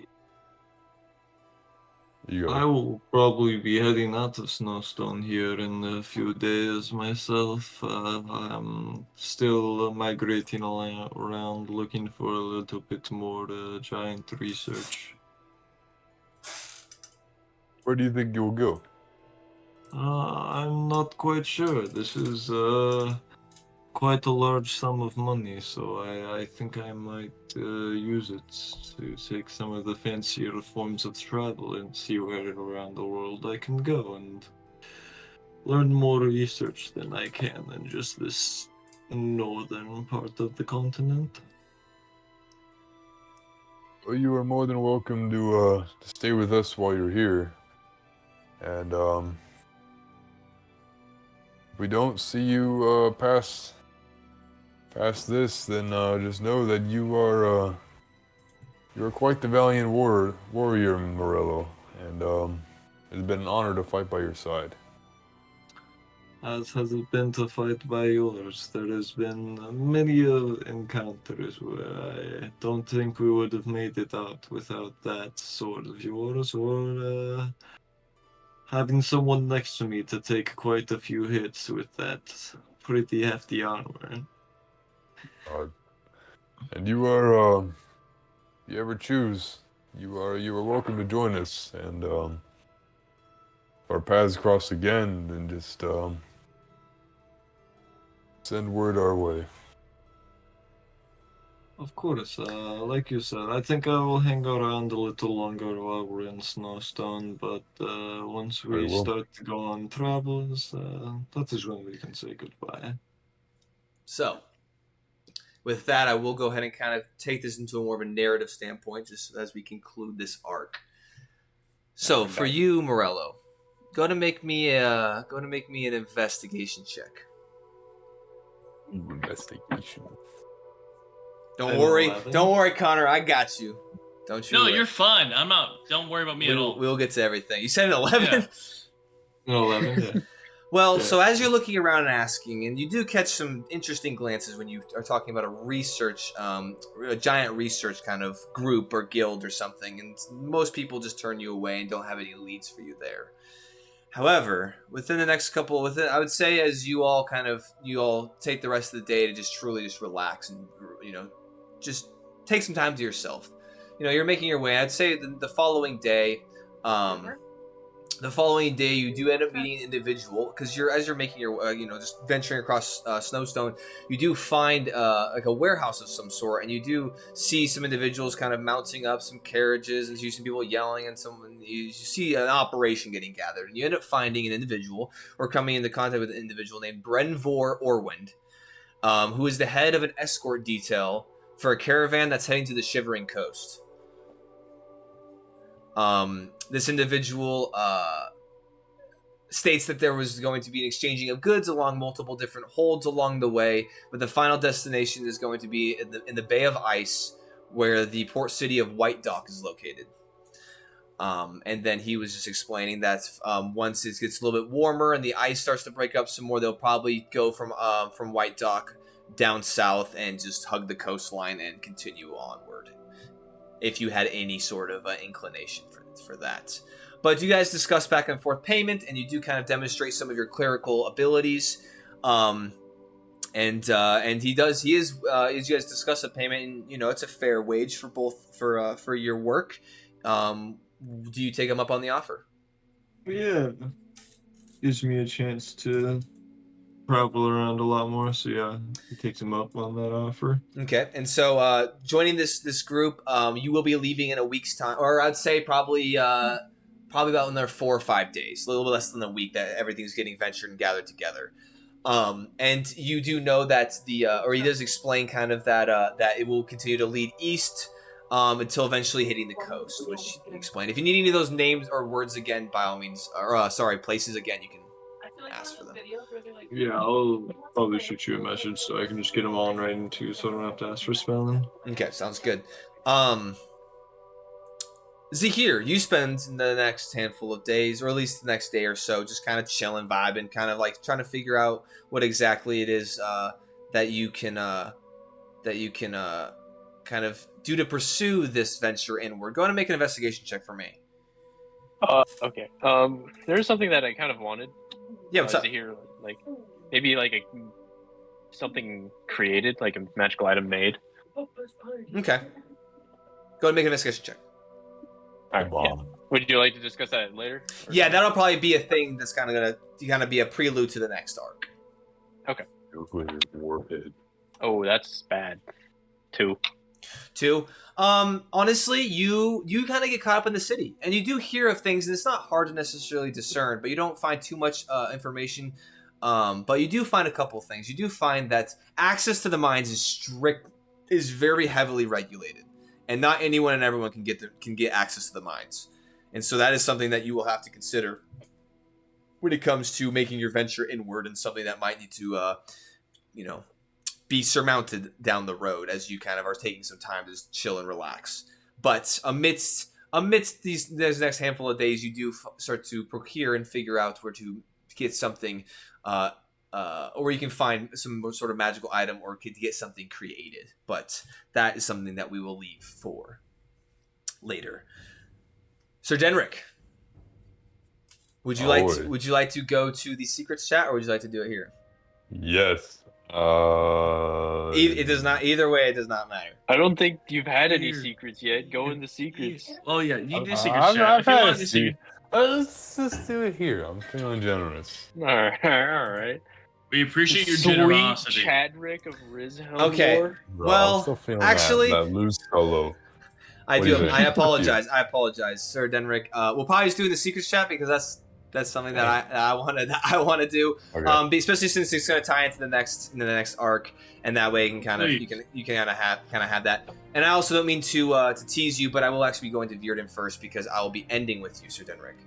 That's fine. Yeah. So Virden, we Secret chat. Okay. I'm kidding. Yeah, I'm kidding. Oh. No, I'm kidding. He said you don't get to hear my secrets. Yeah.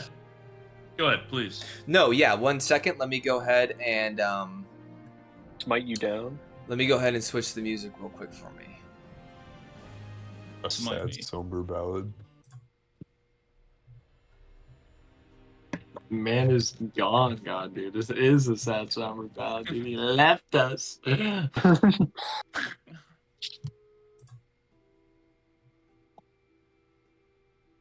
I'll remember that for next arc when I take There you your go. knees out like the wind, bro.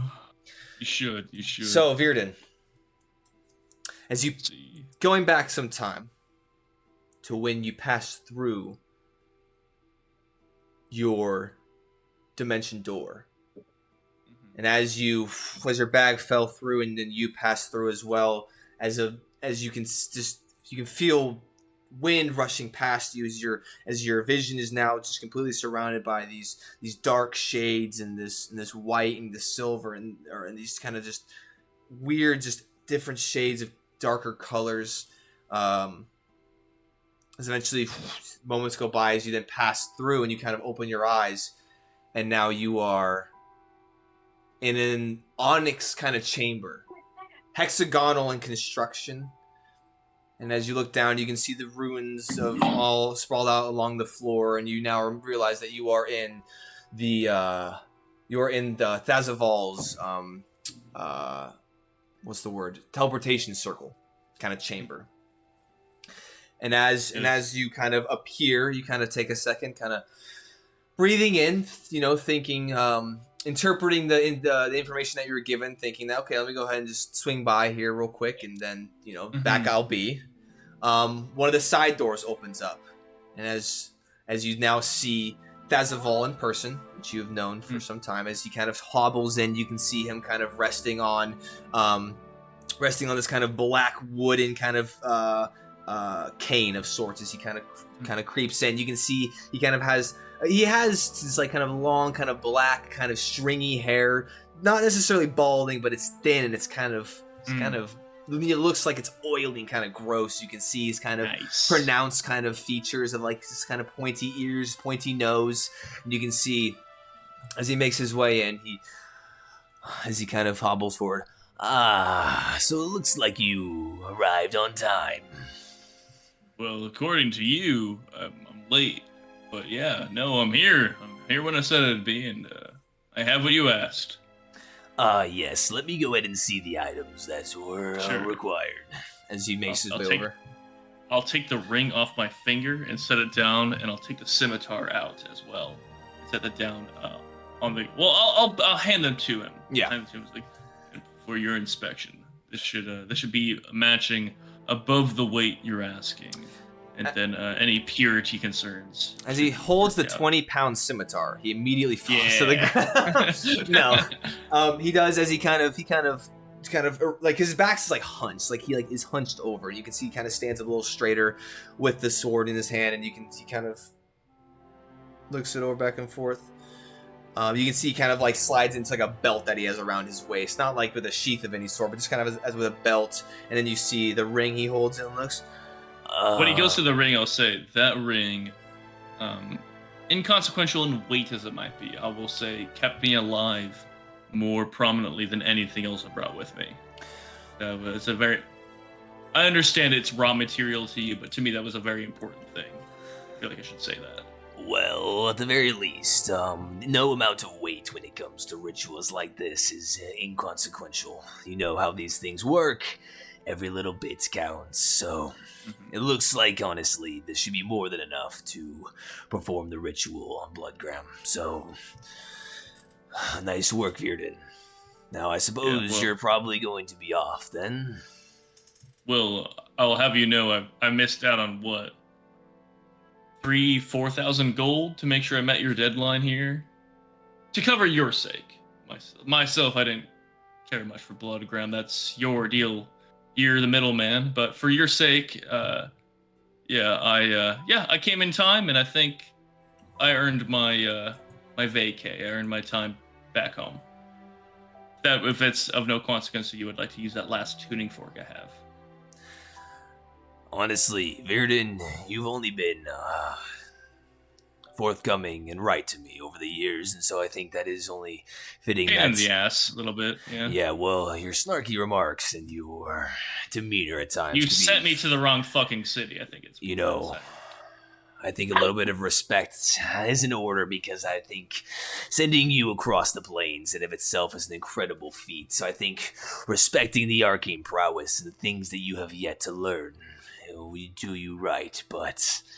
To be fair, you're a sorcerer, and you just are born with magic in your blood or some shit. Never bothered to learn it.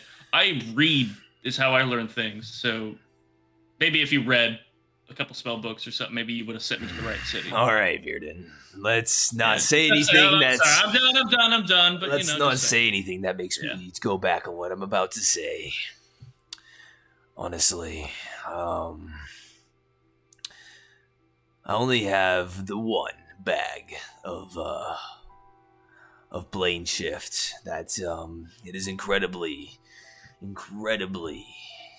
let's see, personal to me. And so I just want to say that me giving it to you is not something I will do lightly, but I think that over the years and the shit that Bloodgram at times would put you through amongst more than the other hunters of the guild, I think that you, above anyone else, deserves the ability to, I guess, be free of the ties to others and traversing the spaces of beyond. And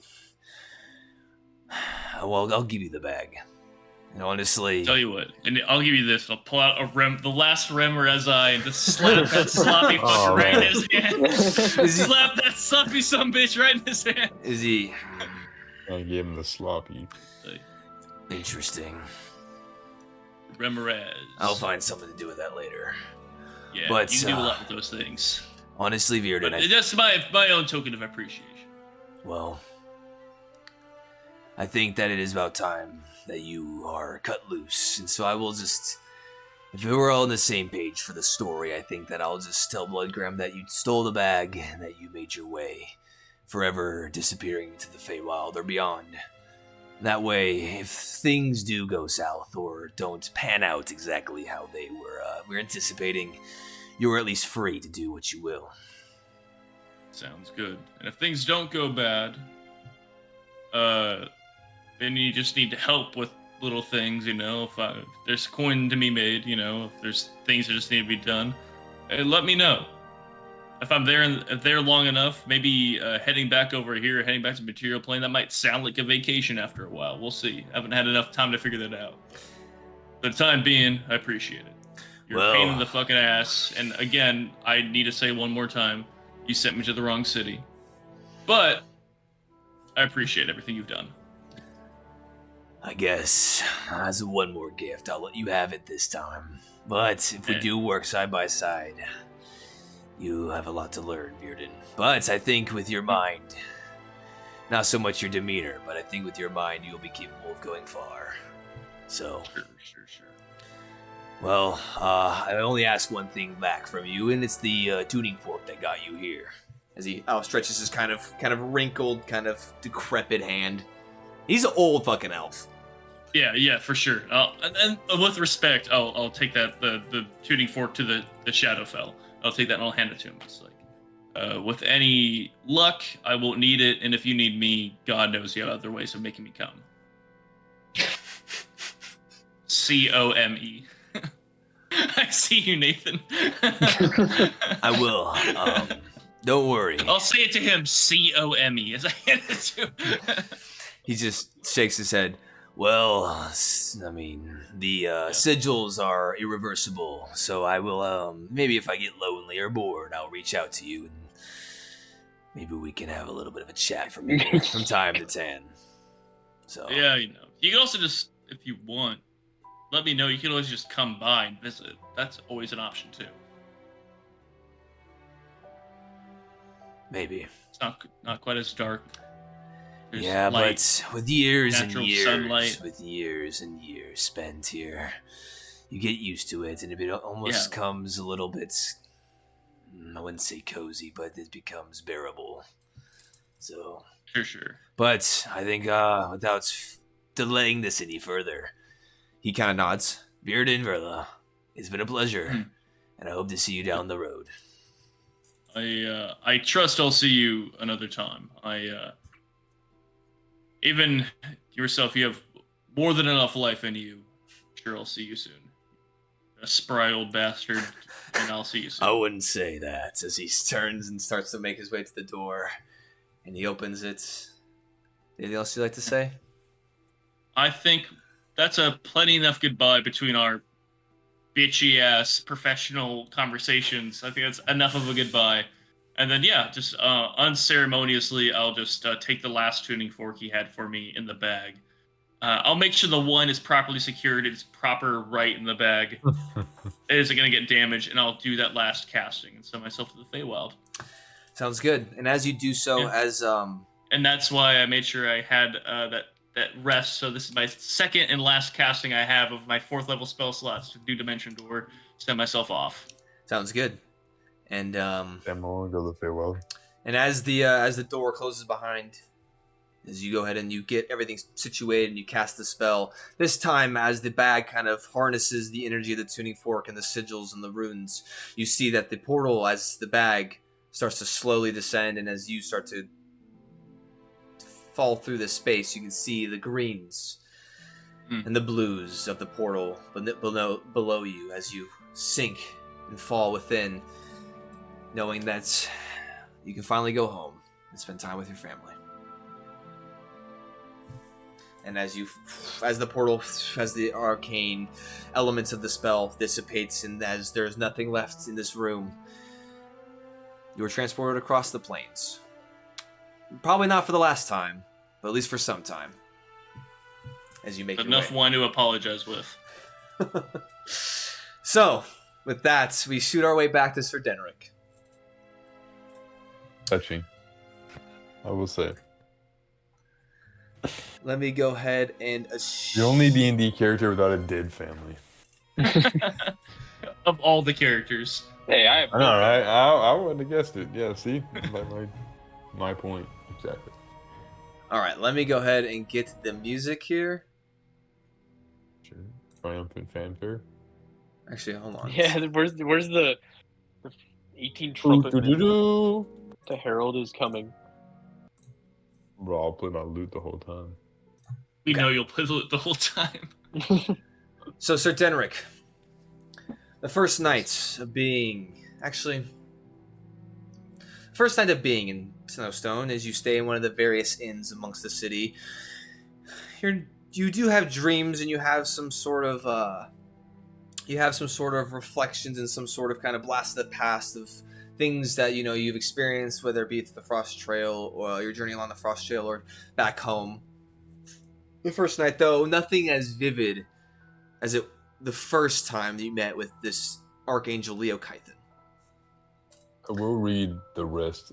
I do plan on reading the rest of the book.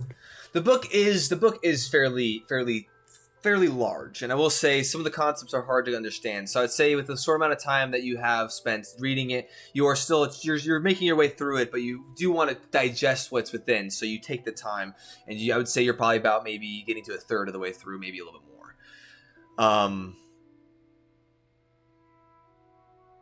But on the second night, as you know, you've gone about your daily business. On the second night, you fall asleep and find yourself coming to. As you look around, you are You look around like on the ground. You see that you're almost sitting in almost like a prayer position of sorts, as you're on your knees. Your legs are kind of rested behind you, kind of the tops of your feet kind of laying flat on this kind of carpet underneath you. And as you look around, as you look up and around, you can see you are now in the same space that you met this individual the first time. But instead of him being up on this kind of raised platform, you see this large scale. You see it goes up, and you can see the left and the right that are held within both sides. You can see that the bricks in order, and the parchment and the paper. The top, you can see the sun and the moon divided. You can see the pillars rising up on the left and the right of this massive marble hall. You can see the light between the kind of cloudy sky kind of above you, casting this ray of light over top of the scale. All of a sudden, as you're taking in this space, you can hear footsteps behind you. As you look back, and you can see the same visage of the archangel before you. As you can see in these white robes, you can see his face, just a bright, eminent light. As you kind of have to turn away, just after briefly staring, you can see him walking over, and you hear him call out, "Ah, Sir Denrick.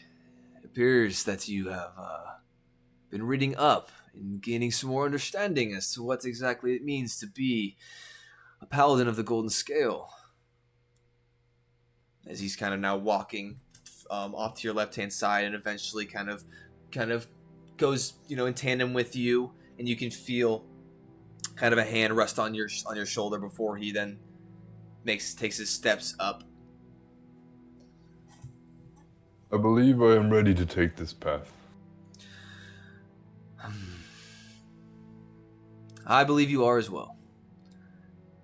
However, just I want you to understand that you are new to this way of life, and I do not expect perfection in your demonstrations of faith, and I do not expect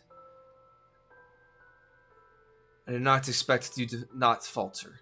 I want you to understand that mortals such as yourself, they have a lot to offer, but there are things beyond your scope, and there's things beyond that just you can do. So that is why we are here. Adonai is here to lift you up and give you the strength to overcome obstacles that might be far greater than your own.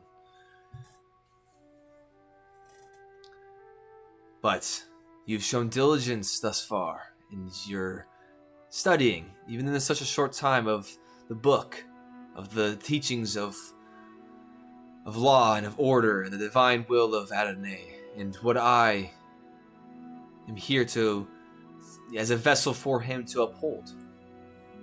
But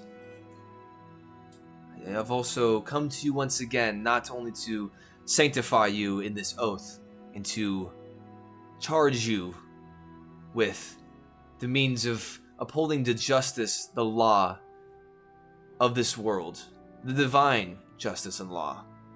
Whether people want to admit it or not, it is there. I also want to warn you of the things coming up ahead. There is a great evil residing underneath Snowstone and within the mines. Evil that has not seen the light of day in many, many, many millennia. Is millennia thousands? Decades. Decades is 10, right? Millennia, I think, is only a... Millennia is 100? thousands. What's 100? Century? Century. I want to. Yeah. Okay. 100th century, then millennia. Yeah. Eon. Yeah, you're right. I don't want to say something. I don't want to say something. We're all collectively dumb. I don't want to say something stupid like Yeah. saying 20-pound scimitar again, so I gotta make sure I fact check myself. Probably no, because the 41st millennium. Yeah. They've not seen the light of day in many, many centuries. What kind of evil? Evil that harbors hatred for those that dwell amongst the lands above. That goes against the law and the order of how things have been set in stone. Those that reject and choose to destroy and cause pain instead of uplifting and caring for one another and doing right by those around them. They have cruelty in their hearts, and I've sensed that there is workings that are coming to fruition that they have had for some time, plans that will be making their way to the surface very soon. So it is because of this that I charge you, Sir Denric, as now a paladin of order, of law, and of good. I charge you to investigate this darkness that lies within the mines, beneath where you currently reside, and snuff it out. Bring it to justice, and allow the innocent not to be hurt. Well, it seems I have been sent here for a reason then. And I will stand against this evil. Amazing. Sir Denric, your potential is so vast, but I want you to just take it one step at a time and make sure that you always rely on those that dwell in the heavens and those that created you for a purpose. As I am only a vessel for Adonai and his teachings and his will, so I want you to always understand that it is not my doing though I am a vessel and I do give, and I do grant power in some capacity, that it is always through the Almighty in which that we find our strength, even my own. So keep true to that. And don't forget. Also, it seems that you are wielding the armor of one that I used to have amongst my ranks, a Valkyrie.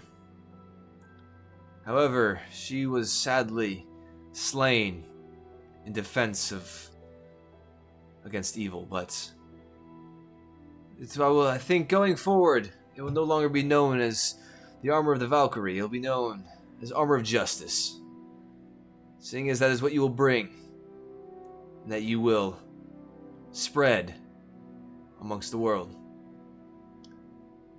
Justice for good. Well, I should say justice for evil, and for the wrongdoings that they might transgress against us. At which point, as you're kind of sitting there kind of in this prayer position, you do realize you do have the when you first started this kind of interaction, you were wearing robes, but now as you've spoken about this, you are now wearing the armor. And you can see now as the armor, the breastplate is starting to light up, and it's starting to it almost looks like there are lines being drawn and created amongst and etched into this armor. As he kind of says this, he goes, "So, Sir Denric, come and take your charge," as he kind of gestures over to the large scale atop of this pedestal. I will stand up. And as you stand up, you make your way up the steps. How do you grab the scale?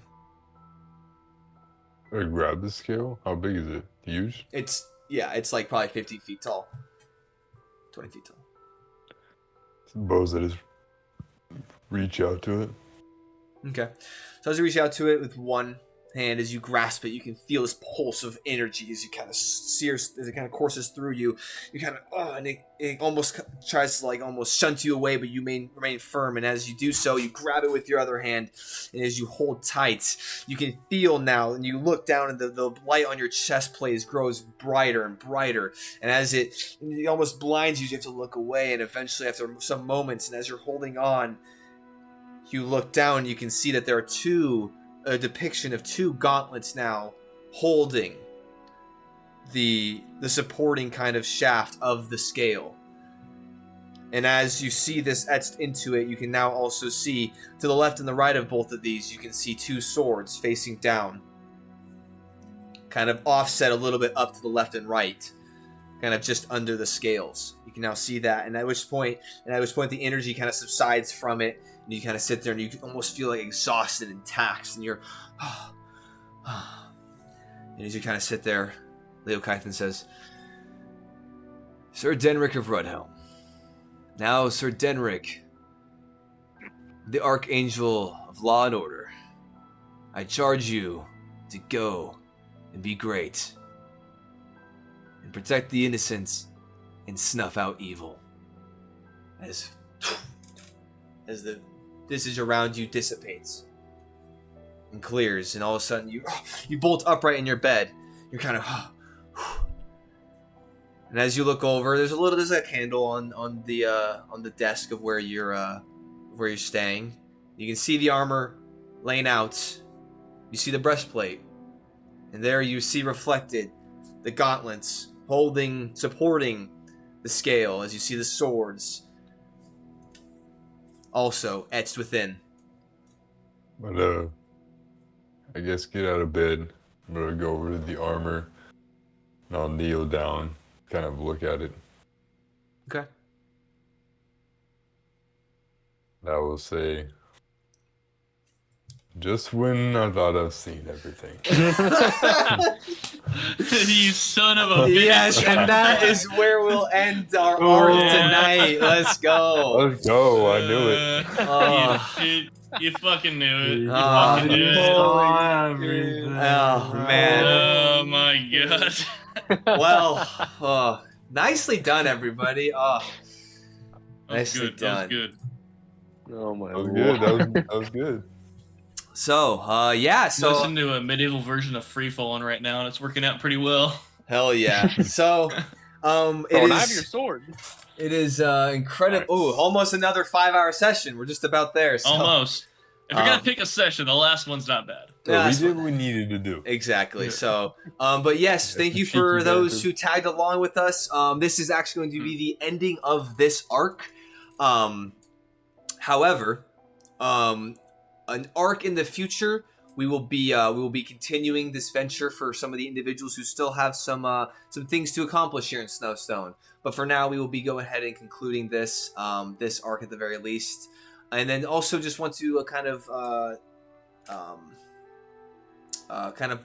a note, as kind of an announcement, we will be taking a month off from here. So because we have some life things going on, some traveling to do, and so but I'll be obviously posting updates in the YouTube kind of forum, I guess, for lack of a better term, just on when the next adventures will be coming out, and what you guys can kind of look forward to. We might not necessarily pick up the next arc attached to this one immediately, just because we will be taking at least a month off, but then there might be some other scheduling things going forward. But yeah, regardless, next arc, whatever it might be, will be obviously grandiose, and it'll be a lot of fun, and we will definitely be having some new people on, different cast of characters, and we'll just keep it fresh, keep it real. So, but yeah. Thank you so much for all of those who tagged along for this arc. Hope you enjoyed it. We certainly, obviously, certainly did. So, Yep. But y'all take it easy. Have a wonderful rest of your night, and we will see you next time, wherever that might be. Keep it easy. Always throw a fireball. Nice. Oh. Wise words.